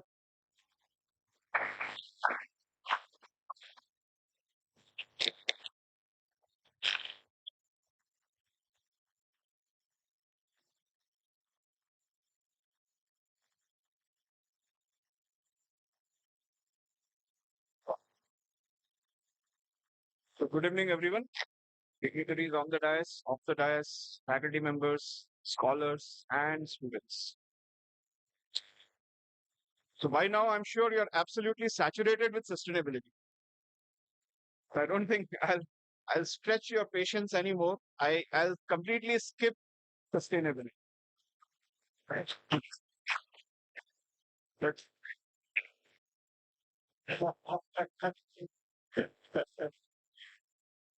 but that doesn't mean I'm done. I'll take two more minutes. One of the important things, because there are a lot of scholars, there are a lot of young researchers, and there's something that I would like to share because DRIEMS is something which is, which has been there as a contributor to my career and my life. Because I first came to DRIEMS exactly 20 years back, 2005, as a young research scholar looking for a job. And thankfully for me, DRIEMS has a very transparent process of faculty selection. There was a written test, there was a demo class, and I somehow managed to get through. And I worked here for 5 years, 2005 to 10. So that shaped my entire career in academics. So I feel that it's my responsibility to give back to the scholars. And therefore, a couple of suggestions. I won't take much time. I mean, there's no need to tell that research is important. Publish or perish is very critical. But having said that, young researchers should also understand that ignore teaching at your own peril. Please don't do away with teaching. It is always good to be strong in both research and teaching. And how do you do that? Try to do research in your area of teaching. Try to do research with something that you can bring back to the class. If you can't bring it back to the class, what will happen is both teaching and research will go in separate directions and the burden on you will be more. And then you'll come up with all kinds of excuses that, my institution asks me to do so many things and therefore I don't have time and therefore I cannot do research. Right? For your own career, you need to do research, but it would be better if you align it with your team. One important thing that you should keep it in mind is when you are drafting your manuscript, pay utmost amount of attention to your introduction section, because it is the introduction section that delivers the punch. The editor decides based on the introduction section whether it would go for a review or not. So you should put in as much effort as possible into introduction. Your gap analysis, your objectives, your unique aspect of the study, and why there was no study was done in the same area earlier. All these things are very critical aspects that you should keep in mind. Many times I ask this question that whether you should do the data analysis first or build the theory first. My answer is first do the data analysis. Right. Manipulating data is wrong. Manipulating theory is a reflection of your wisdom. Remember, there is an old Hindi word, Shastrarth, debates. What is the debate? Manipulation of theory. You can't manipulate data. Go with the data. Whatever the result comes, thereafter you need to justify it. I keep asking for justification. And that justification comes out of your knowledge of theory. Whether you have the ability to see a logic there, whether you have the ability to tweak the theory in order to justify the answer. Start with the data analysis, go back to the theory. First part. Second part is when you start writing a paper, decide on the structure. Again, I'll say the same thing. Copy pasting content is plagiarism. Copy pasting structure is not. Find out a good paper, benchmark it, pick up its structure, not the content, the structure, and then build your paper on this. Fill in the blanks. That is not plagiarism, right? That is smartness. Third part, which I would like to focus on is, and I get asked this question multiple times, should we write first and then decide the journal? Or should we decide the journal and then write the article? It is very critical that you prepare a short list of journals first and then write the article. Don't do it the other way around. And I'm not saying pick up one journal. I'm saying pick up a series of journals. This is my priority 1. This is my priority 2. This is my priority 3. And then accordingly build your paper. Go into the editor's list. Find out what papers have been written by the editors. Read those papers. If possible, include it into your references. Prepare it in the journal style. And then write the paper. So between the two things, my suggestion would be pick up the journal first and then start writing the. So some few words of suggestions out of my 20 years of experience in academics and research. I hope it helps you. Happy deliberations and happy researching. Thank you so much.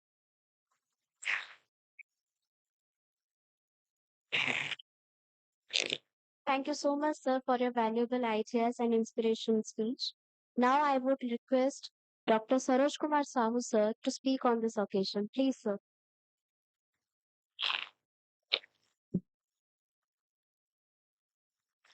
Good evening to all of you. Honorable guests on the dais and the participant and other faculty members of the dais. So many statistics has been given in the initial inauguration by Honorable Chief Guest. So many statistics has been given by Dean Dayal sir. And some facts has been given by Manit sir. Only I will add 2 statistics. There was a survey just 4 days before by an agency of USA. That survey says 84% of the respondents unable to say one sentence who have used ChatGPT just 1 hour before. 84% of the respondents who have used ChatGPT just 1 hour before unable to say one sentence. It is not the Indian survey, it is the USA survey. And we are discussing about sustainability. 1 hour use of chat GPT consuming more energy than 10 watts bulb, 10 watts bulb. And we are discussing sustainability. Now, coming to the research, what Monit sir has said and other speakers have said, copy paste and other things, we may be getting short-term use, short-term benefit. But in the long term, just 2-3 hours before, Sarda sir was saying, highest number of paper retraction by the nature, Springer nature. What all these things I am concluding in a single line, what our economists, traditional economists were saying. Runang krutva ghutang pibet javat jibet sukhang jibet. Let us derive something, let us copy something, let us paste something, get some benefit. What will happen later on? I do not know. Then the complementary Sanskrit is Nastasya Kanyagati. The person who has been slipped down towards the beneath, there is no rescuer. So let us all of the researchers, I am saying, apart from the students, at least any one miracle, any single deviation you are doing in your research throughout your whole career is sufficient rather than the quantity just we are discussing. Yes, sometimes quantity is required, but out of that, at least one, we should identify there I can contribute something new. Otherwise, that Runang Kruta Grutang Vivek just are saying notional credit, notional inflation. By that way, notional inflation, the entire banking system is destroyed and economy will be destroyed. So, it is the introspection of all of us, including me, that out of all the quantity that we are running before, only one contribution will make for the academic world or research world. By this time, I am saying my conclusion that let us promise only one contribution to the academic world or research world that is sufficient to clap and dance. Thank you. Thank you all.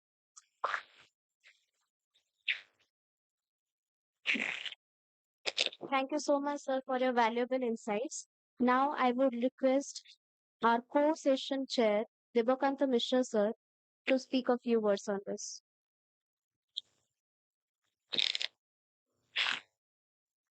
Good afternoon, good evening, everybody. I will actually speak only a few words because I have already spoken in the first session. I have taken this talk in another university and I would like to repeat here. Ethics in research is one of the most important things. One of the most important things. What Sir just now, how just now mentioned. So I would request you, so you are flooded with LLMs, chat GPTs, and so many AI models. I would request you not to resort to them because that breaks the whole purpose of research. Research is about the indomitable spirit of human mind. Research is about free thinking. Research is about something creative. Research is about exploration. Okay, if you are trying to use whatever Sir said, a chat GPT or a whatever, then you are destroying all those 4 or 5 things that I just said in seconds. Then there is no meaning of research. Then it is only probably you're doing some copy paste from somewhere. And so please do that and resort to original thinking. Research is all about original thinking. Please resort to original thinking. Please put in some mind, time, energy, and purpose, sense of purpose. In the first session, we spoke about purpose. So purpose behind this research, and I'm 100% sure that you will get your desired results. You will get all the blessings of this, ecosystem of your guide, parents, God, or whatever you say that, and you will get success in life, happiness in life, contentment in life. Okay. So thank you very much again to the Dreams University team. I won't like to segregate, but the entire team who have contributed to this conference, and I wish them success. Thank you very much.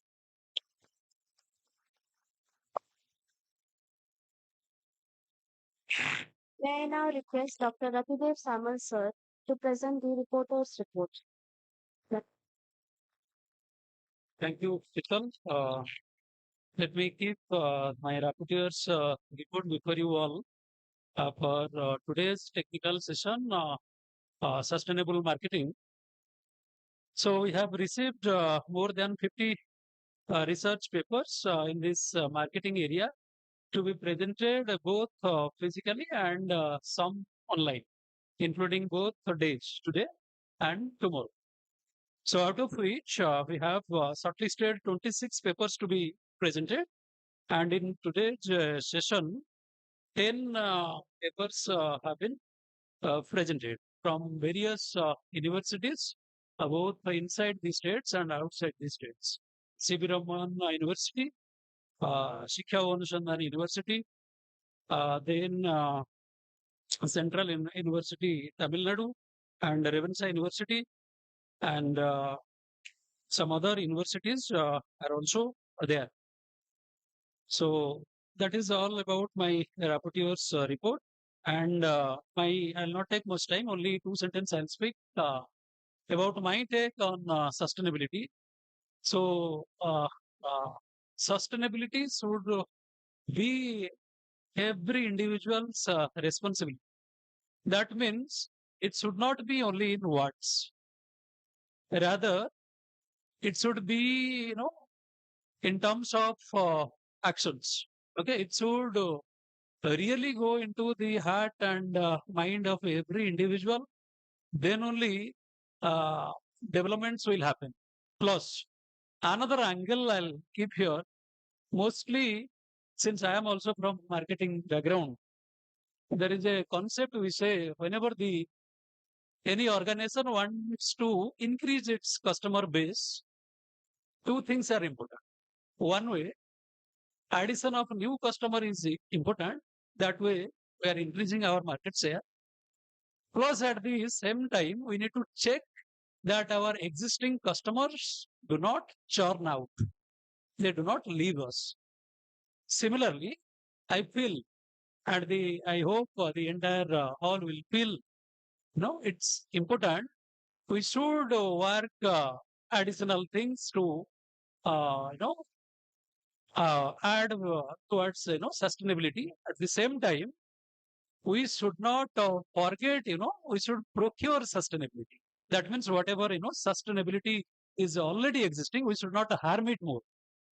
Because, how the Mother Earth is created, we all know that, entire galaxy, only in one, life is there. And it's too small.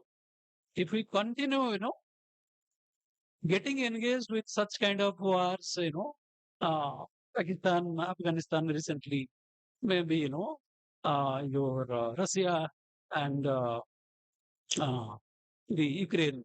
So a lot of wars are happening. Building up is quite difficult. It will take a lot of time. But, demolition, within minutes, the entire world will be demolished.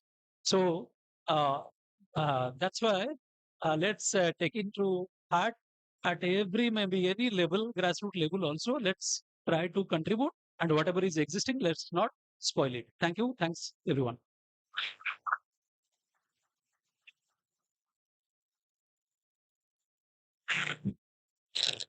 Now I request Dean, School of Management, Mrs. Pranita Sahu ma'am, to please felicite the guests. Please, ma'am.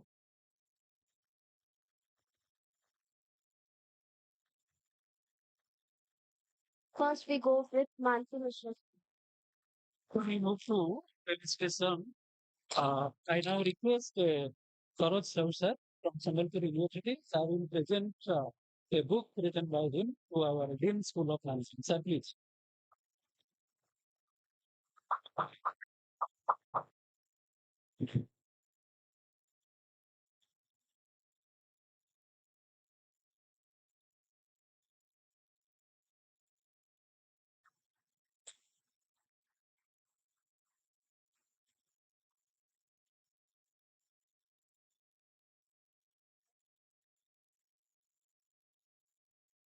First, we will felicitate Manit Mishra, sir. Please, sir. Please, ma'am, felicitate.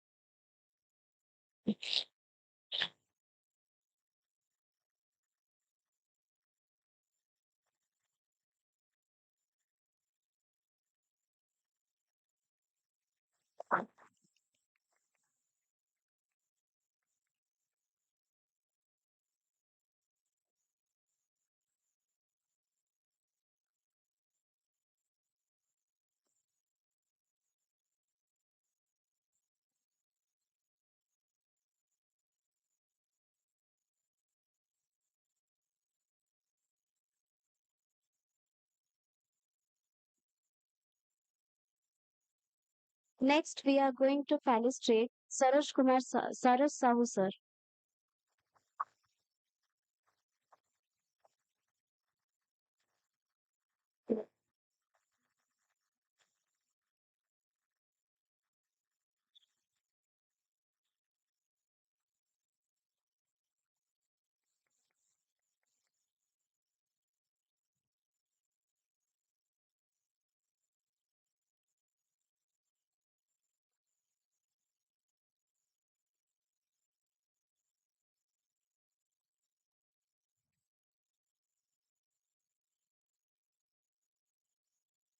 Next, we are going to felicitate Devakanta Mishra sir.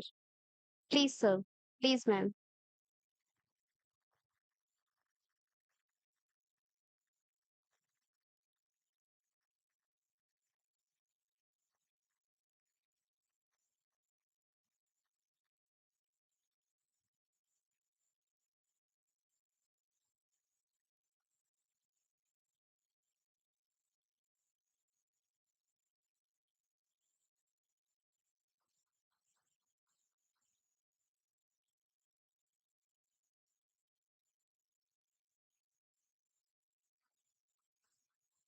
Last but not the least, last we are going to felicitate Ratidev Samal sir.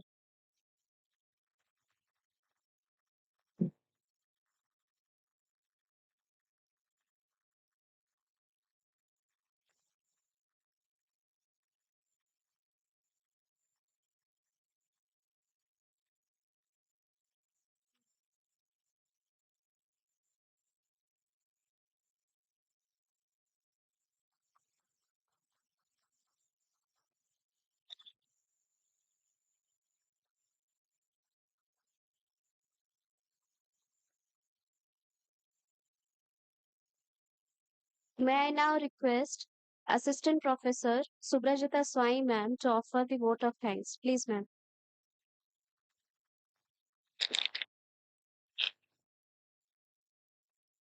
A very good evening to all.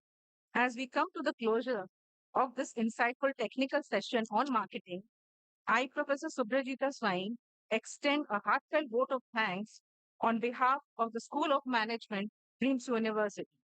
Today's session has truly been an intellectual delight, a blend of ideas, innovation, and inspiration, all directed towards shaping a sustainable, progressive India Viksit Bharat 2047.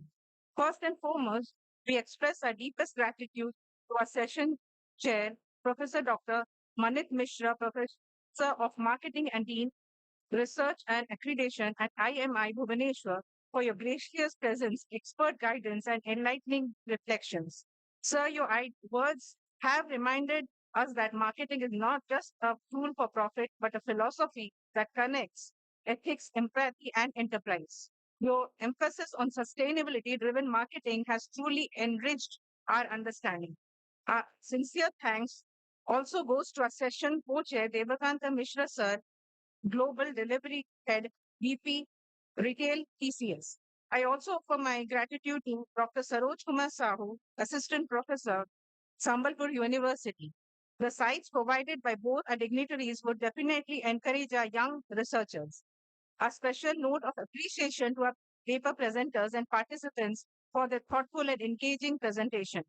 Each of you has helped us to explore the new frontiers of sustainable marketing, from green consumerism and digital ethics to innovation and responsible branding. I also extend my thanks to our organizing committee, faculties, coordinators, technical team, and student volunteers for their meticulous planning, smooth conduct, and tireless efforts in ensuring the session with the keen interest and intellectual participation. So we conclude that let us remember that sustainability is not an act, but a collective method, in marketing is the bridge that connects business with a better tomorrow. Together we can and we will make a difference. Lastly, I offer my prayers to Lord Jagannath for the success of the program and bless us all to create a sustainable future. Jai Hind. Thank you, ma'am, for your vote of thanks. Now, Now, I would like to request all the students to please stay over here and all the faculty members because now we are holding the cultural program within 10 minutes. Let's get excited. The most awaited program is being going to held now. It's just a 30 minutes program. Please be held over here. Thank you.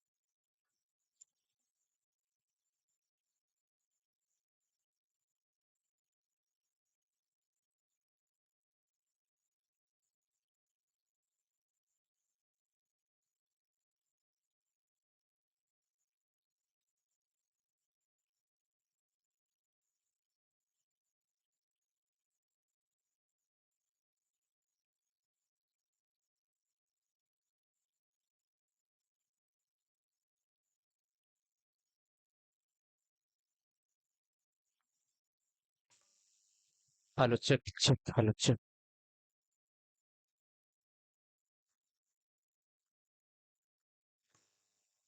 Hello, check, check, 3, 2, 1, check, hello, check, hello, hello.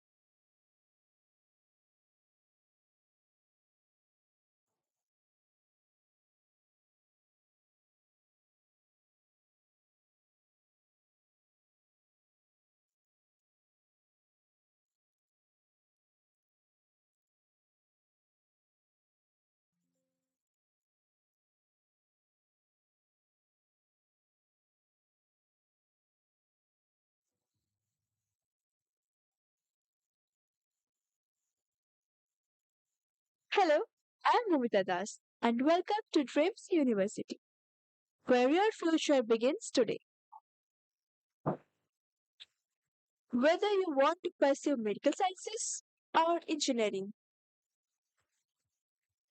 management, professional studies, nursing, pharmacy, paramedicals, occupational and physiotherapy, hotel management, fashion designing, agriculture,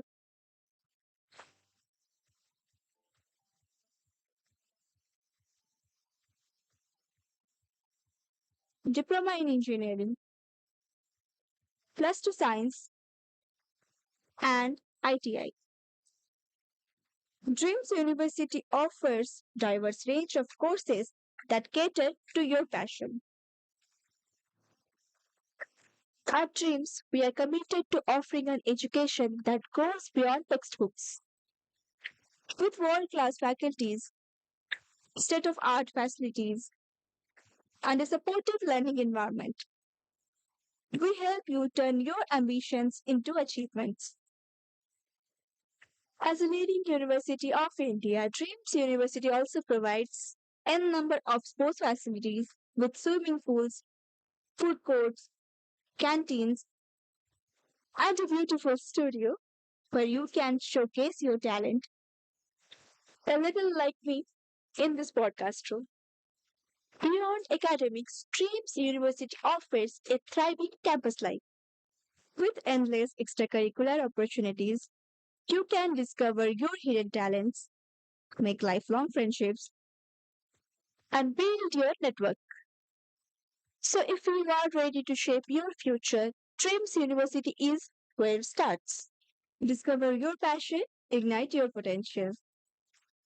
Join a community that nurtures innovation and excellence. Apply now and take the first step towards a world of endless possibilities. Unleash your ambition with world class education and support. Your journey to success begins right here, right now. Dreams University, where dreams come true.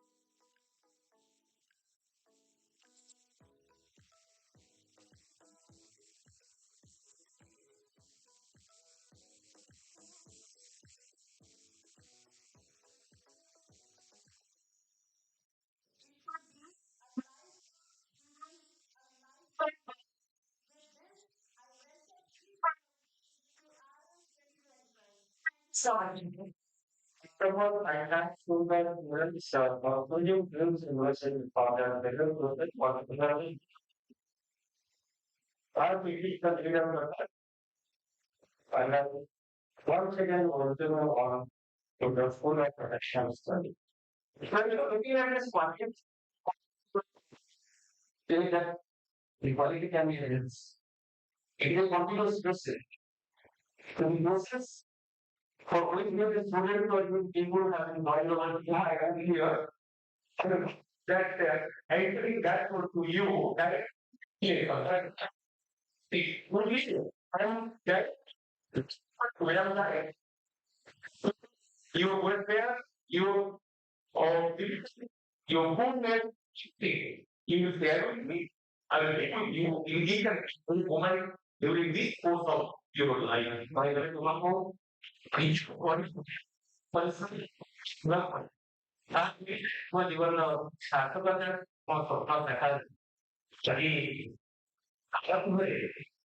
तुम्हारा एक life का जो वापस पड़ गया वो जगन्नाथ को रखना है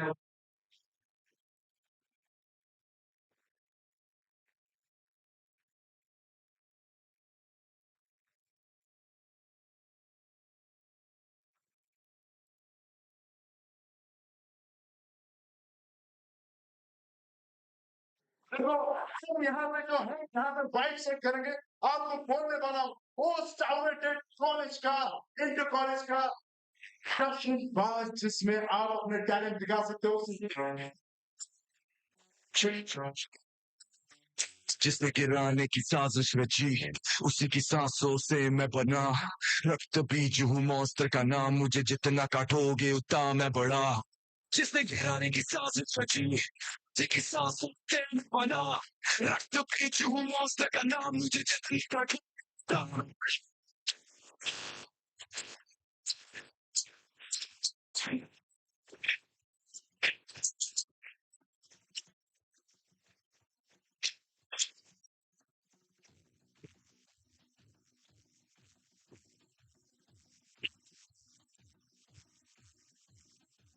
छूटेगा धड़ से कटेगा कहाँ पे जीतेगा कहाँ पे बचेगा तो गिरेगा गिरा तो चीनेगा छिपा तो मिलेगा मिला तो पाएगा सके तो बचेगा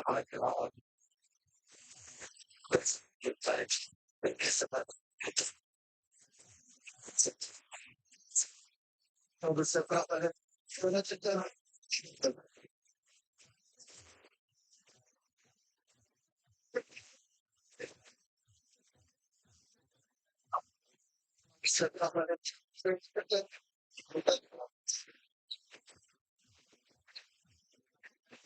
I dream, day a dream, watching it fade away. Feel me once, feel me twice, feel me more, watch you left.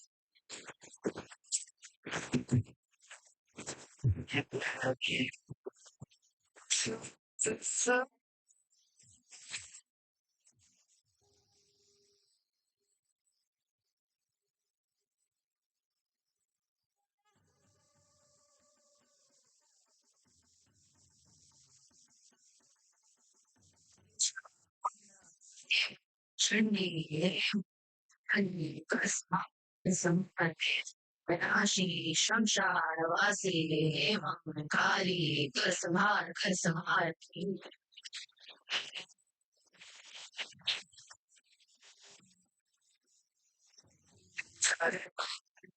भावना से जुड़ी है ब्रह्मांड की कामना अकलिम अकलिम अकलिम अकलिम शक्ति की साधना कर्मों की भावना किससे जुड़ी है ब्रह्मांड की कामना अकलिम अकलिम अहंकार का बीच के हर प्रहार का संहार कर अहंकार का बीच के हर प्रहार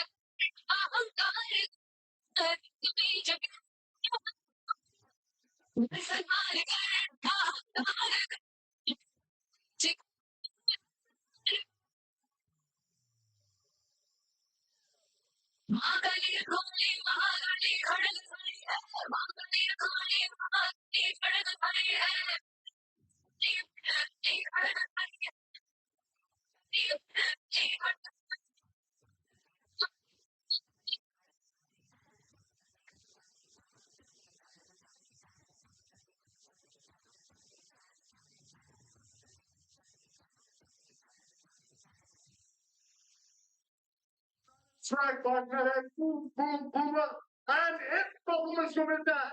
Boomer, track performance of the day.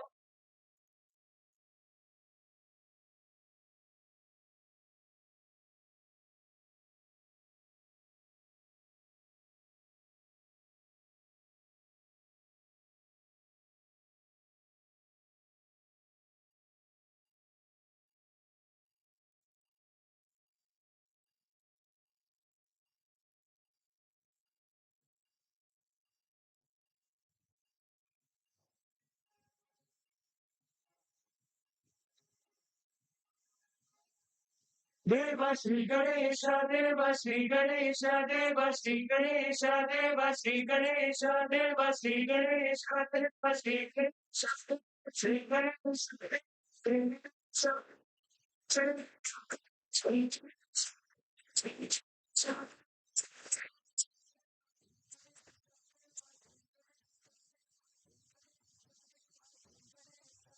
ज्वाला सी जलती है आंखों पे जिसके भी दिल में तेरा नाम है परवाने क्या उसका आरंभ कैसा है और कैसा परिणाम है धरती अंबर से करे उसकी नजरें उतारे डर भी उससे डरा रे जिसकी रखवाली यारे ये करता साया तेरा है तेरा श्री गणेश श्री गणेश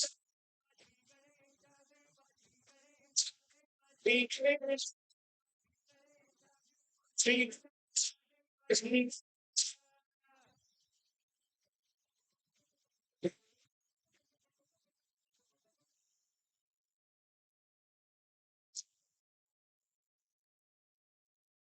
आपका जर्नी कैसा रहा इस फील्ड में? साफ पानी, शौचालय और हाइजीन, तो इस मुद्दे should be Podcast studio. So we have special guest Sipra madam. Please welcome for the topic Youth for Water Plus. Ma'am, welcome. Thank you.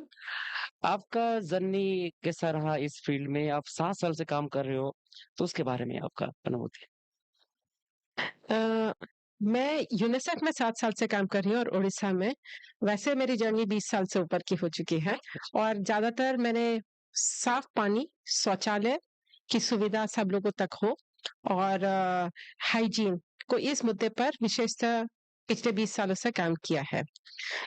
UNICEF Orissa join किया है मैंने 2018 में और यूनिसेफ बेसिकली गवर्नमेंट के साथ ज्यादा काम करता है और सपोर्ट करता है ये साफ पानी शौचालय जो मुख्यतः फ्लैगशिप प्रोग्राम्स हैं जैसे कि स्वच्छ भारत मिशन, जल जीवन मिशन, कायाकल्प, NPCCHH, वेरियस गवर्नमेंट प्रोग्राम्स हैं जिनको यूनिसेफ सपोर्ट करता है ताकि ये लास्ट माइल तक कनेक्ट चीजें पहुंचे, प्रोग्राम्स पहुंचे और गवर्नमेंट को सपोर्ट हो कि हम कैसे बेहतरीन ये सर्विसेज दे सकें।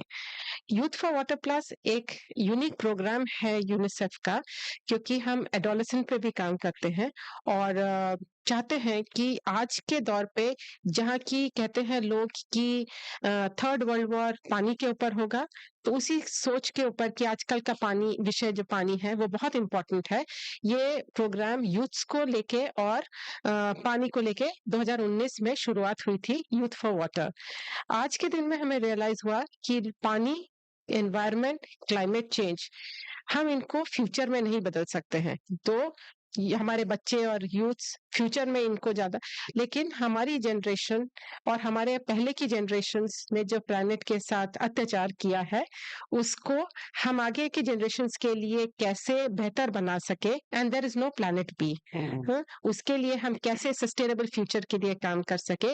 इसीलिए एडोलेसेंट यूथ्स और बच्चों के साथ काम करना हम यूनिसेफ और यूनिसेफ से लाइक माइंडेड ऑर्गेनाइजेशंस और सरकार मिलके ये program youth for water plus चला रही है उड़ीसा में। 2019 से लेकर 25 तक जो 6 साल का आपका यात्रा रहा है, जर्नी रहा है, यूथ को कैसे आप इंश्योर कर रहे हो कि इस यात्रा में शामिल हो, एक प्रोएक्टिव इनिशिएटिव लेकर और एक स्वच्छ भारत की मिशन में अब अपने आप को एक ब्रांड एम्बेसडर के रूप में देख सकते हैं? जी, आजकल का जो यूथ है बहुत जागरूक यूथ है क्योंकि आप मालूम है सोशल मीडिया का जमाना है, मीडिया है, न्यूज़पेपर्स है, बहुत कुछ लोग पढ़ते हैं, जागरूक है, इंक्विजिटिव है, लेकिन वो अपने रिस्पॉन्सिबल सोशल रिस्पॉन्सिबिलिटी की तरफ भी थोड़े रिस्पॉन्सिबल हैं। हमने ये प्रोग्राम जब 2019 में शुरुआत की थी, हमने सिर्फ 10 कॉलेजेस में ये बात शुरू की देखने के लिए कि यूथ कितने इन्वॉल्व है और कितना सोचते हैं अपने आसपास के बारे में, पानी के बारे में, शौचालय, क्योंकि ये एक क्राइसिस सिचुएशन है। हमने ये भी लोगों को बताया, यूथ को बताया कि हम अब ग्लोबल वार्मिंग जो हम अपने किताबों में पढ़ा करते थे, आप और हम जो किताबों में पढ़ते थे ग्लोबल वार्मिंग, अब हम उस स्थिति से चल के ग्लोबल बॉइलिंग के स्टेज पर आ चुके हैं। तो हमने देखा कि यूथ बहुत इनोवेटिव तरीके से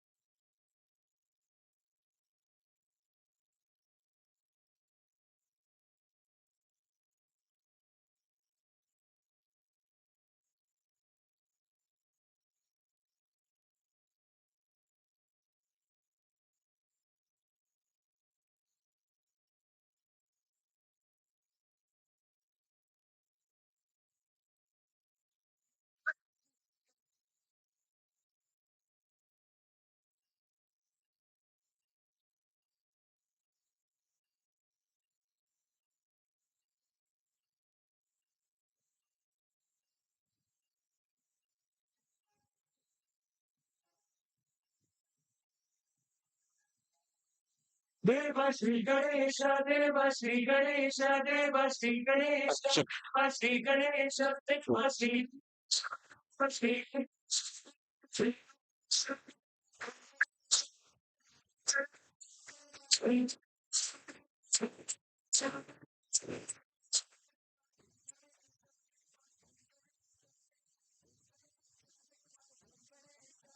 ज्वाला सी जलती है आंखों पे जिसके भी दिल में तेरा नाम है परवाह क्या उसका रब कैसा है और कैसा परिणाम है धरती अंबर से करे उसकी नजरें उतारे डर भी उससे डरा रे जिसकी रखवाली यारे करता साया तेरा है देवा श्री गणेश देवा श्री गणेश देवा श्री गणेश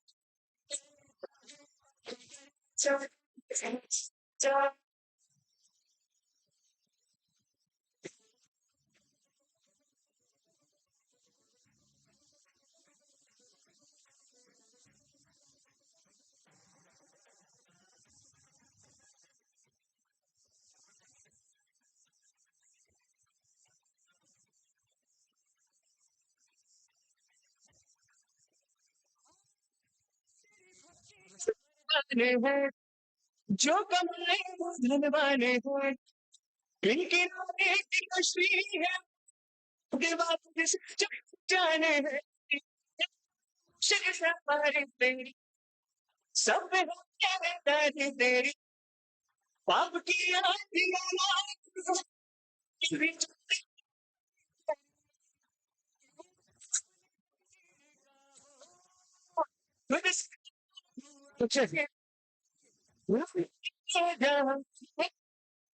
जिसकी सुने साथ पाया तेरा Shri Ganesh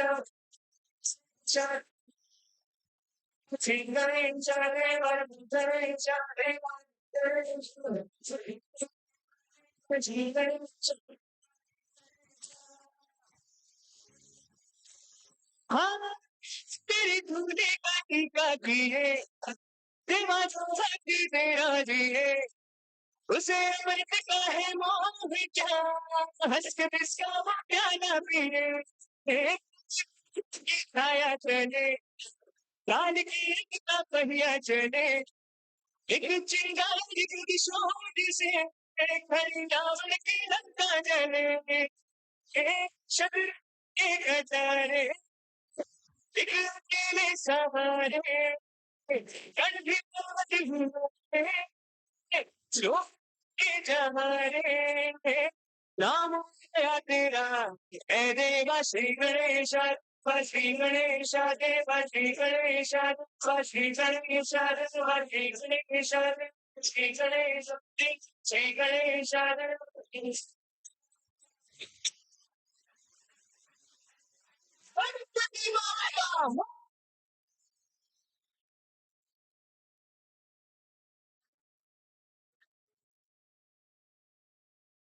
Hello, check. Hello, check, check, check. Check, hello, 3, 2, 1, check, hello. Students, please be seated.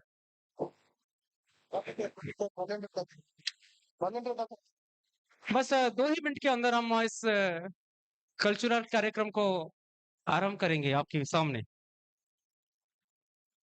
2 volunteer यहाँ पर आ जाइए 2 वॉलेंटियर प्लीज सिद्धार्थ इधर आ जाइए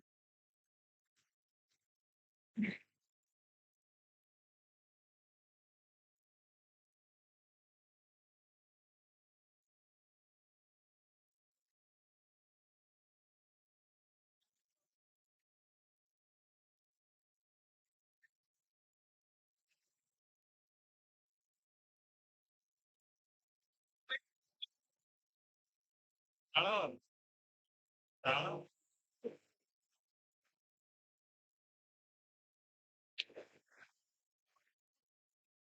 हेलो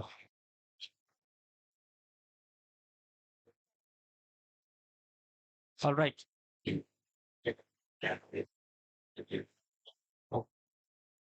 एक बार कुर्सी हटा दीजिए मंच से।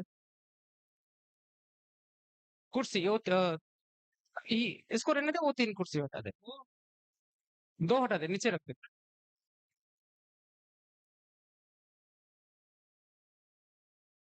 हाँ।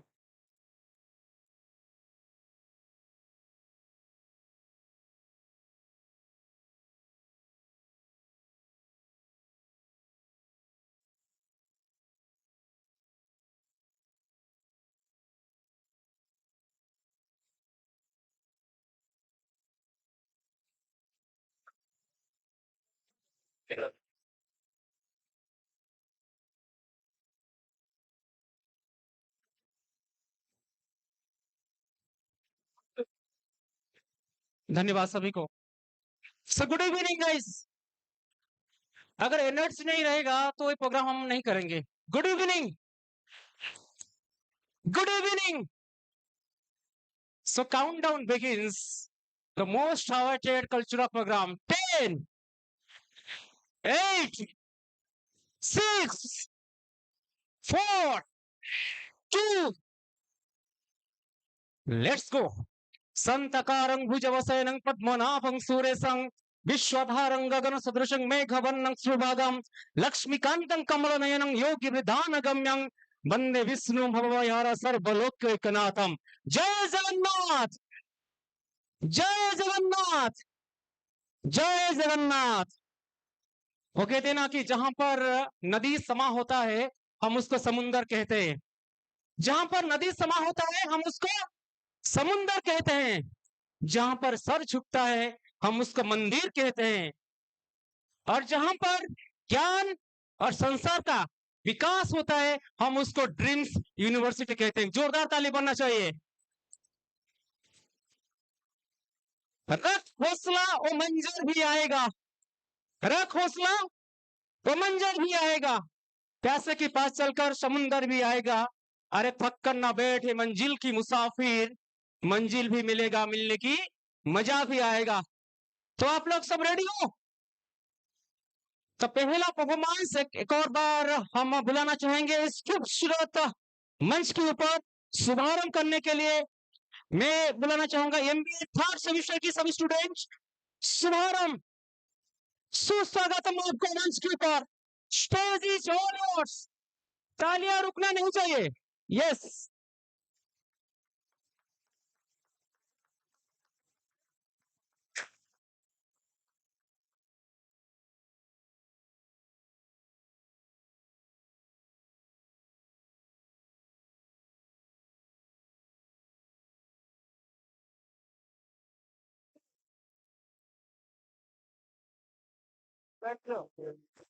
Hello hello check.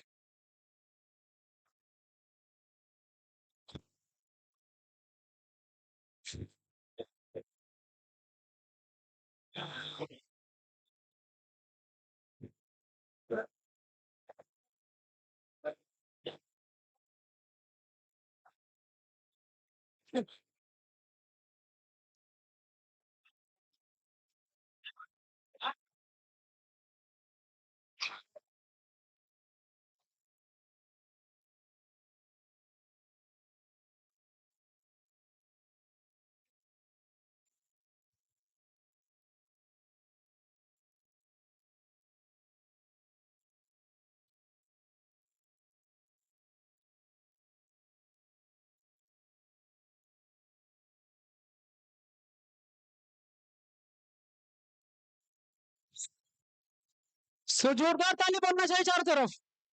जी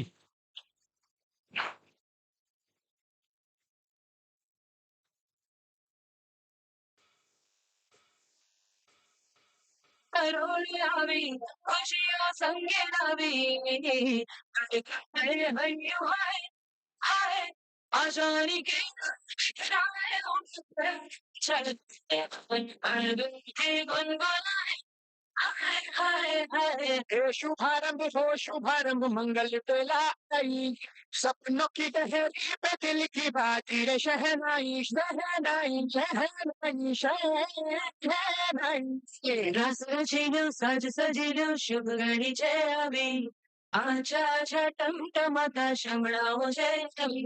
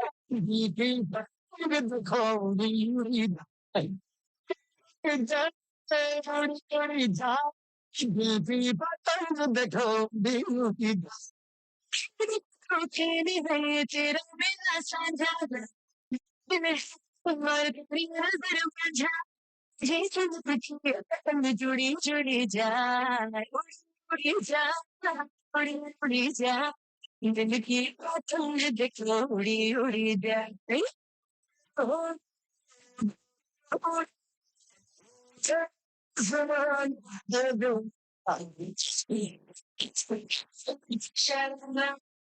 तुमक छबे चैत को पहाड़ी बचमा मचम पाए लगन लो तेरे घर घुटमा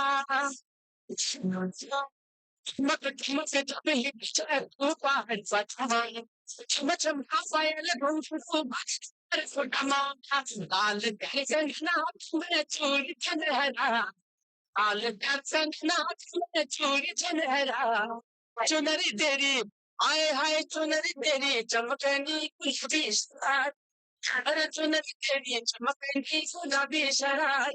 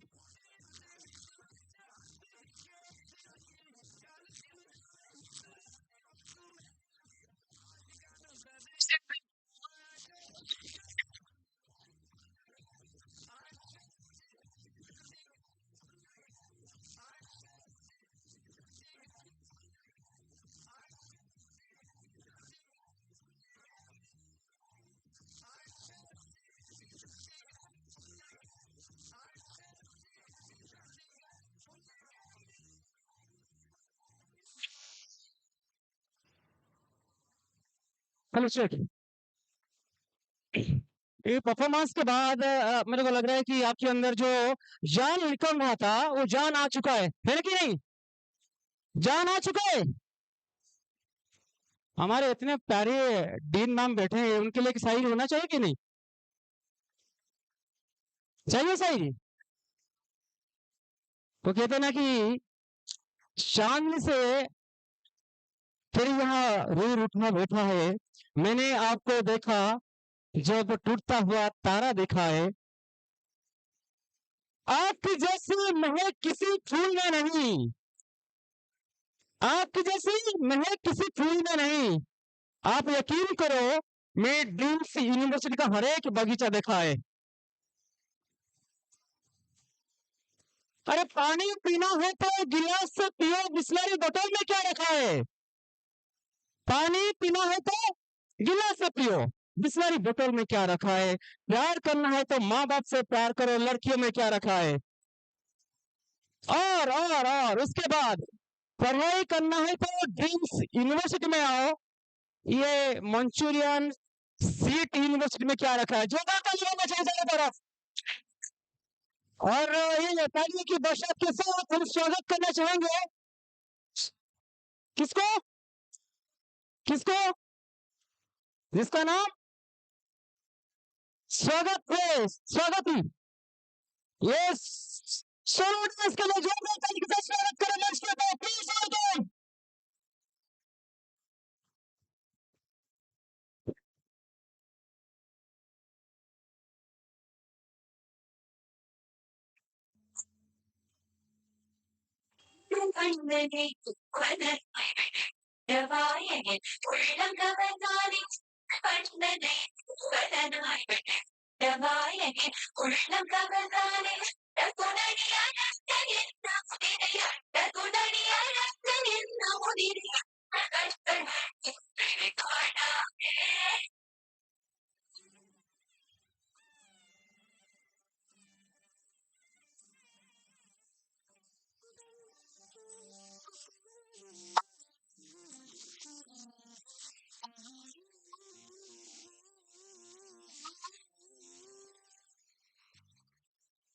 చలి నేను తలి హిమాచలి ధూమచలి జిరిదంజి కుంజిక్యో వందిరి ముత్తొలి జిందిక్యో వంగని వర్ణ చుందరి వావే തങ്കിണ്ണക്ക തകതിമിയാടും തങ്കമിലാവേ ഇൻഫിനത്തി കുഞ്ചിക്കോ ഇൻഫിനുത്തൊളി ജിന്ദിക്കോ വങ്കനി വർണ്ണ చుందరి വാവേ చలి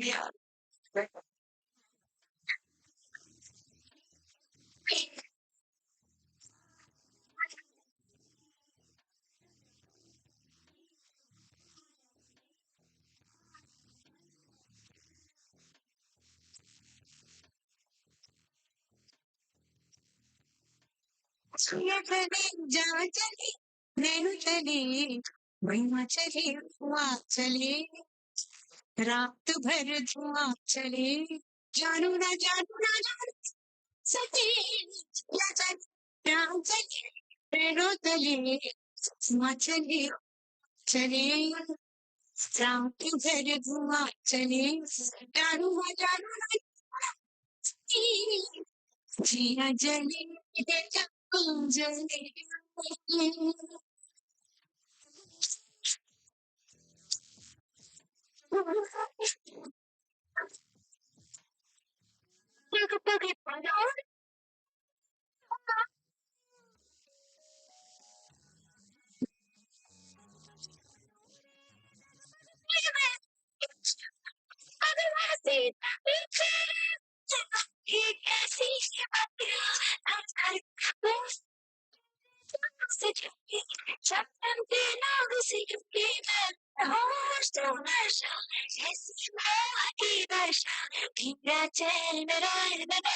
अपने साथ ले गया मैनू वाले मैनू वाले छेड़ा मन का प्याला छलकाई मधुशाला मेरा चैन रैन अपने साथ ले गया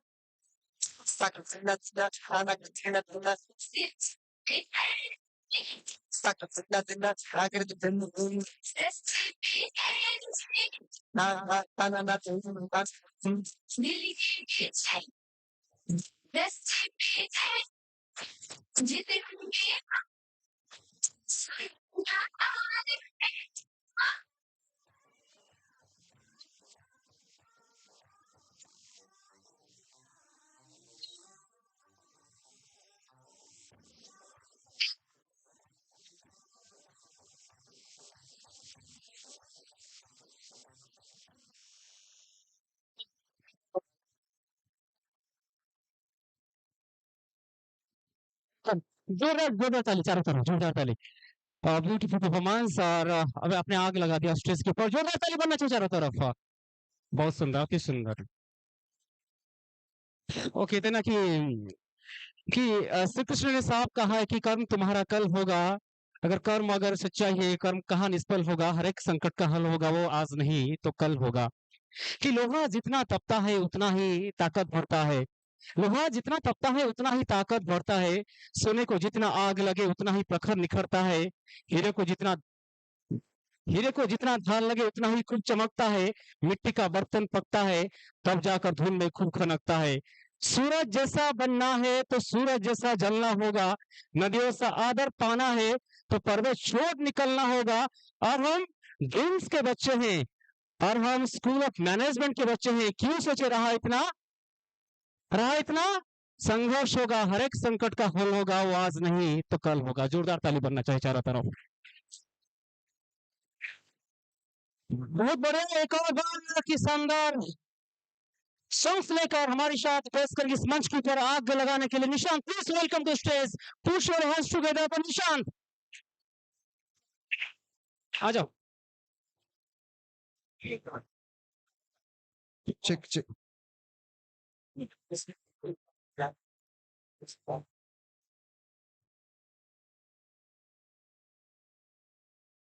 Thank you, Professor, for the lovely introduction, and I'm glad to be part of Dreams family. So, अभी जो मैं गाने परफॉर्म करने जा रहा हूँ वो कभी ना कभी हमारे दिल में हमारे प्लेलिस्ट में टॉप किए थे तो मैं आशा करता हूँ आप सभी को अच्छा लगेगा और मेरी तरफ से ये गाने मैं अच्छे से परफॉर्म कर पाऊंगा सो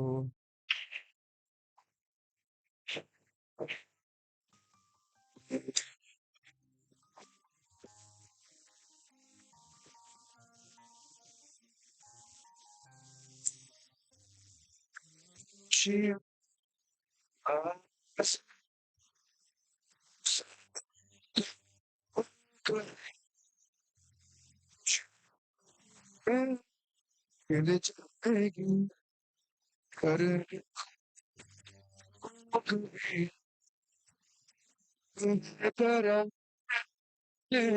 करने को तेरे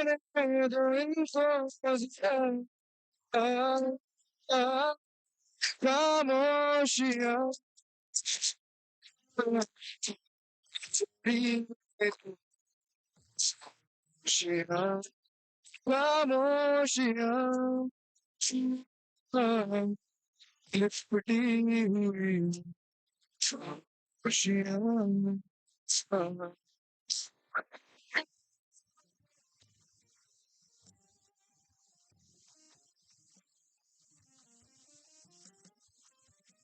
इश्क जुनू जब हद से बढ़ जाए इश्क जुनू जब हद से बढ़ जाए हंसते हंसते आशिक सूली चढ़ जाए इश्क का जादू सर चढ़ कर बोले इश्क का जादू सर चढ़ कर बोले खूब लगा लो पहरे रस्ते रब बोले यही इश्क दी मर्जी है यही रब दी मर्जी है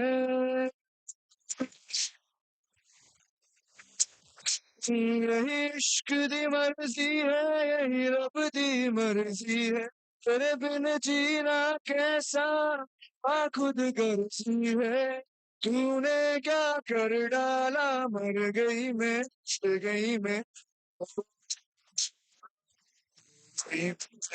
तेरी दीवानी दीवानी तेरी दीवानी दीवानी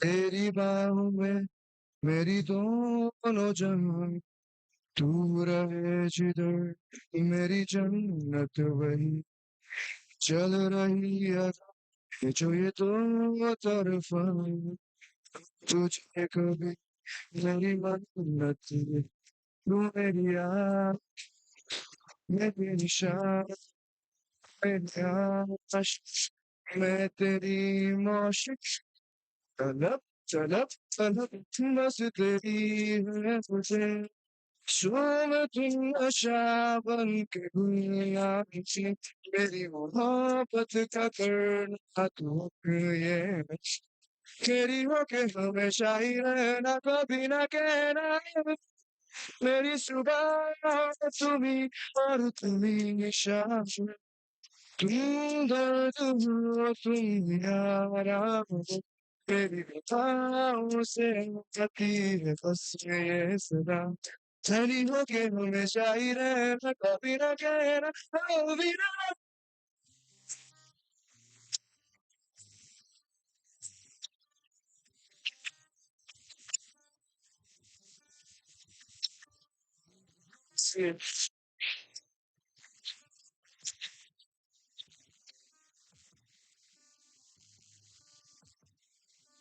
भीगी भीगी सी है रातें भीगी भीगी यादें भीगी भीगी बातें भीगी भीगी आंखों में कैसी नमी है आहा आहा आहा आहा आहा सपनों का साया पलकों पे आया पल में हंसाया पल में रुलाया फिर भी ये कैसी कमी है आहा आहा आहा आहा आहा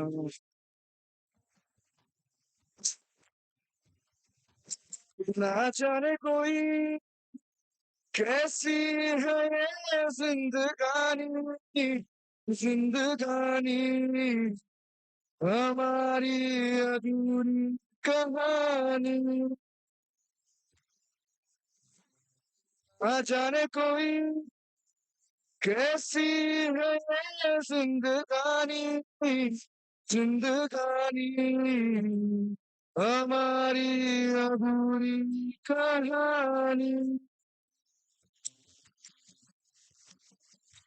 thank you so much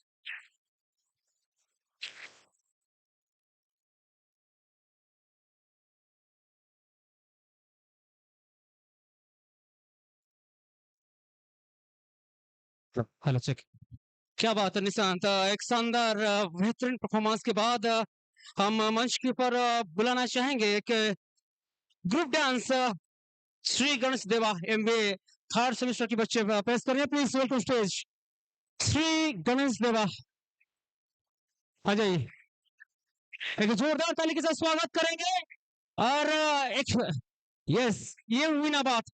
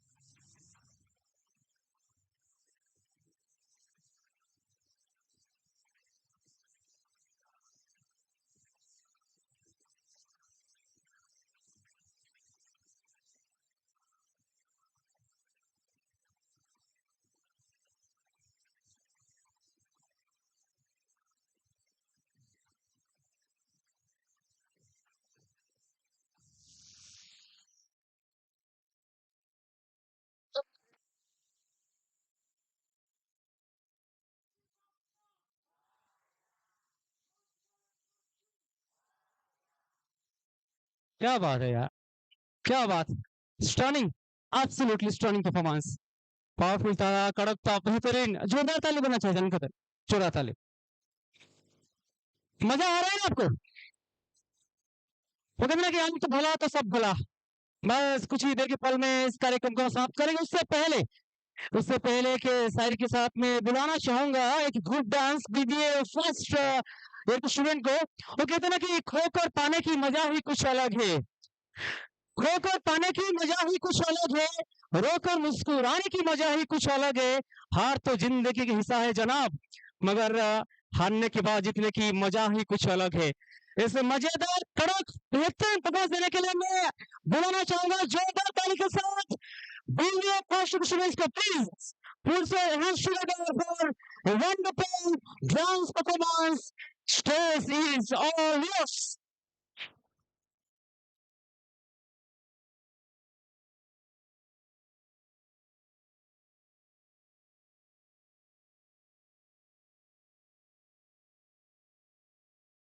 कहना ही क्या ये दर्द एक अनजान से जो मिले, चलने लगे मोहब्बत के जैसे ये सिलसिले, अरमान ऐसे दिल में खिले जिनको कभी मैं न जानूं, वो हमसे कभी ना मिले, कैसे मिले दिल न जान।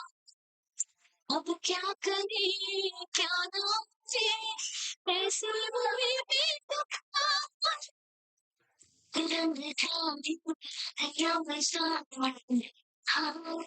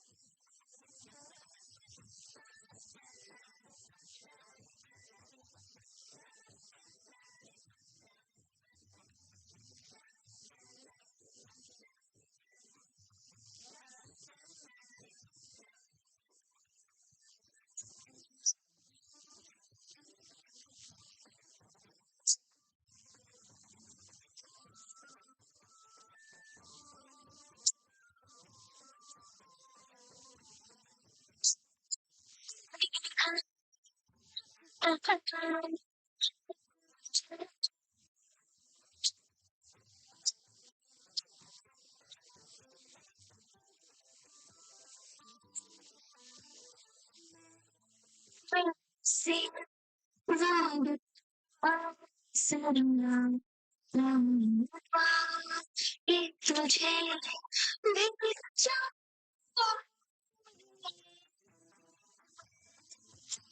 Testing on the car, सही एक तुझे भी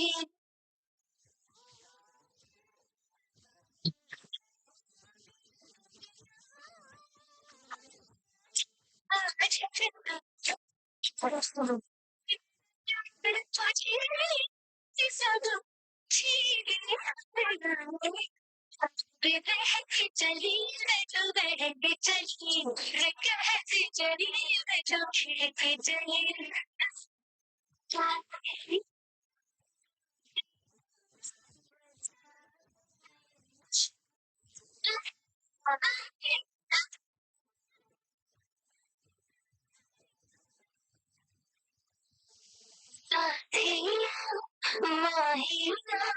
वैसा थे विश्व की स्याहिया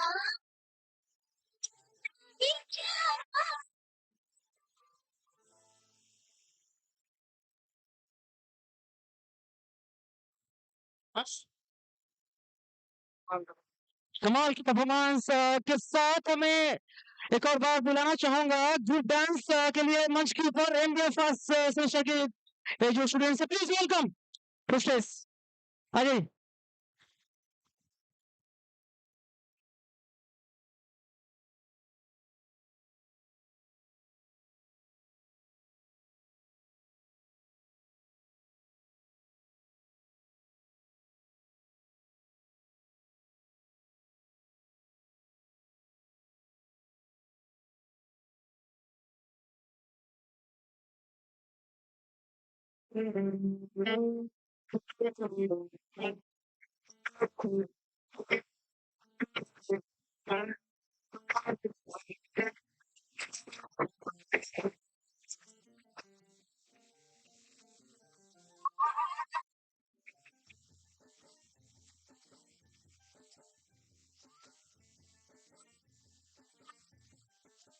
हवा के झोंके आज मौसमों से उठ गए, गुलों की शोखियां जो भवरे आके लूट गए, बदल रही है जिंदगी की चाल जरा, इसी पर क्यों इधर की चाल जरा, सवार सवार सवार सवार।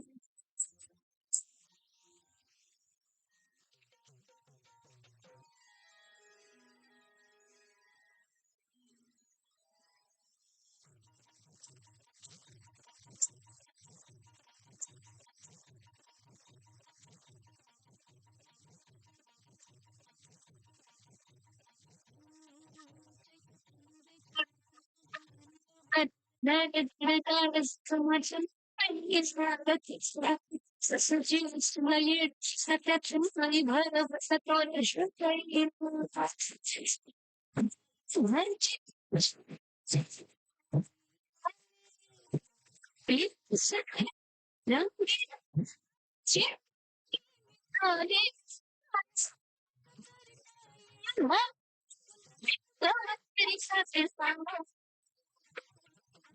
Wala sa udyan ng kari.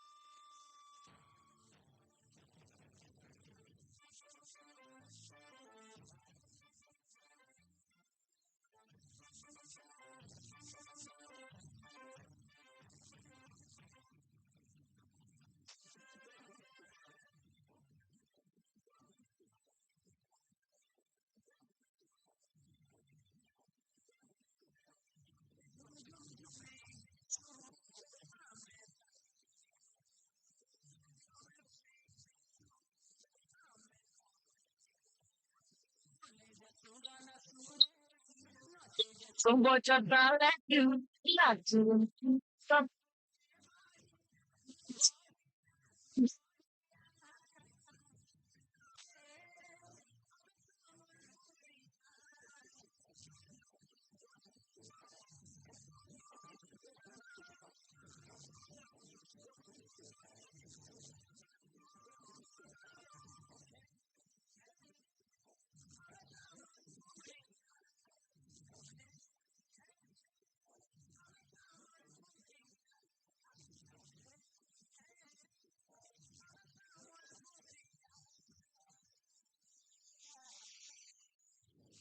चलो चेक क्या बात, मतलब ये इतना एनर्जी, 12 घंटे का सफर लगातार निरंतर के बाद जब बच्चे लोग के अंदर जो एनर्जी के लिए जोरदार ताली बनना चाहिए। Last but not the least, आखिरी परफॉर्मेंस के लिए हम स्टेज के ऊपर बुलाना चाहेंगे एक modern massive dance by NBA थॉट्सन, please welcome on the stage. आखिरी जोरदार ताली के साथ आखिरी परफॉर्मेंस को हम स्वागत करेंगे। इस खूबसूरत ऐतिहासिक दिन को हम यहीं पर विराम देने के लिए कोशिश करेंगे। चलो शुरू हो जाओ, चलो।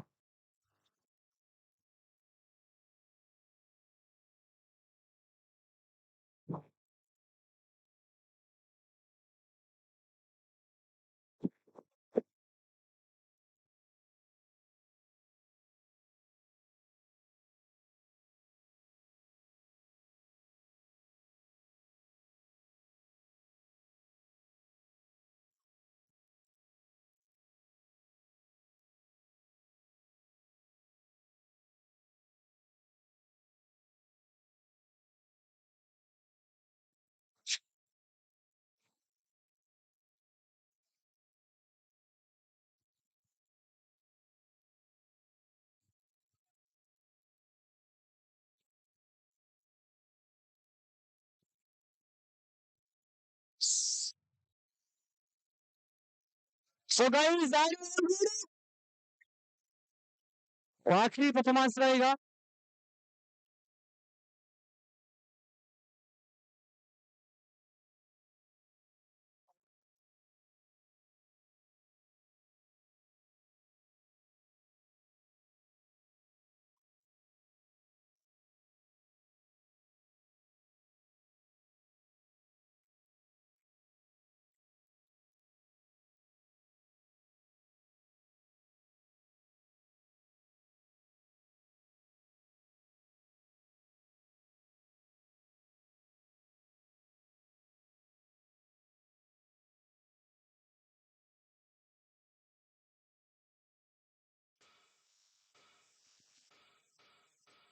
डीजे वाले बाबू मेरा गाना चला दो, डीजे वाले बाबू मेरा गाना चला दो, डीजे वाले बाबू मेरा गाना चला दो, गाना चला दो, गाना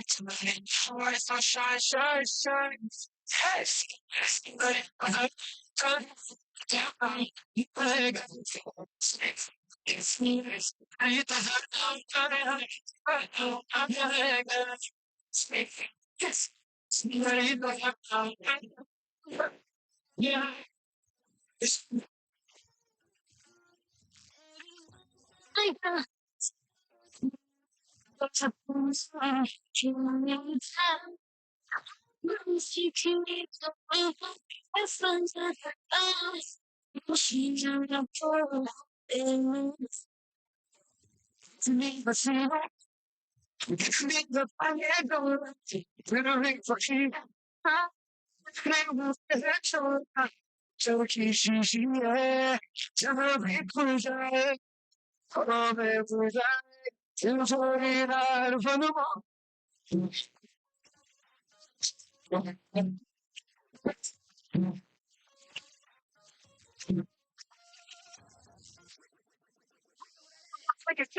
चलो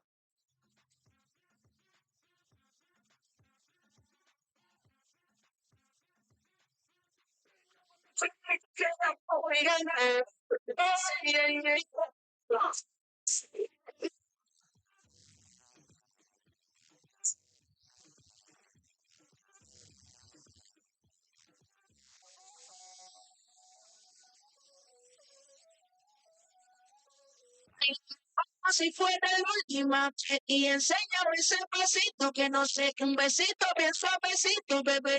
Aquí, aquí, aquí, aquí,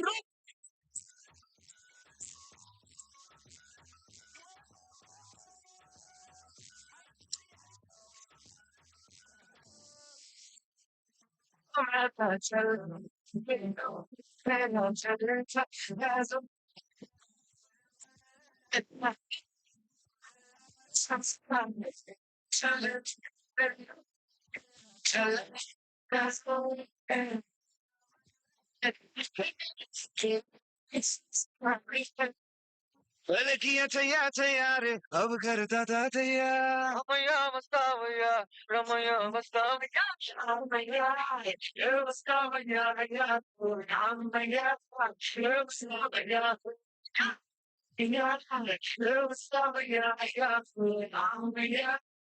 Vastavaya, Victor, अब बाकी है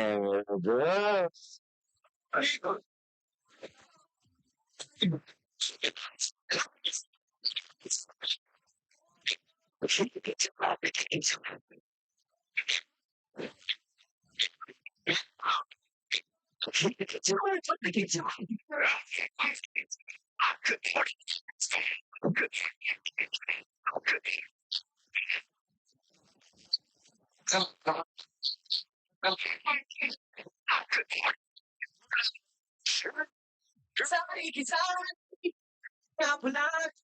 Rest of the day, since July. For you could be mine, but and only. At the day, and I didn't July. When I see you look at me, I jump out the car with the key. Only my game, get up beside. You know it, so sing it. Now throw your hands up and sing.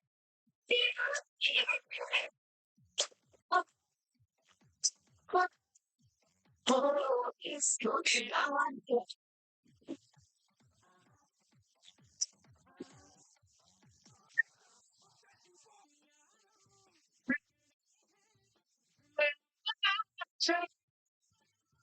Except not for the Dead Sea Boys. 1, 2, 3. Things are coming. And then we get it down the jump again. So everybody get I be going down again. I've been down the jump again. Jump again. They jump again.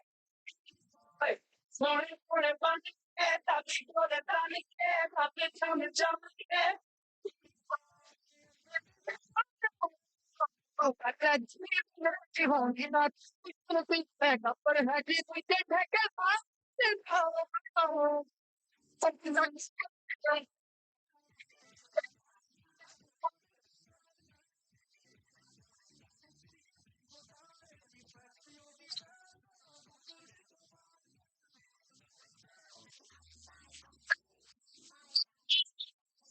it's taking my daddy. It's pretty the bitty नीचे ये get the wild. It's pretty नीचे हम को gym खेलना. Pretty get you wild. It's pretty get one place to get.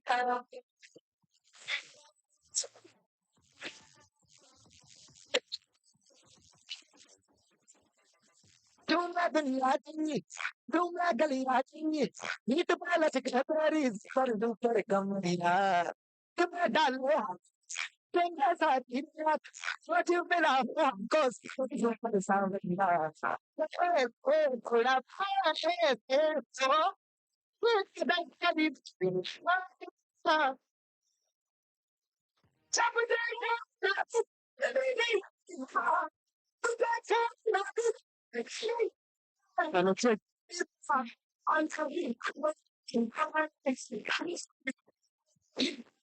तुझे लगेगा नजरिया क्यों ना उड़े तो चुनरिया और तुझे लगे नजरिया मतलब चुनरिया तेरी चेहरा है मैं